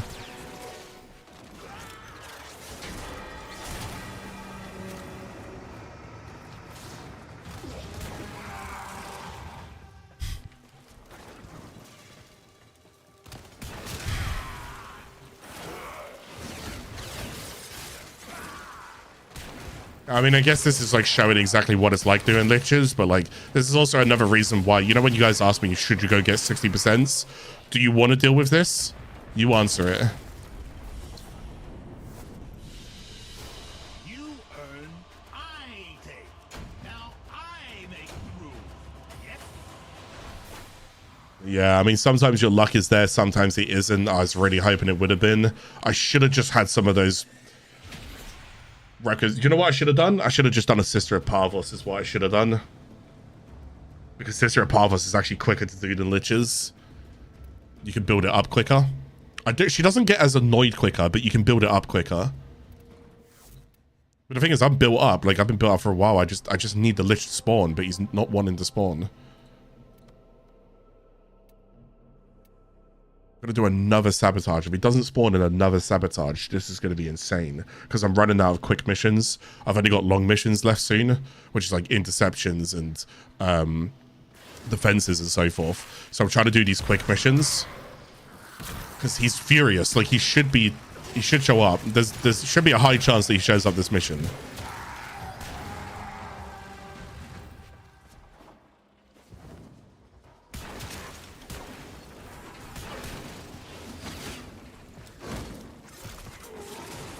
If you set a mission for longer, is a likelihood that he spawns. I think the way that the Lich works, and I could be wrong about this, is he's kind of similar to other spawn methods in the game, like syndicates and stalker and so forth. What does that actually mean?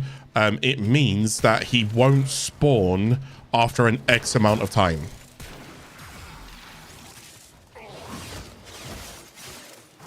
So there's only a certain amount of time that I have to go ahead and make him spawn. After that, I can't just sit in a mission for like, I can't sit in an exterminate mission for 40 minutes and he'll spawn. It's like, no, that's not how it works. In Warframe, certain things have X amount of percentage for them to spawn. If you make it more furious, you're just increasing that percentage. So, oh my goodness, thank you.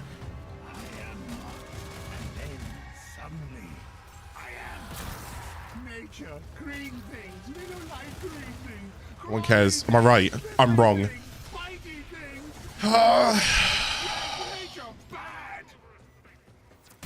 it. Now get out of here. So it's fast first. Do you know what the worst part is here? I just want you guys to realize just how RNG'd I've been. Now that I now know that fast is first, I don't know what seconds, which means I can put either Riss or Kra seconds, and I can be wrong. Which means I have to go for another version of him again. So there could be an opportunity here where I have to spawn him the maximum number of times. I shouldn't have done a Lich live. I'm so sorry.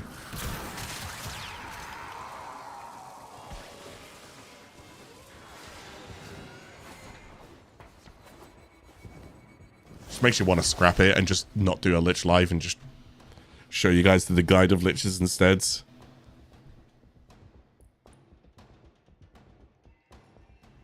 Is it 4 the maximum number of stags if you do it optimally? What do you mean?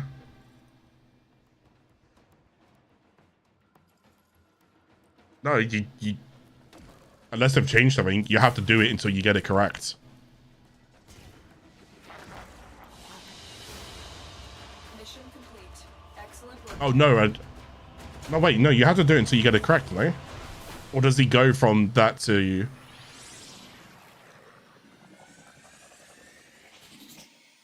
I don't know, I'm confused now. Unless when he's level 5, he goes to Railjack regardless. But again, I don't know, because I could have sworn you always had to do it until it's correct. Can't even lie to you. I've never got a Lich this far in so long. So I don't seem to even remember what goes on. So there's none of that. So here's the thing. We now know that fast is first. So we've made progress. Like, this is correct. This is 100% correct because it can't be anything else, right? We've tried Riss and we've tried Kra. We now know that it is fast. We're done. But the thing is, I don't know what these are. So I'm gambling. It's 50. I'm 50% right. Whatever I do here, I'm 50% right. I'm just gambling. I found Riss first. I don't know. I don't have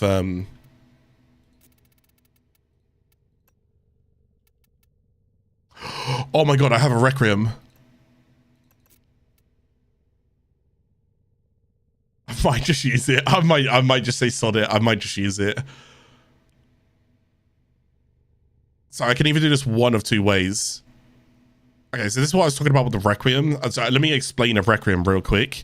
A Requiem, this is what I was talking about. This can summon a Lich on the spot. It doesn't matter of the temperament of the Lich. This is how you can just summon a Lich. In order to go and get these, you have to go and beat Liches and Sisters anyways. I didn't actually realize I had a Requiem. I'm currently getting the worst luck. There is a chance here, but again, I don't know if I'm going to be right.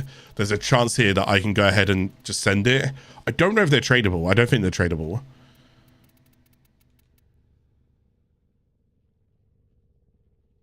I think I just Requiem and I just say sod it and just see what happens. I'm going to do craft seconds because I'm 50-50. So now I go to Sedna, right? And now I just do the shortest mission possible. Is there a capture?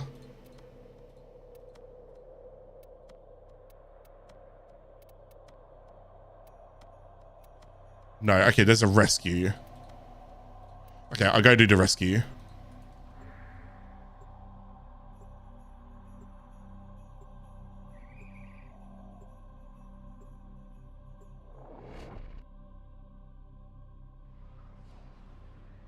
Untradeable, there you go. I didn't think that they were. So what I'm going to do now is as I spawn in, I'm literally just going to click this.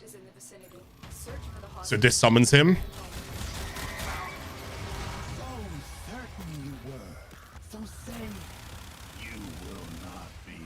Right, we know the first one's correct. Please, please, please nice me here, game. I can't even see him. Where is he? He's... There we go. That's better. Please, please, please, please, please, please, please. I can't believe it. It was Riss. Oh, I could just scream. The only thing is, I don't know if this actually puts him off set. Does this actually put him off this? Yeah, go on, laugh, laugh. Yeah, oh.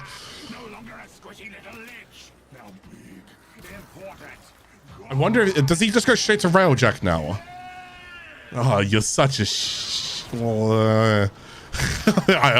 they know how to get under your skin. Alright, the Liches. God damn it. Oh, I got so unlucky this entire run, man.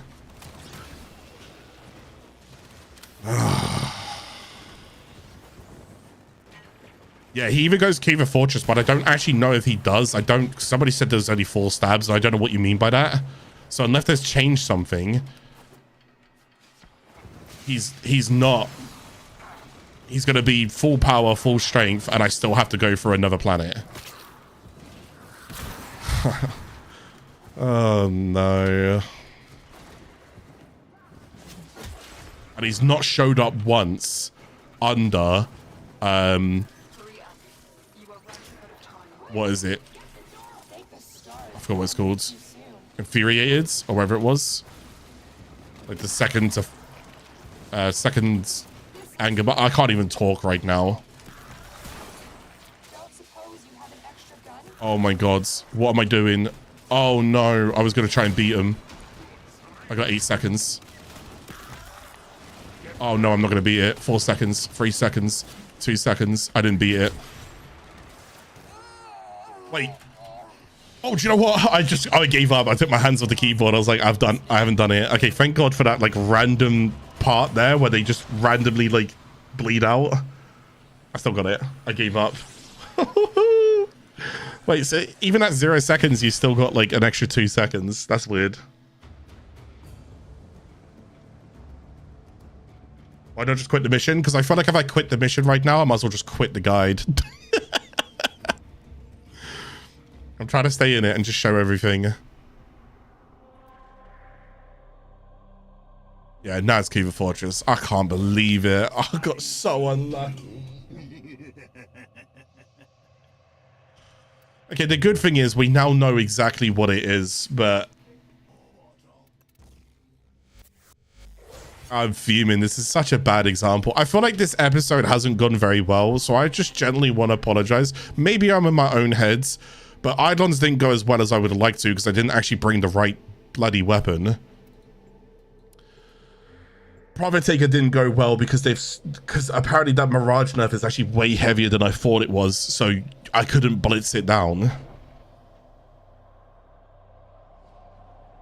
You don't have all? You don't need all. Like, at all. If I have all 3 of them, you don't need all. You know what they are, so it doesn't change anything. Well, I guess it kind of does, but it doesn't matter. The thing is, at that point, I can't guess what the last one is. I still need to know at least 2 before I can all, and I don't know 2. Now I know 2, and at this point, it doesn't matter. That's the issue. I've gotten really unlucky. If you know 2, you can all. But if you don't know 2, you can't all.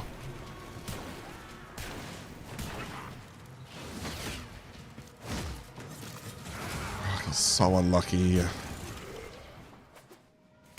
This might actually explain, like, remember what we were saying, like, when we saw people on Earth and when they're not leveling their Lich up?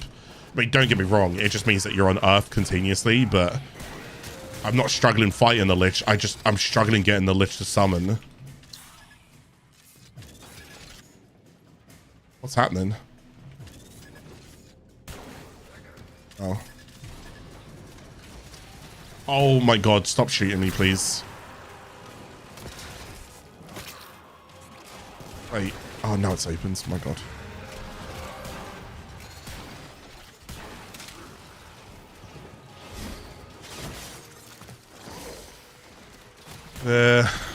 I mean, I guess the good part about this is I can show you everything going wrong, but that's not how this episode was supposed to be. We're finally back on the main account. This episode's supposed to go right. Oh no, I'm so sorry. These examples have just been... Makes me just want to redo the episode, man. Again, then there's just smokes and mirrors, right? Like...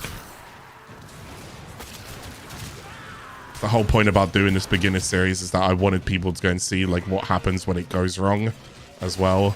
Because I feel like too many episodes... Oh my goodness, go away. Oh, I need him. What am I doing? I'm in my own head. I'm in my own head. Why is he all the way over here anyways? Did I not get him? Oh, I just killed him and left him. What am I doing? It does matter because with all you get the Lich done by level 3 most of the time and level 4 if you're unlucky. Okay, so hear me out, Regan. Like, listen to me when I say this, right? Because you're not helping right now. Right.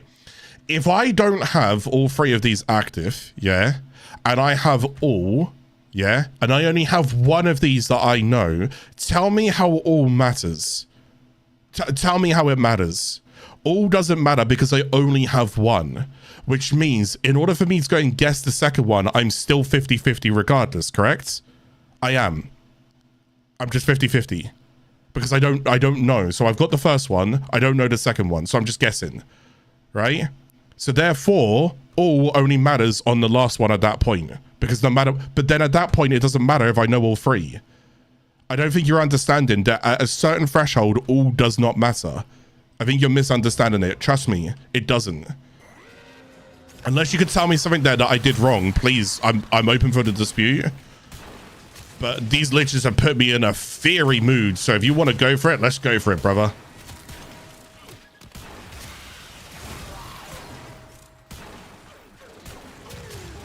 Okay, I can't have the math on Discord because I'm not tabbing out, so you're going to have to do the math here, brother.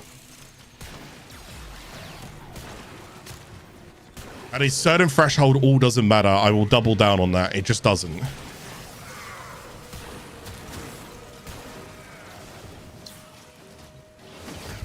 In the situation that I'm in, all shouldn't matter. I want it to matter. It shouldn't matter, though.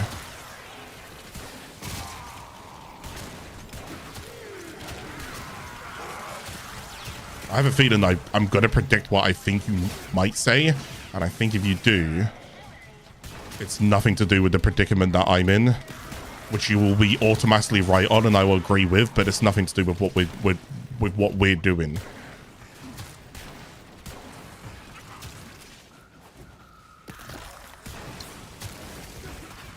That's my prediction. I'll wait for the math.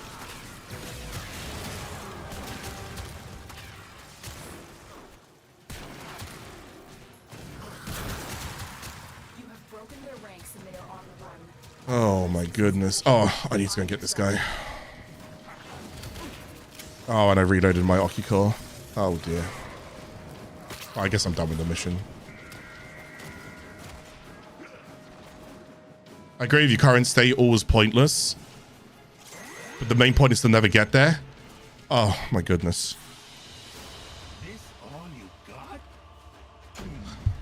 Next time you pay more. Don't worry.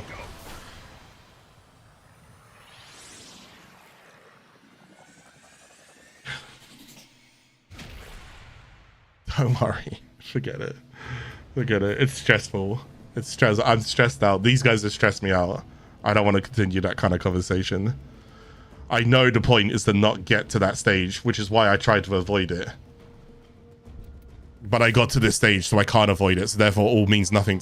Like, there's nothing you can do. Yes! Sector falls into my hands. All gone, all Oh, mine. please. Get me off this lich. Yeah. I've made a grave mistake doing this.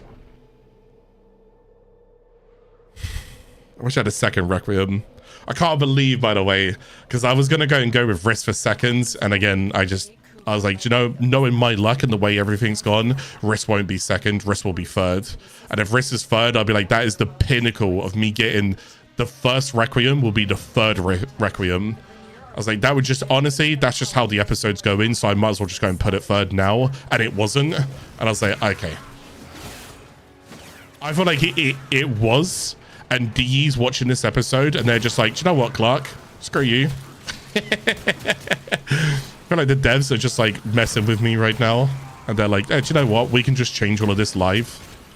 Make sure he's wrong in every single scenario.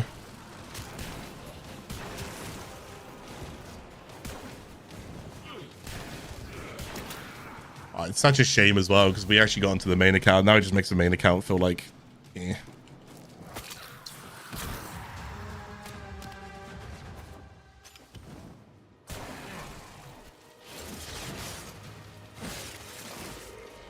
Keep it up. Thank you, Dane.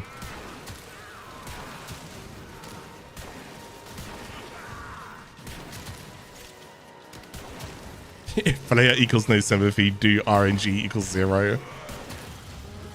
Yeah, truly. Truly.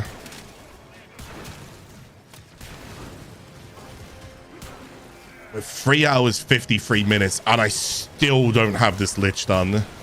So what did I say earlier? I think what did I start? It's been about an hour 40 minutes, is it? Just on the lich?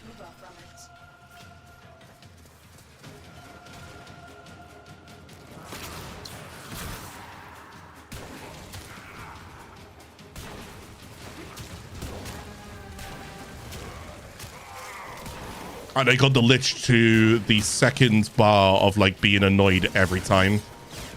That's also really just bad RNG. Like I wouldn't have minded if it wasn't for the whole Oull talk. I just don't think people really understand that the lich has just genuinely not wanted to spawn. It's had to take the seconds to anger bar each and every time to go and make him spawn, which means it's like an extra maybe 2, maybe 3 missions every single time. That's the part that's really frustrating. I don't mind the combination. The combination is the combination. But if I can get lucky and he can spawn when he's fuming, so he's like indifferent. If I can get him when he's fuming, because you can get him when they're fuming, it would have helped. The spawn rate of this lich has just been really, really bad. Normally, I wouldn't mind it. If this was just like a normal day, would be okay. But this is a new player series. I'm trying to get to the point. And this lich has gone, screw your point. This lich doesn't give a crap about my point. It's like, nope, we're going to make these guys stay here as long as possible. I think in the episode, I'm basically just going to say to people, like, I'm going to timestamp the events that everything happens on. So when we discovered the third Requiem, I'm just going to timestamp the third Requiem. Then I'm just going to tell people to skip to the end, basically. Because there's no way anyone wants to watch me just doing these missions, losing my mind. So I'll just timestamp every single thing that we did. First fight, second fight, third fight, first Requiem, second Requiem, third Requiem. all of that. I think that would just be the better way to do it, so people don't have to sit here and watch this misery. You want to watch the misery? You guys are evil, man. You guys are evil. Oh, I hate it. I really hope no new player has to have the RNG that I had right now. I really wish good RNG on you guys. I hope I've just soaked, for this series, I hope I've soaked all of the bad RNG for you guys.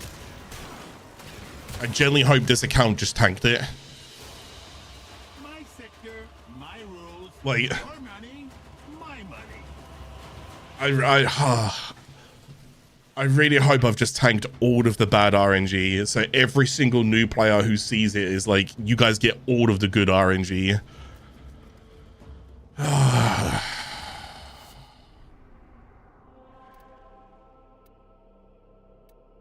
Oh, disruption? Yeah, give me something different, please.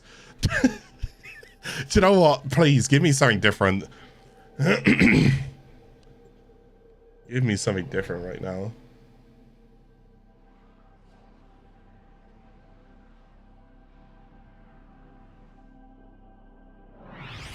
Usually ignore them until you know one of the three, and I think that's fine. There is an efficient way to do liches, and I agree with this. We spoke about this earlier, where if you want to do it that way, I agree. Go for it. Go for it. I normally see lich and I stab lich. That's just how I've done them since liches came out. But there is actually like a better kind of helpful min-maxing way to do it. The thing is, I don't mind the lich scales because it doesn't mean much to me. I can still down the lich. I'm fine. Okay, the fight might take like an extra... Okay, where's he going? The fight might take like an extra 20 seconds longer. I'm okay with that, right? The main thing is I can still take the lich on at level 5. Doesn't bother me. Also, I don't mind being on different planets because if I just sit on Earth or if I sit on like other planets over and over again, I kind of get a bit bored.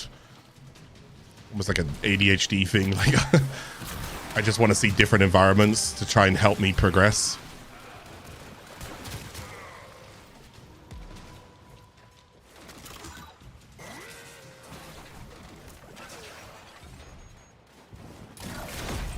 Demo unit coming in fast. That thing bows and you can kiss the conduit goodbye.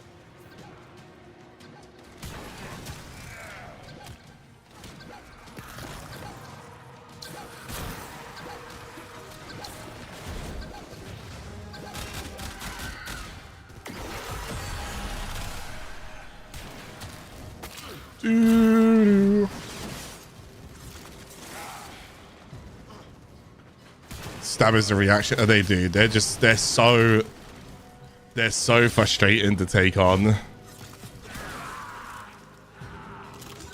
At least, and I mean this, at least this will be the only time I ever do this. Because I'm not gonna lie to you, if this is my first time doing like a full player like series from start to finish, I've now learned that if I go ahead and do the next one, so let's say that I do one for like next year, I definitely will not do liches on it. I will just happily show you guys a guide and I'll say, this is liches, go do them. Sorry, I'll do everything live. I'm not doing these liches ever again. I'm not doing them ever again. I'm not demonstrating them on purposes. I only do liches when I need to do them. Thankfully, I don't need to do them. Oh, it wasn't worth it. I don't know. Maybe do you know what? If there's anything I can salvage from this, maybe there's like one person inside the video who really appreciates the fact that I did this. And do you know what? Maybe for them, it's worth it. All right. Because that's what it's all about, right?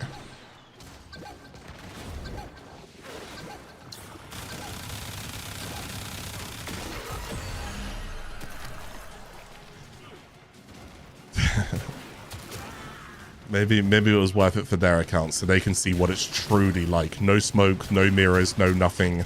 This is Warframe, this is the grind, this is what you go through. Sometimes RNG is just not in your favor, right? Or I could show a 10-minute video of everything going right? Because that's what you could go and do. Show a 10-minute video of every stab going right, every selection going right, everything going your way.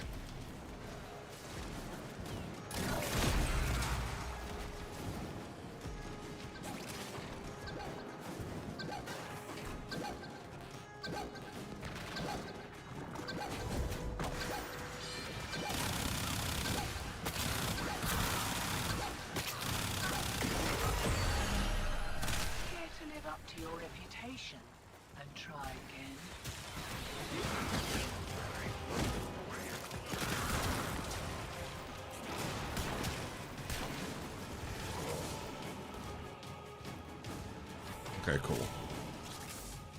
How's he looking right now?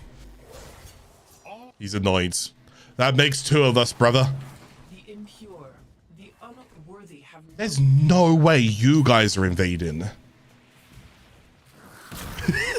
I feel like someone at D is messing with me. I managed to get a Syndicate invade before I managed to go ahead and fight this Final Lich. I'm being trolled. I swear, on my next mission, if I get Stalker spawn in, yeah, I'm going to be 1 computer screen less. If I get Stalker spawn in before this, and the Syndicate spawn in before this Lich shows up for the final time, right? 1 computer screen is going down the bin. It's gone. Yeah, that's it. It is what it is. I'll feel so relieved. Oh, my RNG has been awful. Please. I can do that again. There's a survival here, right? Oh, no, I was going to go and change, but I don't want to go and change. Fine, we'll stick on the Saren. We'll stick all the way through it. We just timestamp it, okay? We just timestamp it. We're officially 4 hours in. Which means, what time did I start Liches? I think an hour 20 in or something like that. So I think it's close to like an hour 40 minutes. So that's what I mean by if you get unlucky, you get unlucky. Then steal their Kuva catalysts. There's a chance that he may not spawn for like the next 20 minutes. Shut down the environmental systems. Sending Let's hope that's not the case. use these to sustain your environment or attach Kuva. And keep in mind, I'd use a Requiem to speed this up, by the way. So if I didn't have that Requiem... Yes, I've done it multiple times where I've forgotten to change my Requiem mods. You actually made me go double check. I've done it quite a few times where I forgot to change mods. And then I had to go ahead and farm him for like an extra hour. Yeah, I've done that. Oh my goodness. Oh my goodness. Oh my goodness. Why did it have to be during the survival though? Now I'm going to complain because, like, why during the survival? What am I?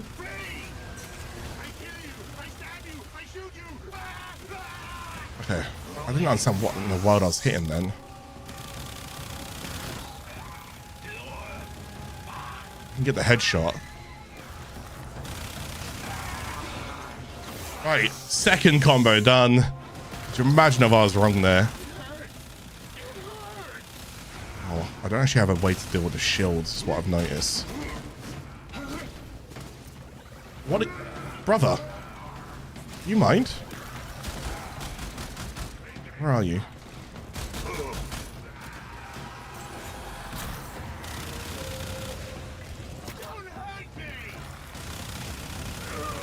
Right, he's officially down. Oh my goodness, oh my goodness, oh my goodness.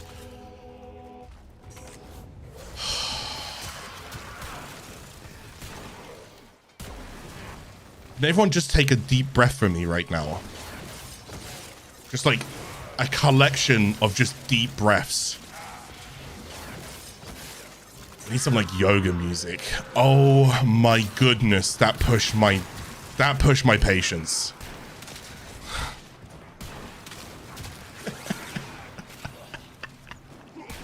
I could cry. And it would be tears of happiness. I could actually cry.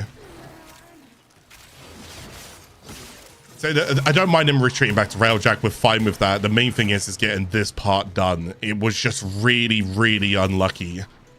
Really unlucky. I'll go ahead and double check that whole like math thing about with Oull and see if there was something that I could have done to have made that better.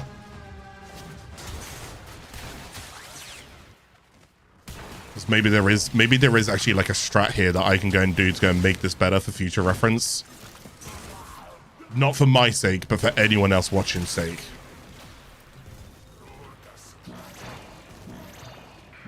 Deep breaths, so thank you. I need those deep breaths right now. That was, again, may RNG never treat you guys the same way they treated me there. I really hope this was like one of the worst examples I could have got. So first of all, I'm glad that I didn't hide behind smoke and mirrors. Second of all, I really hope you guys don't get the same RNG. Okay? I hope it works out a little bit nicer for you guys. That was not nice.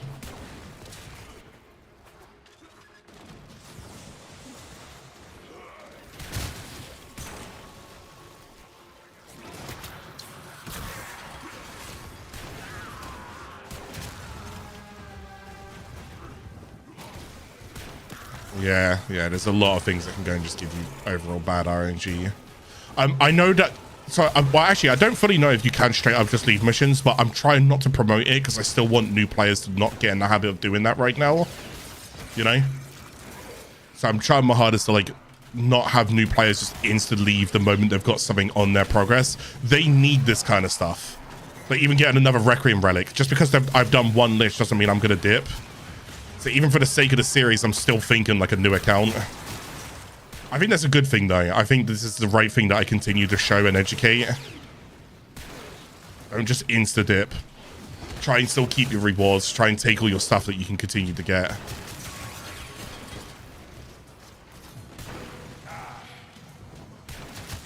I've only got 20 seconds left anyways, and then I'm out.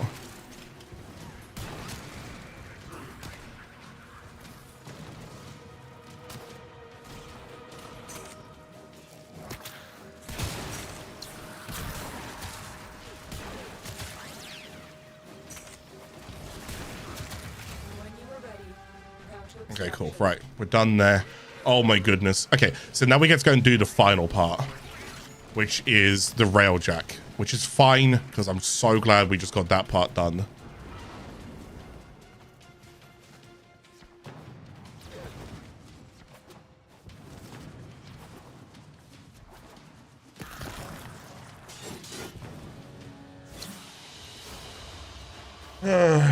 Same time next week.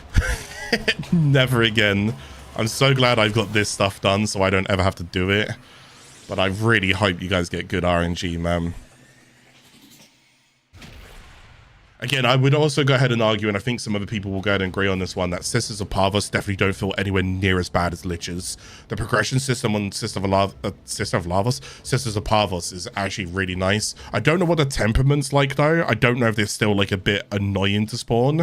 I have no idea, but that's not the point. Anyways, right. So I showed you all of the stages of the Lich there, okay? You saw all of the planets. From here, because I'll make sure I timestamp this part as well, is you now want to go ahead and get towards the Railjack part, okay? So what's now going to happen is now that you've beat the Lich and you've figured out the combination for him, all of this is now glowing correct, yeah? Is now what you want to go and do is chase him back to his Proxima. So it's going to be Saturn here, and it's going to be Kuva Lich Confrontation, okay? Sure, someone else can join. That's actually, no, I don't want someone else joining. I'll do that solo, it's fine.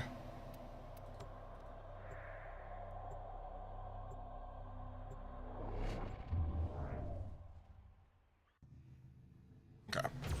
So we're going to do some Railjack right now.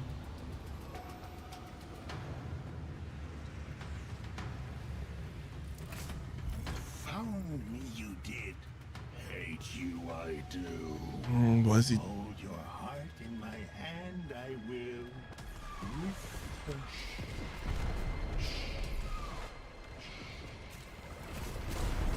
Primary target. Warrior Galleon with support. Get on. All right. Locate the one calling the shots. Kill them. Multiple bogeys. Man the guns. Enemy squadrons halved. Maintain pressure. Fighters neutralized. Right, cruise ship over here. Still wish I could go and activate this big forward artillery from the front.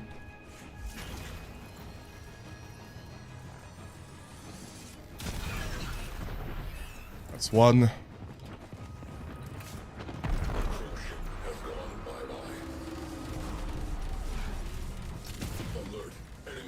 Right, EMP cruise ships is what I go ahead and do. So you guys can at least see what that looks like as well. As is a turret position, I don't think that changes the fact that I would still like to access it from the front. I'm pretty certain if you did a poll right now, and you asked most people, would it be nice, especially if you're doing solo, would it be nice if you could go and access the forward artillery from the Railjack piloting ship?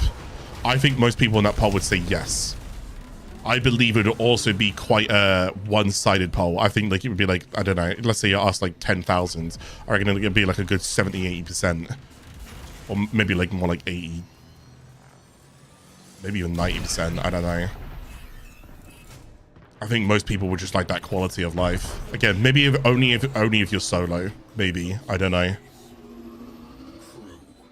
You'd say no, would you? That's fine. You could say no. Like, I'm not trying to force you to say yes.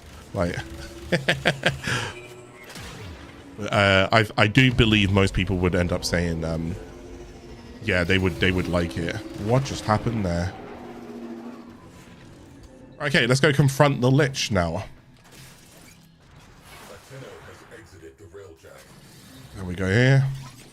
Right, I've got Archimedes going to do after this, so my goodness. Tenno, here, protect me. You and you and you and you, all of you, protect your Lich. I need to think. Go. Nature, green things. We don't like green things. Crawly things, slippery. I might have got one of the most annoying Liches I think I could have possibly gotten. Nature bad. Tenno comes to kill me. Kill me. Will not. Tiptoe comes the Tenno. Right, so now what happens is when you get him down,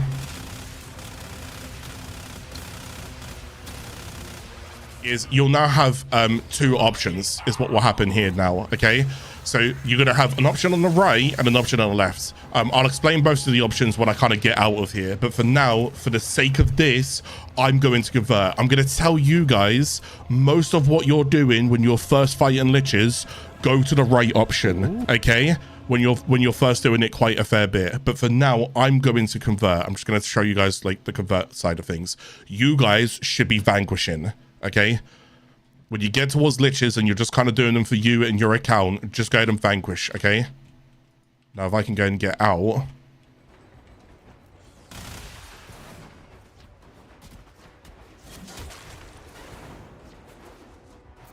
Yeah, and then I can take an Omni. Okay, there we go. So that's now done. We're now done with the Lich. We're now done with all of this. Let's get that all back to dry dock. Got it. Right. So let me explain the two options that you had there. The option on the left and the option on the right. So what happens is whenever you go and fight a Lich, there's two things that could potentially happen. Number one is the Lich weapon. The other thing is whether or not the Lich has something called an Ephemera. Okay? Lich Ephemera. Now, for what it's worth, the way that this now works is, okay, you got two options. You got the option on the left, which is Convert Lich, and you got the option on the right, which is Vanquish Lich. Yeah? So what happens with these two options? So if you convert the Lich, actually, let's start with Vanquish, because that's what I told you guys could do. If you vanquish the Lich, you get its weapon, okay? You will also go ahead and get its Ephemera, if it has an Ephemera. On the convert option, you will not get its weapon, but you will go ahead and be able to trade the Lich, but you can also go ahead and get its Ephemera. So basically, no matter what option you take, you will get its Ephemera, but you can also trade its Ephemera as well, because it's also bound to the Lich, but you will also get it. So basically, you get it and you can trade it. Now, Ephemeras are generally worth quite a fair bit of money. So if you do get a Lich with an Ephemera, it's not a bad idea to go ahead and trade it, because you can go and make some money if you are after some money. But for the most part, if you are after its weapon, you vanquish it, which is why I'm telling you guys, rule of thumb when you beat a Lich is just to go and vanquish it, okay? Just kill it. Get rid of it.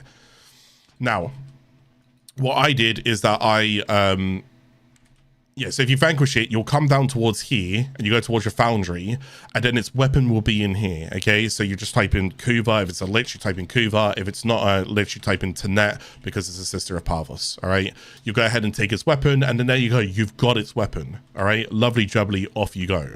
What you can go ahead and do is, if you have multiple kind of Kuva weapons, is I'll try and show you a little bit here. So let's say I've got Kuva Zar, right? And then if you click on it, you can go and see like what their percentages are and so forth. So let's say you got like Kuva Zar. If you have two Kuva weapons, like two Kuva Zar weapons, you can go towards the actions down here, and you can go towards this thing here called Phalanx Fusion. The idea is that you need two of the same weapon. And again, a friendly reminder how this works is you are looking for a particular percentage. Any weapon that you get can roll anywhere between these percentages, 26 and 25 and 60. Again, a rule of thumb, all you need to go ahead and remember is 53%. Anything higher than 53% has solidified you a god roll. And let me explain why.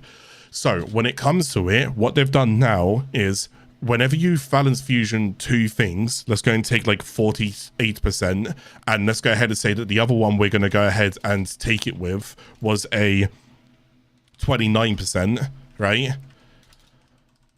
So ignore the plus, but like, let's say that these are the two that I had there. It's a 48 and a 29. It takes the highest number. So in this case, it's going to be 48%. It then multiplies the 48 by 1.1 to give you a new value. Okay, that's just how it works. Don't ask me why, that's just why, right? So in this case, the new number that you would now go and get is a 52.8. Sometimes I believe they round, sometimes they don't. I don't actually know the whole rounding thing, so I'm not going to get into it. But anyways, so this is going to take you a 52.8 and whatnot. There might be a chance that they'll go and round to 53, which would actually work out really nice. If it doesn't, sometimes it doesn't. I don't know. Anyways, my point is, so you now got a 52, right? Which is kind of one off on the 53, which is a little bit sucky. So that 48 is going to be kind of painful, again, unless it does rounds. So what then happens is, if you take a 53 and you multiply it by 1.1, you then get a new value of 58, right? So even if it did round down or anything else here, it doesn't matter. It gives you 58. Well, Digital Extremes have introduced a new thing here, which basically now allows you to, if you have anything that's 58% and higher, so anything between 58 to 59.9, it will automatically round it up to 60%. Does that make sense? So basically, the only number I'm asking you guys to remember is 53. That is it.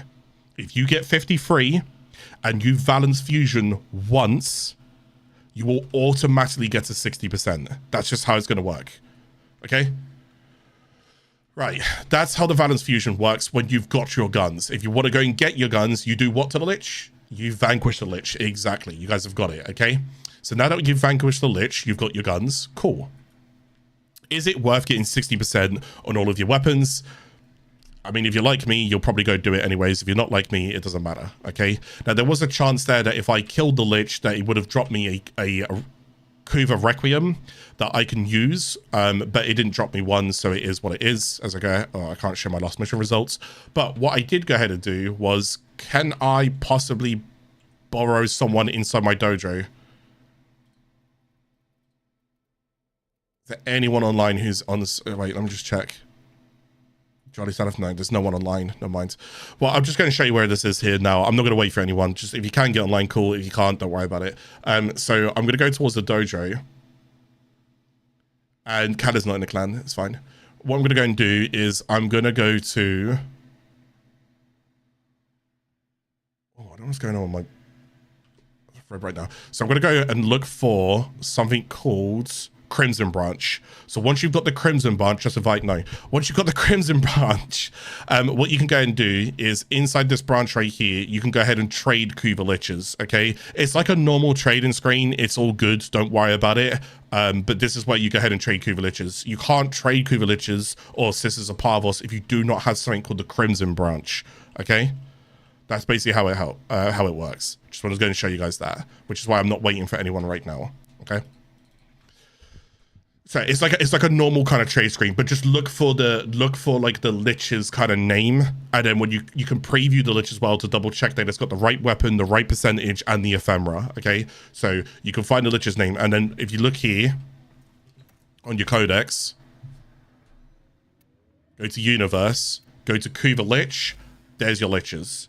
These are the ones. So you either vanquished them or you converted them. So I can click on it. There you go. Okay, and then that's how the Liches work. I will also go and tell you, if you convert a Lich, there is also a chance for the Lich. I think the chance is actually guaranteed now, but I don't know what's going on. But basically, there's a chance that the Lich will come defend you when you die. So if you die in a mission and you're struggling, the Lich will now jump in and defend you for a little bit. It's like 2-3 minutes or something like that. There's like 180 seconds, and the Lich will go ahead and turn up and fight for you. Okay, so you can go ahead and do that. Okay. Right, I think I'm done with Liches now. My goodness, I'm so sorry that was a very painful experience. At least for me, that was awful. I'm sure you guys had fun. I did not. I got the very back end of the stick there. Now, I want to try and go and keep this flowing as much as I can. And I also wanted to show you guys so much, but this is so much time out of the episode. I'm actually a little bit annoyed. So I'm going to go and show you guys elite. No, I'm going to go and show you guys deep dives, but I'm actually not going to be doing it. Because you can thank the Lich. Thank the Lich. I'm sorry. I'm going to show you what it's about, though, and I'm going to let you guys explore and do it yourselves, okay? Thank the Lich. Honestly, I'm so annoyed how long that Lich took. It took over 2 hours. So I got so unlucky. Also, every time you go ahead and click on the Sanctum and it puts you in Necrolist, is really frustrating. It's like, bro, please put me in a Sanctum. Okay, so we're inside a Sanctum. Now, if you guys remember in one of the previous episodes, which was Whispers in the Wall, I was talking about how there's an extra trader here, right? And as we can see now, here is the extra trader. Now, you will not be able to go and see this trader unless apparently you're rank 5 with the caviar. So keep ranking up your caviar as well, right? So if I go over towards here, yeah, I can go and click on this. So I'm going to turn this down. This here, let me go move my camera on the right-hand side real quick. Let's go and talk about this real quick and explain what's going on. This will ask you to play one of 3 Warframes. It will ask you to take one of 3 primaries, one of 3 secondaries, one of 3 melees. It will then ask you if you want to go and take these well. Now, keep in mind, you don't have to take these, but then you're gonna stop at which reward you end up getting, okay? So like this phosphor one here, don't really care about that. So long as I can do these other ones. So like if I tick those, I'm kind of close. Now, ideally, what I do want to go ahead and get is get this. I want to go and get this reward pool. So as long as I can get that reward pool, I'm fine. But I need to find out what is the one that gets me to that reward pool. Because in here, if you look there, melee arcane adapter, Talforge, Archon shards, Archon shards, Archon shards, Archon shards, Archon shards, Archon shards. Archon shards, Archon shards, Archon shards. You get the idea? There's Archon shards. We want those Archon shards is what we're after, okay? So we really want to get there. Now, Elite Archmedia is also something else. I guess I should go and introduce. This is Archmedia. So there's these ones here. But if you tick Elite Archmedia, you automatically will end up getting those 10. So you start moving towards 20 automatically, okay? So this is a much higher thing, right? Now, if I show you here, if I tick that, enemy level 250 to 275. If I tick this, 375 to 400. When I tell you this is endgame, this is endgame. Do you get all of the rewards or you just get the highest one? You get all of the rewards. Okay, you will get all of them.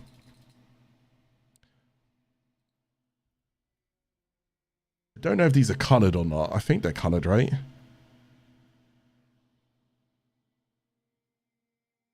Yeah.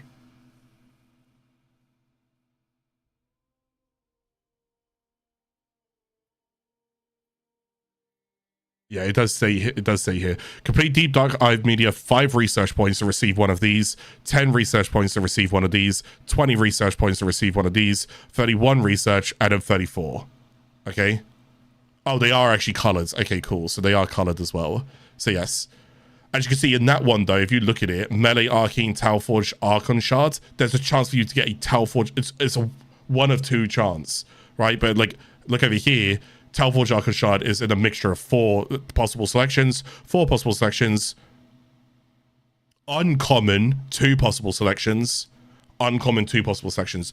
This is a common, so a much, much rarer chance of getting a Talforge. So obviously we want that one. But in order to go and get that one, we need to go ahead and keep ticking this as high as we can. So if you want the maximum return, you tick this, you tick all of these, and you're going to need to go and set up like this. So I'm going to need a good Frost build, which is fine because I've got a good Frost build. I'm going to need a good Zar, so I can go ahead and run Kuva Zar. Okay, that's fine. I've got that. I need to go ahead and run a Comac, maybe, I don't know, and I'll go and run Stropfar. That's also pretty good.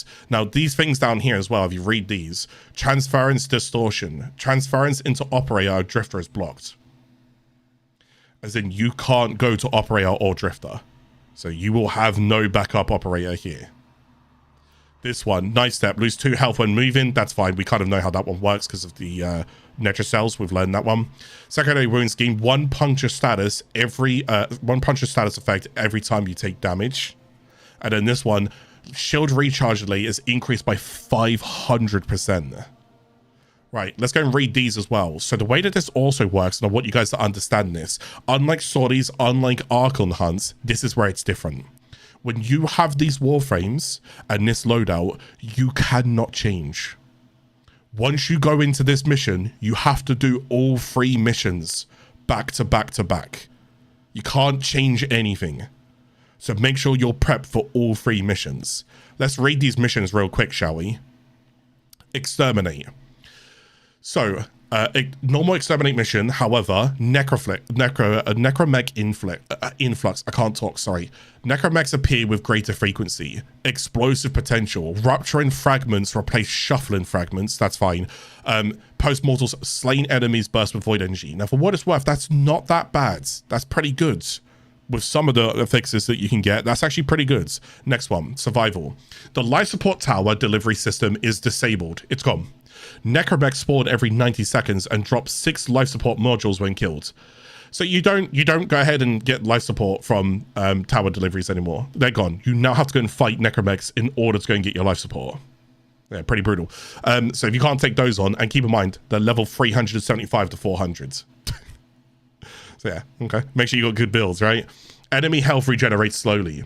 Allies within 4 meters of slain enemy induce reduced movement speed and parkour velocity. So enemy health also slowly regenerates, and I need to go and fight Necromechs that are level 375 to 400. Pretty brutal. Let's go and read this one. This is Assassination. Oh my god. The Relentless Tide. The Fragmented Tide will never stop attacking. So it will always do different attacks after each other, just continuously. Bold Venture. Enemies deal minus 50% damage and take 50% damage, but also gain 50% movement speed, attack speed, and fire rate. Myopic Munitions. Enemies will only take damage if a player is within 15 meters of them. That's the Assassination. Do you see what I mean? These things are brutal. Not only is it telling you that you need to go and run certain loadouts, it's also then hitting you with certain affixes. I can't use my Operator at all. And then I've also got 3 affixes per one here. I have to do all 3 of those missions in a row in order to go and get all of the rewards. This will now cost you 2 keys. 2 keys. Now the thing is, I was happy to go ahead and give this one a shot. I'm running overtime significantly, so maybe it saved me a little bit because that one sounds kind of painful, but for the most part, unfortunately, I will be leaving you guys go and do this. Okay, search pulses 5 out of 5. If I go and click unlock, I have to use 2 search pulses. Now here's the thing, and I want you guys to understand this. When I click yes, I've dedicated 2 search pulses, 2 keys to this. I never have to spend any more keys. I've permanently unlocked it, okay? That's just how it goes, all right? It's just how it goes. You do 2 keys and you're done. Which means the last 3 keys I will go ahead and do with Netra cells. Okay, so if I go over here, and I go towards Netra cells, 5 out of 5, okay? It's permanently for this week. Okay, so you dedicate 2 keys, you're permanent. So if you can't do it right now, but there's other players that you can go and join later in the week, you're fine. You don't need to keep spending keys. Netra cells is spent there and then on the go, if that makes sense. If you fail Netra cells, you don't lose the key though. You just go in and respend the same key. Okay? If you fail, you do not have to spend more keys. But I cannot stress enough to you guys, this is like the most end game thing that we've got right now. Okay? So that's that. Okay, because this episode is running overtime significantly, I'm just gonna go and get to the point with some other stuff. I showed Eidolons, I showed Orb Mothers, I showed Kuva Lich, and it took 2 hours, and I'm fuming that it did, so forgive me. I'm so sorry that we went overtime, but at least I showed you the very worst version of the Kuva Lich. So I guess that's good. I wanted to go show you guys way more things this episode, but I'm kind of limited. So, right, let's go ahead and show a very quick Steel Path mission, because we never showed Steel Path missions. I'm just going to show you something. Let's do a build. What build do we want to do? Let's do...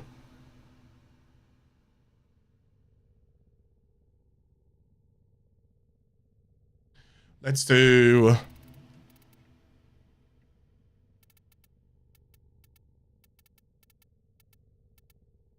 I guess I could show this as well, because you guys haven't seen it yet on this account, this series. There you go.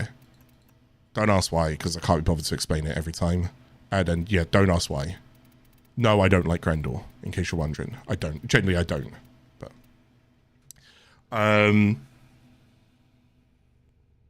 actually, I guess Grendel's not that bad, but yeah. Let's do, spit it out, Clarke. Who do you want to play? Let's do Clovo. And I can show you primers as well and scaling damage and whatnot. I might as well just go and do this real quick.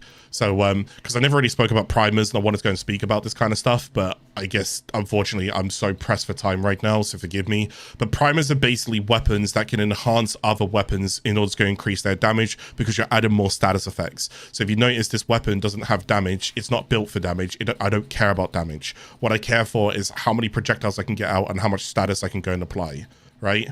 So it goes with this. Because then this mod scales off of it, okay? So that's what I'm going to be doing. So I'm going to be running this just real quick, and I'm going to go and show you a setup that I like to go ahead and use just over here. No, I can't show other things. I'm sorry. I'm pressed for time right now. I'm so pressed for time. It's insane how much Lich just ate all my time. So I'm going to go ahead and go to like one of the harder things here. So this is Conjunction Survival. As of right now, it's one of the higher things I can go to. So I'm just going to show you like Steel Path right now. And you'll see it's just kind of the same as like what I'm doing normal path, but I'll go and show you some other things as well real quick. So you will get visited.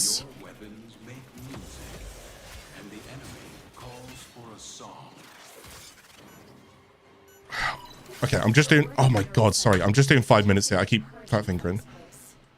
Yeah, sorry. I'm so sorry, guys. I'd love to go and show more right now. I'm so pressed for time. It's actually insane.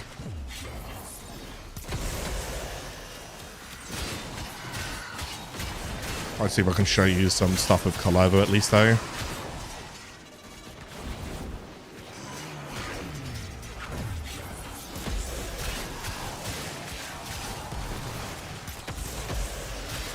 Just trying to show you like your builds will get stronger and you can start getting stronger, and I just want to kind of show you what that looks like. So like right here, 420 million damage, just like that. Just like as an example to show you guys that you can get stronger in the game. You want to go ahead and start modding correctly. Let's go and show you here. Okay, he died. Never mind. We just got debated.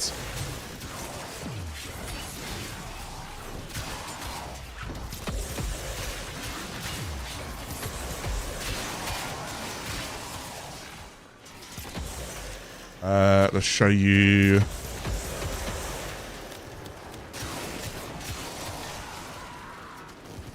Show you here. Oh, 402 mil, never mind. Yeah, it's a very strong build, but I just want to show you guys what you can be getting into when you get into Warframe, and I wanted to go and show like something like this off just real quick, because you guys got a lot to go and work on and builds and all of that. I've got a video on this, so you don't need me to go and show you the builds. You can go watch the video where I explain every single thing that makes this build come together. As in, like, I don't miss a single thing. I'll explain it all for you, okay? 2 billion damage. Did you see that? 2 billion damage. 250 million damage, but there you go. Just want to go and show you, like, there are things that you can go and do. The damage cap in Warframe is 2.1 billion. Okay? There's multiple different things that can go ahead and hit it. You just have to learn how to go and get there and what brings it together. So here's a guy here. Never mind. I got follow free damage, which didn't help. There you go. I can show you 2 million, and we're just on the new player series right now, but I just want to show you guys again what you can go ahead and get to. So if people go and say it's a week or whatever, then 358 million.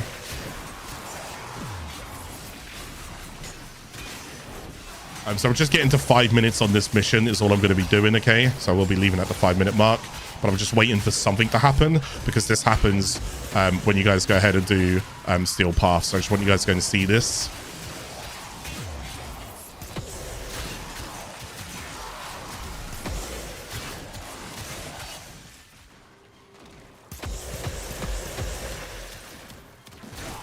$402 million.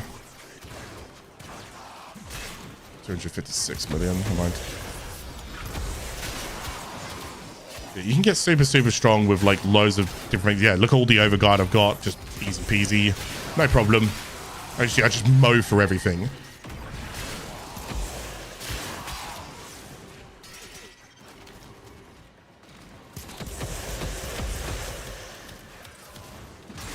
$402 mil.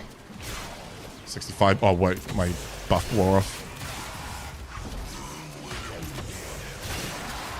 I also have a Harmony video where I show you guys that you don't even need Warframes to hit 2.1 bill, where I walk you guys through Harmony and like how Harmony works. Okay, so you see the flickering on the screen right now. This is something that you guys don't know of. So we're visited by Stalker?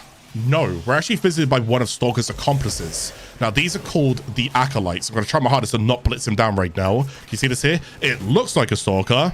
It sounds like a Stalker. It even smells like a Stalker. It is not a Stalker. These are actually the Acolytes of Stalker, and there's quite a few of them. Now, they all do different things. The ones that you don't want is things like violence. So there's Mania. I'm just going to one-shot him because I'm strong enough to go and do so. But there are different ones. There's violence, there's Mania, there's Angst, there's Torment.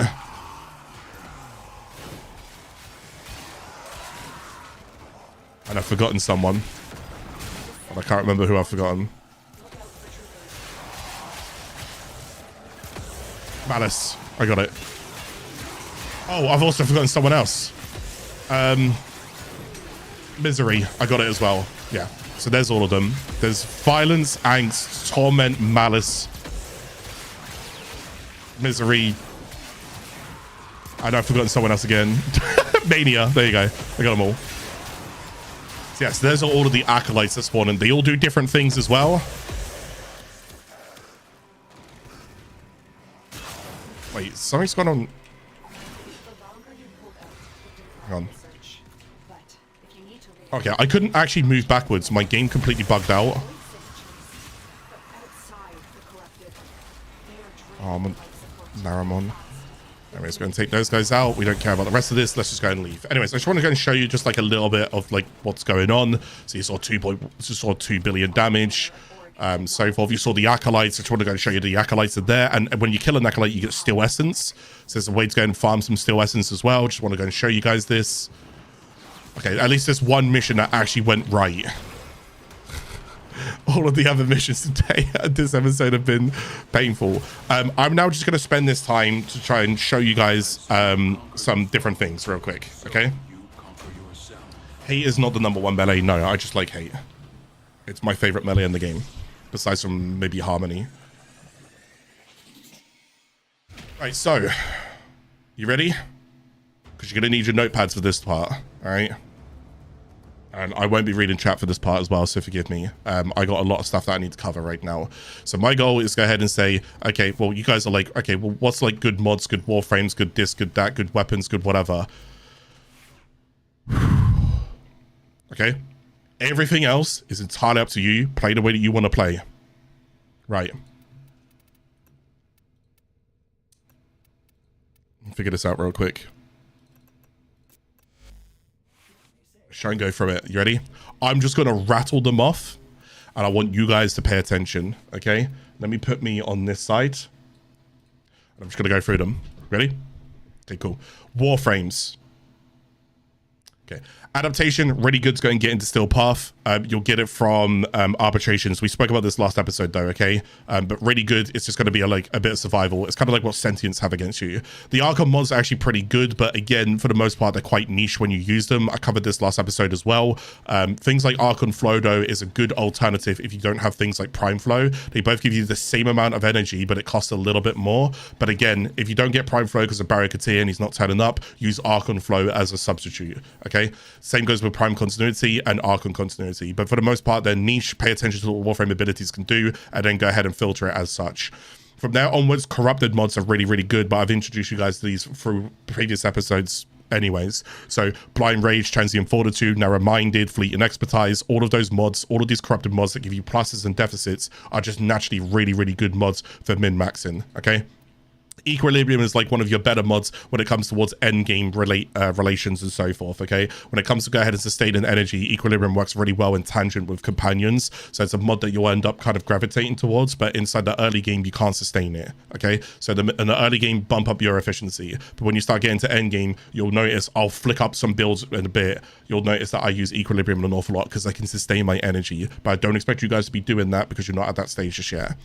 Exilus mods like this is good to go and get around. It's just parkour. There's nothing wrong with it, but it's niche when you go and do it. Narrow-Minded is good. Preparation I spoke about before as well. Really good mods, going to give you maximum energy on spawn. There's nothing wrong with that. Prime mods, all of those are just going to be fine. More so, you tend to go and use these for survivability. You don't use this as much, but there's no harm in using it. If you need to go and get more survival, take it. Prime redirection is going to help your overall shield gating because it's going to go ahead and see shields of the day of 1 second. Oh no, it's not that. Oh, on shield break, becoming vulnerable for 2.5 seconds. If I take that off, on shield break, becoming vulnerable for 1.5 seconds. So that's going to give me the maximum return of 1,250 shields, which actually gives me the maximum return, at least here on Ash, for the full shield break, okay? For 2.5 seconds of vulnerability. And you compare that 2.5 seconds of vulnerability with rolling guards. You get the idea? And you can go be even more vulnerable. Prime Sure-Footed is a login mod. This might be subject to change. This will be in a lot of builds. It has a 100% chance to resist knockdowns. It is so unbelievably useful. The only time that you're not really using it is when Warframes either have passives that stop you from being knocked down anyways, or when you're running like overguards. Besides from that, you basically run it on like nearly everything because it's just so useful. No one likes being knocked down. It sucks, especially when you're being knocked down because you're susceptible to taking damage and there's nothing you can do about it. So really good mod, but I think it requires 400 login days and it shouldn't require that, and it might get nerfed, so I don't know what's going on. So we'll see what happens. It might not get nerfed, I don't know. All right, subject to change potentially. Rolling guard, we spoke about this in arbitrations. Go get it. It's really good for gating, and it's really good for removing statuses off of you. The Umbra mods, you guys already got those inside Sacrifice. Again, you know how they work and how they scale, so they're also just good, but they're quite niche when you use them. But again, you don't really use them an awful lot, I won't lie to you. Plus, they also require Umbra Formers. If you go towards actions over here, it also requires an Umbra Former in order to go ahead and get so much out of it. And it's like, bro, that's so much to invest. So, you know, Vigor Swap is good because it goes and gives you damage on swap for your weapons. You can see that these are like Blind Rage and Chance. You see how these like down ranked? Because again, you're going to need these at different intervals. Aerodynamic is good, but mostly on things that are like always airborne, so things like things like Titania. Same goes with Agility Drift as well. You can put those in tangent with each other and take reduced airborne damage. These mods are fine. We kind of covered them in previous episodes as well. There's nothing wrong with them. The Augur mods are actually really, really good. You get those from Planes of Eidolon. These will also go and give 40 energy spend on abilities as converted to shields. This actually works really, really better if you lower your efficiency with something like Blind Rage, where you have lower efficiency here, because 40% of abilities spend. So energy spent on abilities, but I will spend more. So this ability now cost me 54, which means this would actually go and give me more because it's 40% of 54. But if I take that off, it's 40% of 35. You see what I mean? So it actually works really well in tangent with this. So, but those are Augur mods. You get them from Planes of Eidolon, the bounties and so forth, like Augur Secrets as well. Also just really nice extra ability duration, extra strength, lovely jubbly. Brief Respite is also really good. It's like an Augur mod, but way better. It's 150% rather than 40%. Combat Discipline has got a very unique thing where you can go ahead and lose health whenever you kill an enemy, but if you go and run an arcane called Arcane Avenger, whenever you take damage, you also get 21% chance to increase your critical chance by 45%, and it's additive towards it. So if you have 5% critical chance, you can add 45% to that 5% to give you 50%, if that makes sense. So it's not multiplicative. It's not 45% on top of 5%, which is not much, right? So it's actually a good way to go and boost weapons that don't normally crit to crit, or boost weapons that are critting anyways, go up a tier. So you can kind of run those in combination, but make sure you can sustain yourself, because as you kill enemies, you're killing yourself. So just keep that in mind. So you need sustainability. Kind of drift is good. All of the drift mods are just gonna be fine. Corrosive projection's fine. Enemy radar's good, enemy sensor's all right. Energy nexus is also really good as well. As you can see here, it's a good amount. Like energy siphon gives you 0.6 energy per second. This gives you 3 energy per second. So energy nexus is really good. You get that in Whispers of Wall kind of update. Farm for it around there. Gladiator mods are okay. There's nothing really wrong with them. They work out a little bit better if you're running melee builds. You can also go and get more melee critical chance, but it's kind of rare. Growing power, this was the apothix that I was talking about with Silver Grove quests. So when you start scanning plants, you go and get apothix, and you start using apothix on the Silver Grove, and then you start getting particular mods. Growing power is one of them. Hydralyst Adrenaline can be interesting at certain times. The idea is whenever you take damage to...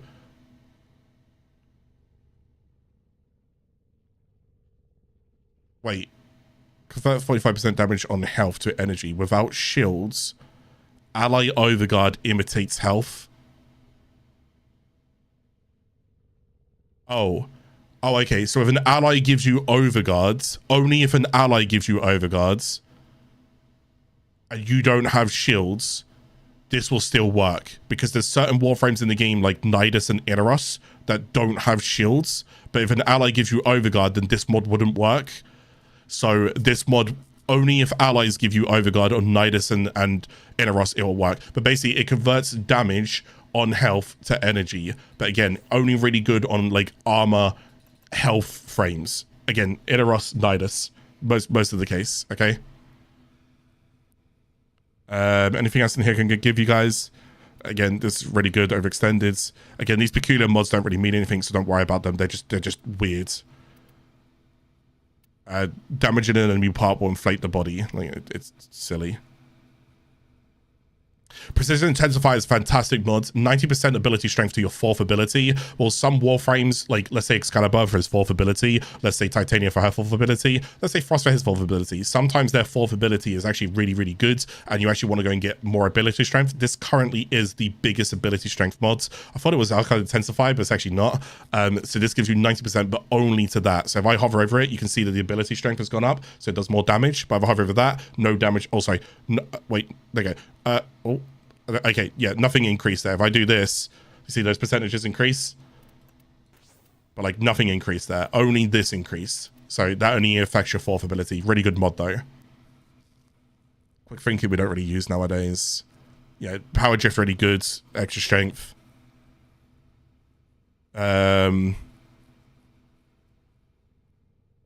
Speed drift also really nice. Sprint boost really nice. Just sprint speeds. This also gives you a bit of casting speed as well, which is kind of nice.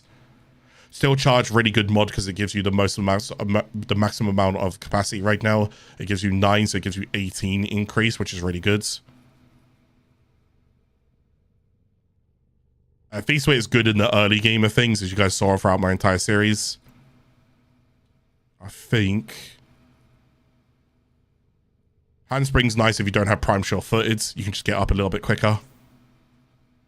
Natural Talent is good for casting speeds, but again, you can also go and get that with Amber Shards from Archon Shards. Rage is like another version of Hydralyst Adrenaline. It's 40% instead of 45%.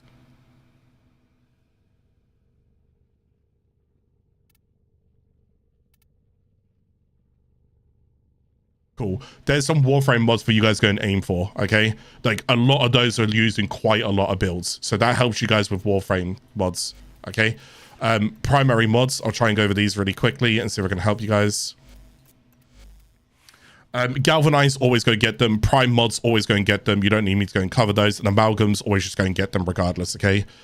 From there onwards, any elemental mods, so electric, heat, Toxin, Cold, any of them that give 90% or any of them that give 60-60 are also good. We'll get to 60-60s in a moment. Critical Deceleration is also good. It gives you 200% critical chance, so that's going to be nice as well. Bane mods are also good because they're just going to help you if you're looking to scale. Fire Momentum's okay. It just gives you a little bit more fire rate, but you can stack it with the other fire rate mod, which is Barrage, and you get even more fire rate, but you lose 15% damage, which isn't the end of the world. Hell's Chamber, any multi-shot is good. Any multi-shot. Hardened Munitions. Let's talk about this real quick. This mod on melees, on primaries. This mod is absolutely disgusting. It'll allow you to scale a lot more. It does a 30% chance to apply a slash on critical hit. If you are struggling with certain enemies and you're looking to scale certain missions in Steel Path, consider running this mod. You will start to notice it and you'll see what I mean. Critical chance, critical damage, hardened munitions with damage. Damage, multi-shot, critical chance, critical damage, hardened munitions. It does so well, and it will scale for you. Don't have to use it all of the time, and in normal star chart, you don't ever have to use this because enemies aren't tanky enough to benefit from it. But Steel Path, this will definitely help you, okay? Really good mod to go and get.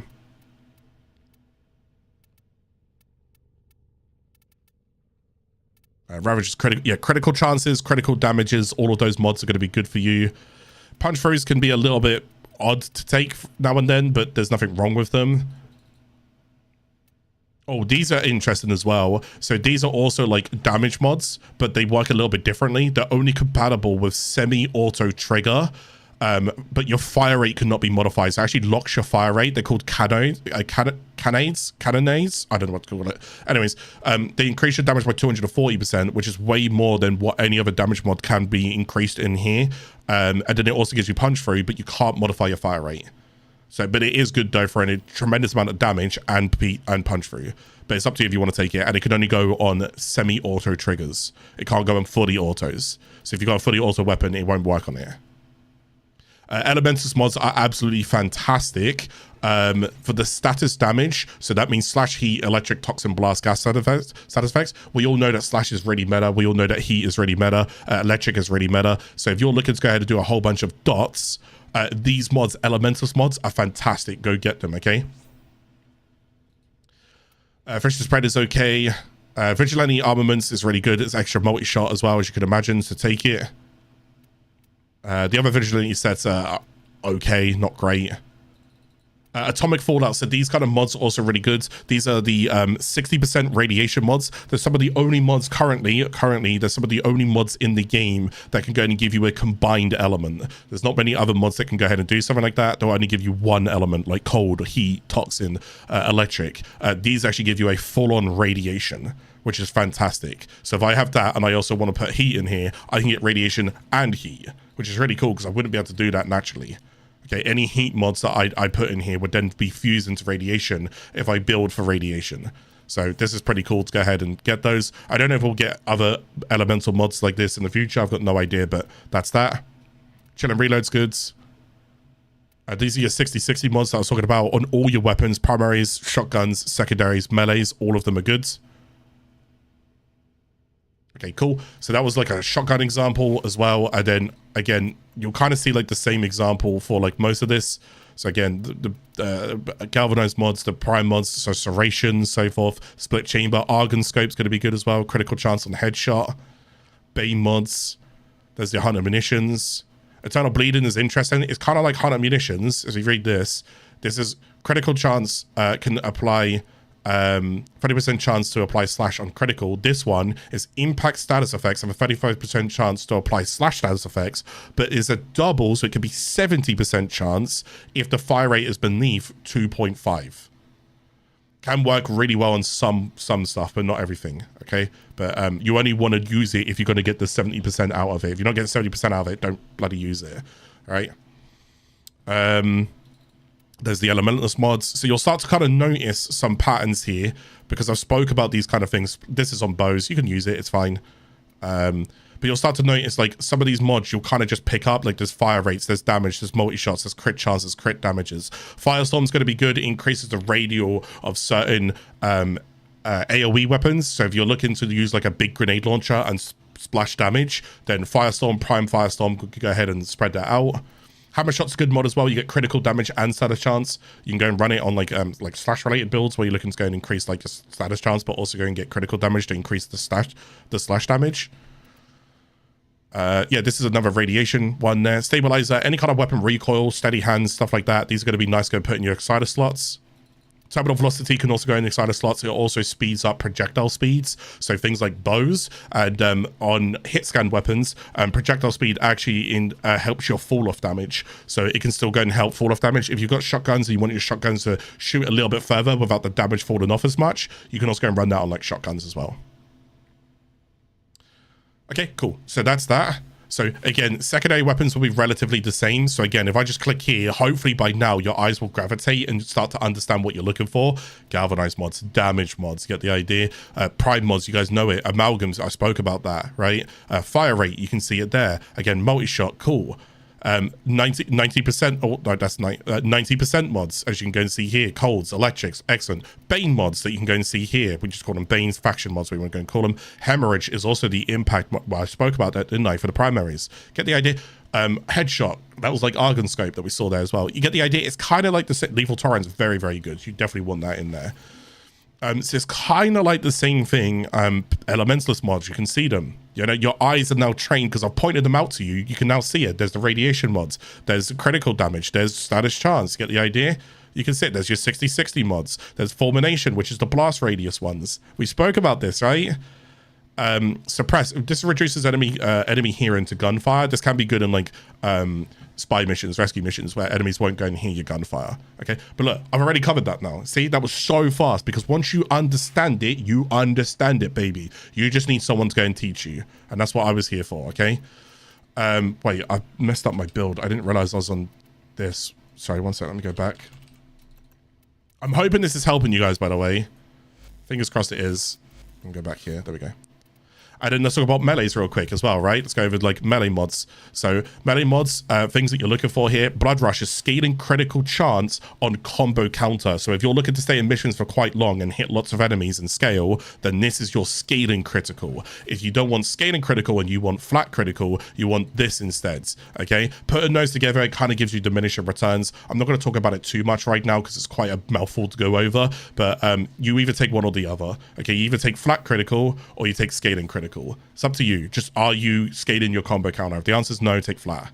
If the answer is yes, take Blood Rush. Okay.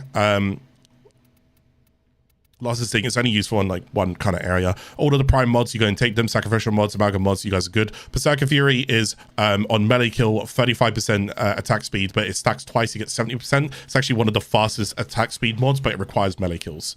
Okay. Wow, pardon me. Whereas things like Prime Fury is 55% attack speeds, but as you can see, at least it's flat. You don't have to kill an enemy to go and get scaling. Body count's good for combo duration, nothing wrong with that. Good on slash builds, kind of spannable. So if you're looking to go and increase your slash more often, because we spoke about status and how status works and how it's divided between all of them. So increasing slash here gives me more of a higher chance of proccing slash over the other elements. So me bumping that up actually only but helps my chance of getting slash more often than these two. Okay, because now it's probability. So as you can see, they're 28.3, 1.9. If I go and take that off and we go and hover over it, it's 2%. So now impact and puncture actually have a better chance of being procced more, and slash has a 16% chance. So you can lower the others by basically bumping one other one up. Okay, so it goes with like buzzkill here. So I'll do that, and we can go see here 18, 1 and 1. Cool. Condition overloads, absolutely must have mods. Do go and get it for your melees. It will help you inside scaling. Again, keep in mind that works with your galvanized mods as well for like primaries and secondaries. Smash overdose, not too bad. Quality of life, movement speed on heavy attack.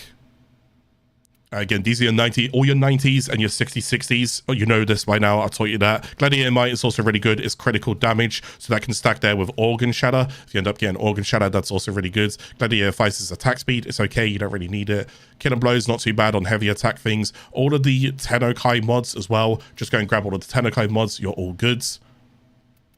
Status Chance Melee Elementalist, like I've spoken about before. You saw those. So like Organ Shatter. Critical damage, you see that, and I've got 5 times in there, whereas I would only have 3.8 if I just had that, so it's not too bad. Shatter and Impact is unique on quite a few different weapons, but for the most part, it just reduces enemies' armor. I think nowadays you don't really need it as much because armor's kind of like not as scary to us, But yeah, it's still not too bad, I guess, having. Same goes for spring-loaded blades. On status effects, you get an extra +1 range for 24 seconds, but it also stacks 2 times. It's not too bad if you just clear out general tile sets. You know, so if you just want to go and if you got like a good status weapon, you can get extra range. You can get 2 extra range, which is actually pretty good when we consider things like reach and prime reach. This is 1.5 range. This is 3 range. That can give you an extra 5.5 range there. So it'll go to 7.5 meters. And the more range you have on melees, basically the better that it is, right? Because you can hit enemies from further. So that's actually not too bad, right? So that was spring loaded blades. Weeping Wounds is the same as like Blood Rush, but for status. So if you have Blood Rush and you're scaling, Weeping Wounds is status and scaling, okay? Crap Charge is really good for initial combos. There's certain areas that you'll use that in, maybe particular stat sticks or particular conversions, or you might go and use it on heavy attacks and heavy attack builds. Objective Contact's not too bad. It gives you combo duration and also status chance, so it's not too bad. But if you're running the Focus School Naramon, you don't need this. Focus Energy gives you heavy attack efficiency, whilst also giving you electric that can go and help fuse into like corrosive, which is fine. But heavy attack efficiency is not too bad if you're looking to go ahead and sustain your combo counter, because remember, every time that you go in heavy attack and it's not Tennokai, you're consuming all your combo counter. Well, heavy attack efficiency doesn't consume all your combo counter, it will save 40% of it. There's your radiation mods. Don't really need Life Strike nowadays. Quickening I really like. It actually gives you an extra combo chance as well. So if you're building up things like Blood Rush and Weeping Wounds, this works really well in Tangent. This also goes pretty well in like Slash builds, where you can also go and increase your combo counter as well, but you don't need it that often. Spoil Strike is quite niche when you go ahead and use it, because nobody wants to minus attack speed for only 100 damage, but it's not horrendous. These are your 60/60 mods right here. And there you go. So there's all your like melees as well. So I've just blitzed through all of those. Is it helping? I hope it's helping. I'm probably not going to go through all of these as much, because I'm kind of like pushing time an awful lot right now. Is there anything else that I can show you guys really quickly? My advice to you guys is my advice at the end of last episode as well. So I can kind of just talk about this real quick. Go do arbitrations, go get into the Still Path. Well, oh, I can talk about this. Okay, this is cool. So one thing that I want you guys to go and work towards, which is going to take you a long time to go ahead and farm for it, is actually Deviri Paradox. And it's the circuits, but it's the Still Path circuits. When you go towards the Still Path circuits, you can now actually go ahead and get some of these, right? These are called, ignore those, because but these are called Incarnate Genesis weapons, and I didn't really get that much of a chance to talk about Incarnate weapons, so let me go and just ramp it up for you real quick right now. So these work, these rotate every week, and you can only get 2 of them per week. This is one way of getting there, okay? Now, Incarnate weapons I introduced to you in Angels of Saruman, like Latum, Praedos, stuff like that. I'm going to go and show you that in a moment, but try to, once you get into Still Path, try to start making this part of your weekly things to go ahead and do. It will take you 5.5 months. You don't have to do it every single day. So I don't know how many hours it'll take you per day. Let's say it takes you like 4 hours per week. That's like an extreme case. It'll take you 5.5 months to get all of the Incarnate Genesis. These basically make weapons in the game better. So, you know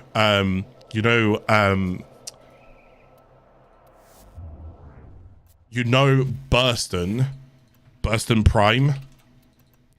Well, you can get an Incarnate Genesis and make Burston Prime better, and then this is what Incarnate weapons look like. Okay, so Incarnate Genesis or Incarnate weapons basically allow you to change certain things on the fly. First of all, if you read up there, headshots charge Incarnates, alt fire transmute, and so forth. But basically, I gain auto fire and I deal radial heat damage. So it actually so when I evolve this weapon, it changes how the weapon works.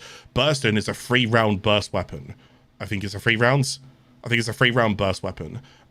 Whereas this will now change it into a fully automatic weapon whilst also adding heat.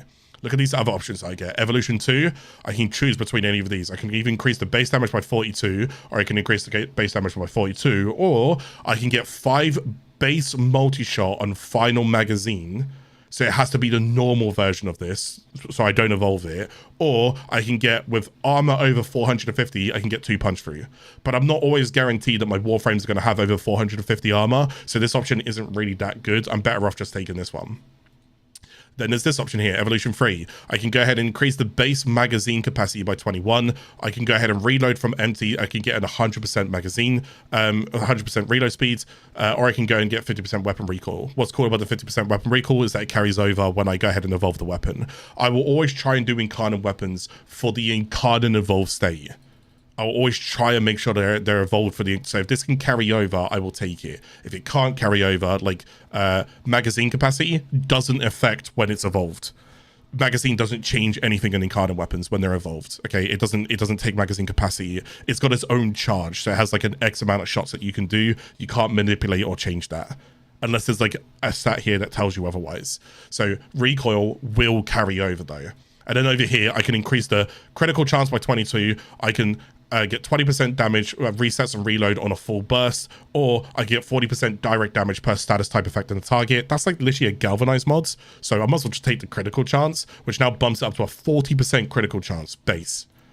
These are Incarnate weapons. This is what I want you guys to go ahead and start working your way towards. These are some of the best weapons in the game. You can get them from Angels of Zariman, and you can also get them from Deviri Paradox, Steel Path, Circuit Rotation. 5.5 months. It will take you a long time. There are enough videos. I've got videos out there. There's enough videos as well that will tell you which weapons are definitely worth going for. But if I was you, I would go watch a video to see what these do. So you could just browse every content creator and just be like, okay, well, what does this do? What does this do? Is this worth it? Is this any good? So forth, so forth. Okay, each week rotates and there's like 35 total Incarnate Genis weapons to go and get. Okay, so that's what I want you guys to go and work towards. Okay, you will need Pathos clamps, which means you need to go ahead and do the Aura Worm. Okay, each Incarnate Genesis weapon needs 20 Pathos clamps. So that's actually technically 2 farms of an Aura Worm on normal. On Steel Path, they're worth 15. So it's still 2 anyways, whether you like it or not. My advice is to go ahead and do Aura Worms on normal path. Okay, so Arbitration, Steel Path that. Marshy rank. Get your Marshy rank up. Go to MR 30. Shall I show you why? You ready for this? You're newer to the game. This is part of the newer series. I just want to go and show you guys something real quick. We're going to take my Grendel. 150. You ready? I'm going to Forma him. Right? Actually, I'll show you here. I'm going to put a Forma in him right now. Now, normally when you Forma something, you're probably going to lose a lot of capacity. But watch this. I'm going to Forma him. I'm not going to put any polarity on him, right? But a Forma will go in him. Look, I didn't click on anything, see? So I'm not going to do anything. I'm just going to put a Forma in him. I keep all my mods. Every single one. Didn't hurt my build in the slightest. So now, especially when I'm like leveling weapons and leveling Warframes, didn't change a thing. This is one of your biggest reasons to push Marshy rank. If you don't think that's a quality of life, you're out your goddamn mind. Nothing worse than Forma a weapon and then losing mods on the weapon to then be weaker, to then have to re-rank it, to then reformer it, right? Frustrating. Get your Marshy rank up, okay? Get it up. And then stuff like this is great. Okay, and you don't have to form a Grendel like I did. So that's my shit. Crack Relics, go do Prime, so forth. Max your focus schools. And again, you now know how to go and do Eidolons for the Eidolon shards. And remember, the Eidolon shards are going to be needed for these things here. See that like little rank at the bottom there? You need Eidolon shards. I think you actually need brilliant Eidolon shards. I think it's brilliant ones. You need 10. Okay, so 2 here and 2 on each and every school. When you unlock them here, it unlocks them for all other classes. So if you remember Inner Gaze and Eternal Gaze, remember these 2, yeah? I'm going to now switch over to Uniru. I'm not going to play Uniru. Well, there isn't here, but look here. Inner Gaze and Eternal Gaze. It stays with me. Okay? You waybound these. You unbind them on those classes, those schools, so that they follow you to other schools. That's how it works. These are overall ways to make your amp and your operator better. They're all operator, they're all amp, right? They're just going to help you significantly. So you want to try and get in the habit of ranking out your focus schools as well, okay? You can also get higher standard as well for Marsh ranking, yes. Helminth levels, subsume frames, start working on all of that. Open worlds, get all your open worlds done. Kuva Liches, I've now shown you what they're like, and oh my goodness. Railjack, Necromech, Archwings, Companion. I guess I could quickly just go ahead and show my Necromech. So, I mean, I'm not Necromech, Railjack, since I'm like incredibly over time. I'll show you my dojo as well, why not? Warframe's weapons, arcane mods, been maxing. I just showed you all of that stuff as well, right? Hang on, I did this, I did that, I did that, I did that, I did that. Oh, I didn't show animal conservation. I did that, I did that, I did that, right? And I also did that as well. Also, the only thing I didn't show you is animal conservation. So let me go and show you Railjack and then I guess animal conservation. So where's my dry dock? So this is my Railjack here and my dry dock here. And then this is what I was talking about during the things. You can go and research stuff in here. But we couldn't show that when we were doing the episodes, but that's what that is when you get a dry dock. So this is, I've got all of this stuff on my Discord as well, but I'm just going to show you, this is what I'm running. So shields, if you're wondering. I'm running that. I'm running these engines. They're all maxed out, by the way, as well. And then this 11 plate. And then this reactor, which is also maxed out. Okay. Armaments. I go ahead and I've maxed out all of the weapons as well, so they're all 60%, I believe. Oh my god, imagine if I find one right now that's not 60%. These are like Kuva Lich weapons and 10 weapons. Yeah, I maxed all of these out as well to 60%. I'm waiting until I find one that's not 60%, and then I'm going to scream.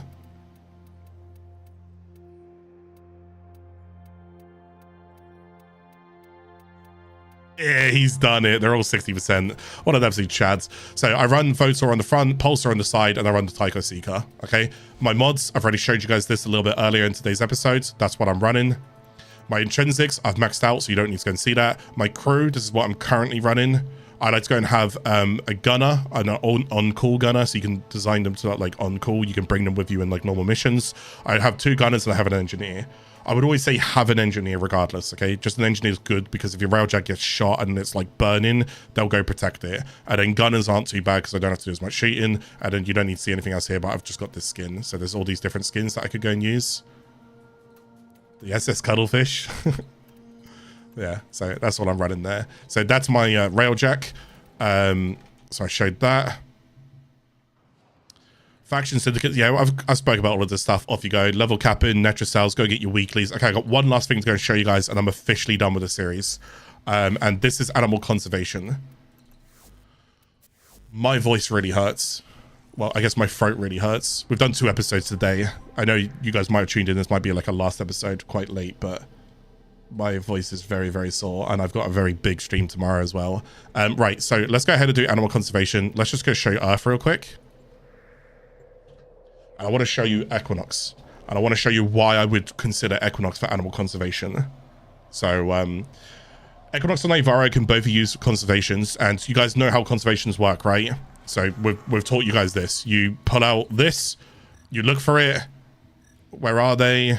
They're over there. And then you would go over there, and then you would trank them, right? You go and do this, and you would shoot your trank, and you'd go and get them, yeah? Or you go to Equinox. You look there, you press 2, and all 3 of them slept. Nice and easy. Perfect capture, perfect capture, perfect capture. Easy peasy. And it's as easy as that. And this is why I recommend Equinox. You can use Ivara because you can also go stealth, but then you have to use her bow, or just use an Equinox. So what I go ahead and do is I go in here, I pull this out, I move around until I find where they are, right here. Where? Oh, there, right there. I then do this, and I've slapped them already. All 3, done. Perfect, perfect, perfect. This is why you use Equinox for animal conservation. This is why I was saying to you guys, you should farm for Equinox. She's so worth it, okay? So again, get in an Archwing, get your Trank Rifle out. You can do this in any of the open worlds, any of them. Except from Deviri, I guess. So there they are there. Boom, get straight off it, sleep, done. Okay. Boom, boom. Boom, I can't get the other one. There you go. Okay, cool. Okay, I am, I think, officially done. I tried to show you guys as much as I could. I'm so tired. I'm so tired. That Lich took up so much time this episode. I really want to apologize for that, man. I couldn't believe how bad that that Lich took up so much time. So the only 5-hour episode you will get, I want to say a massive, and I mean an absolute massive thank you to every single person who stuck around and watched this series. Okay, so if that is you, whether you watched it live here on Twitch or live on YouTube, that's totally fine. But if you guys watched this episode because they were designed for YouTube as episodes that people can watch whenever they want to, thank you. If you hear my message now as well, thank you even more for lasting this long throughout the entire series and hearing my final words. It means even more to me. Without you guys, I'm just a old man yelling into a microphone for no reason with nobody hearing me. All right. Welcome to Warframe. Best of luck on everything. You can always find me live on my Twitch as well if you ever want to go and hang out there, but subscribe to the YouTube channel. I'll try and make some more builds and some more guides and try and help you guys through it. I really hope you guys have enjoyed this series as much as what I have enjoyed making it.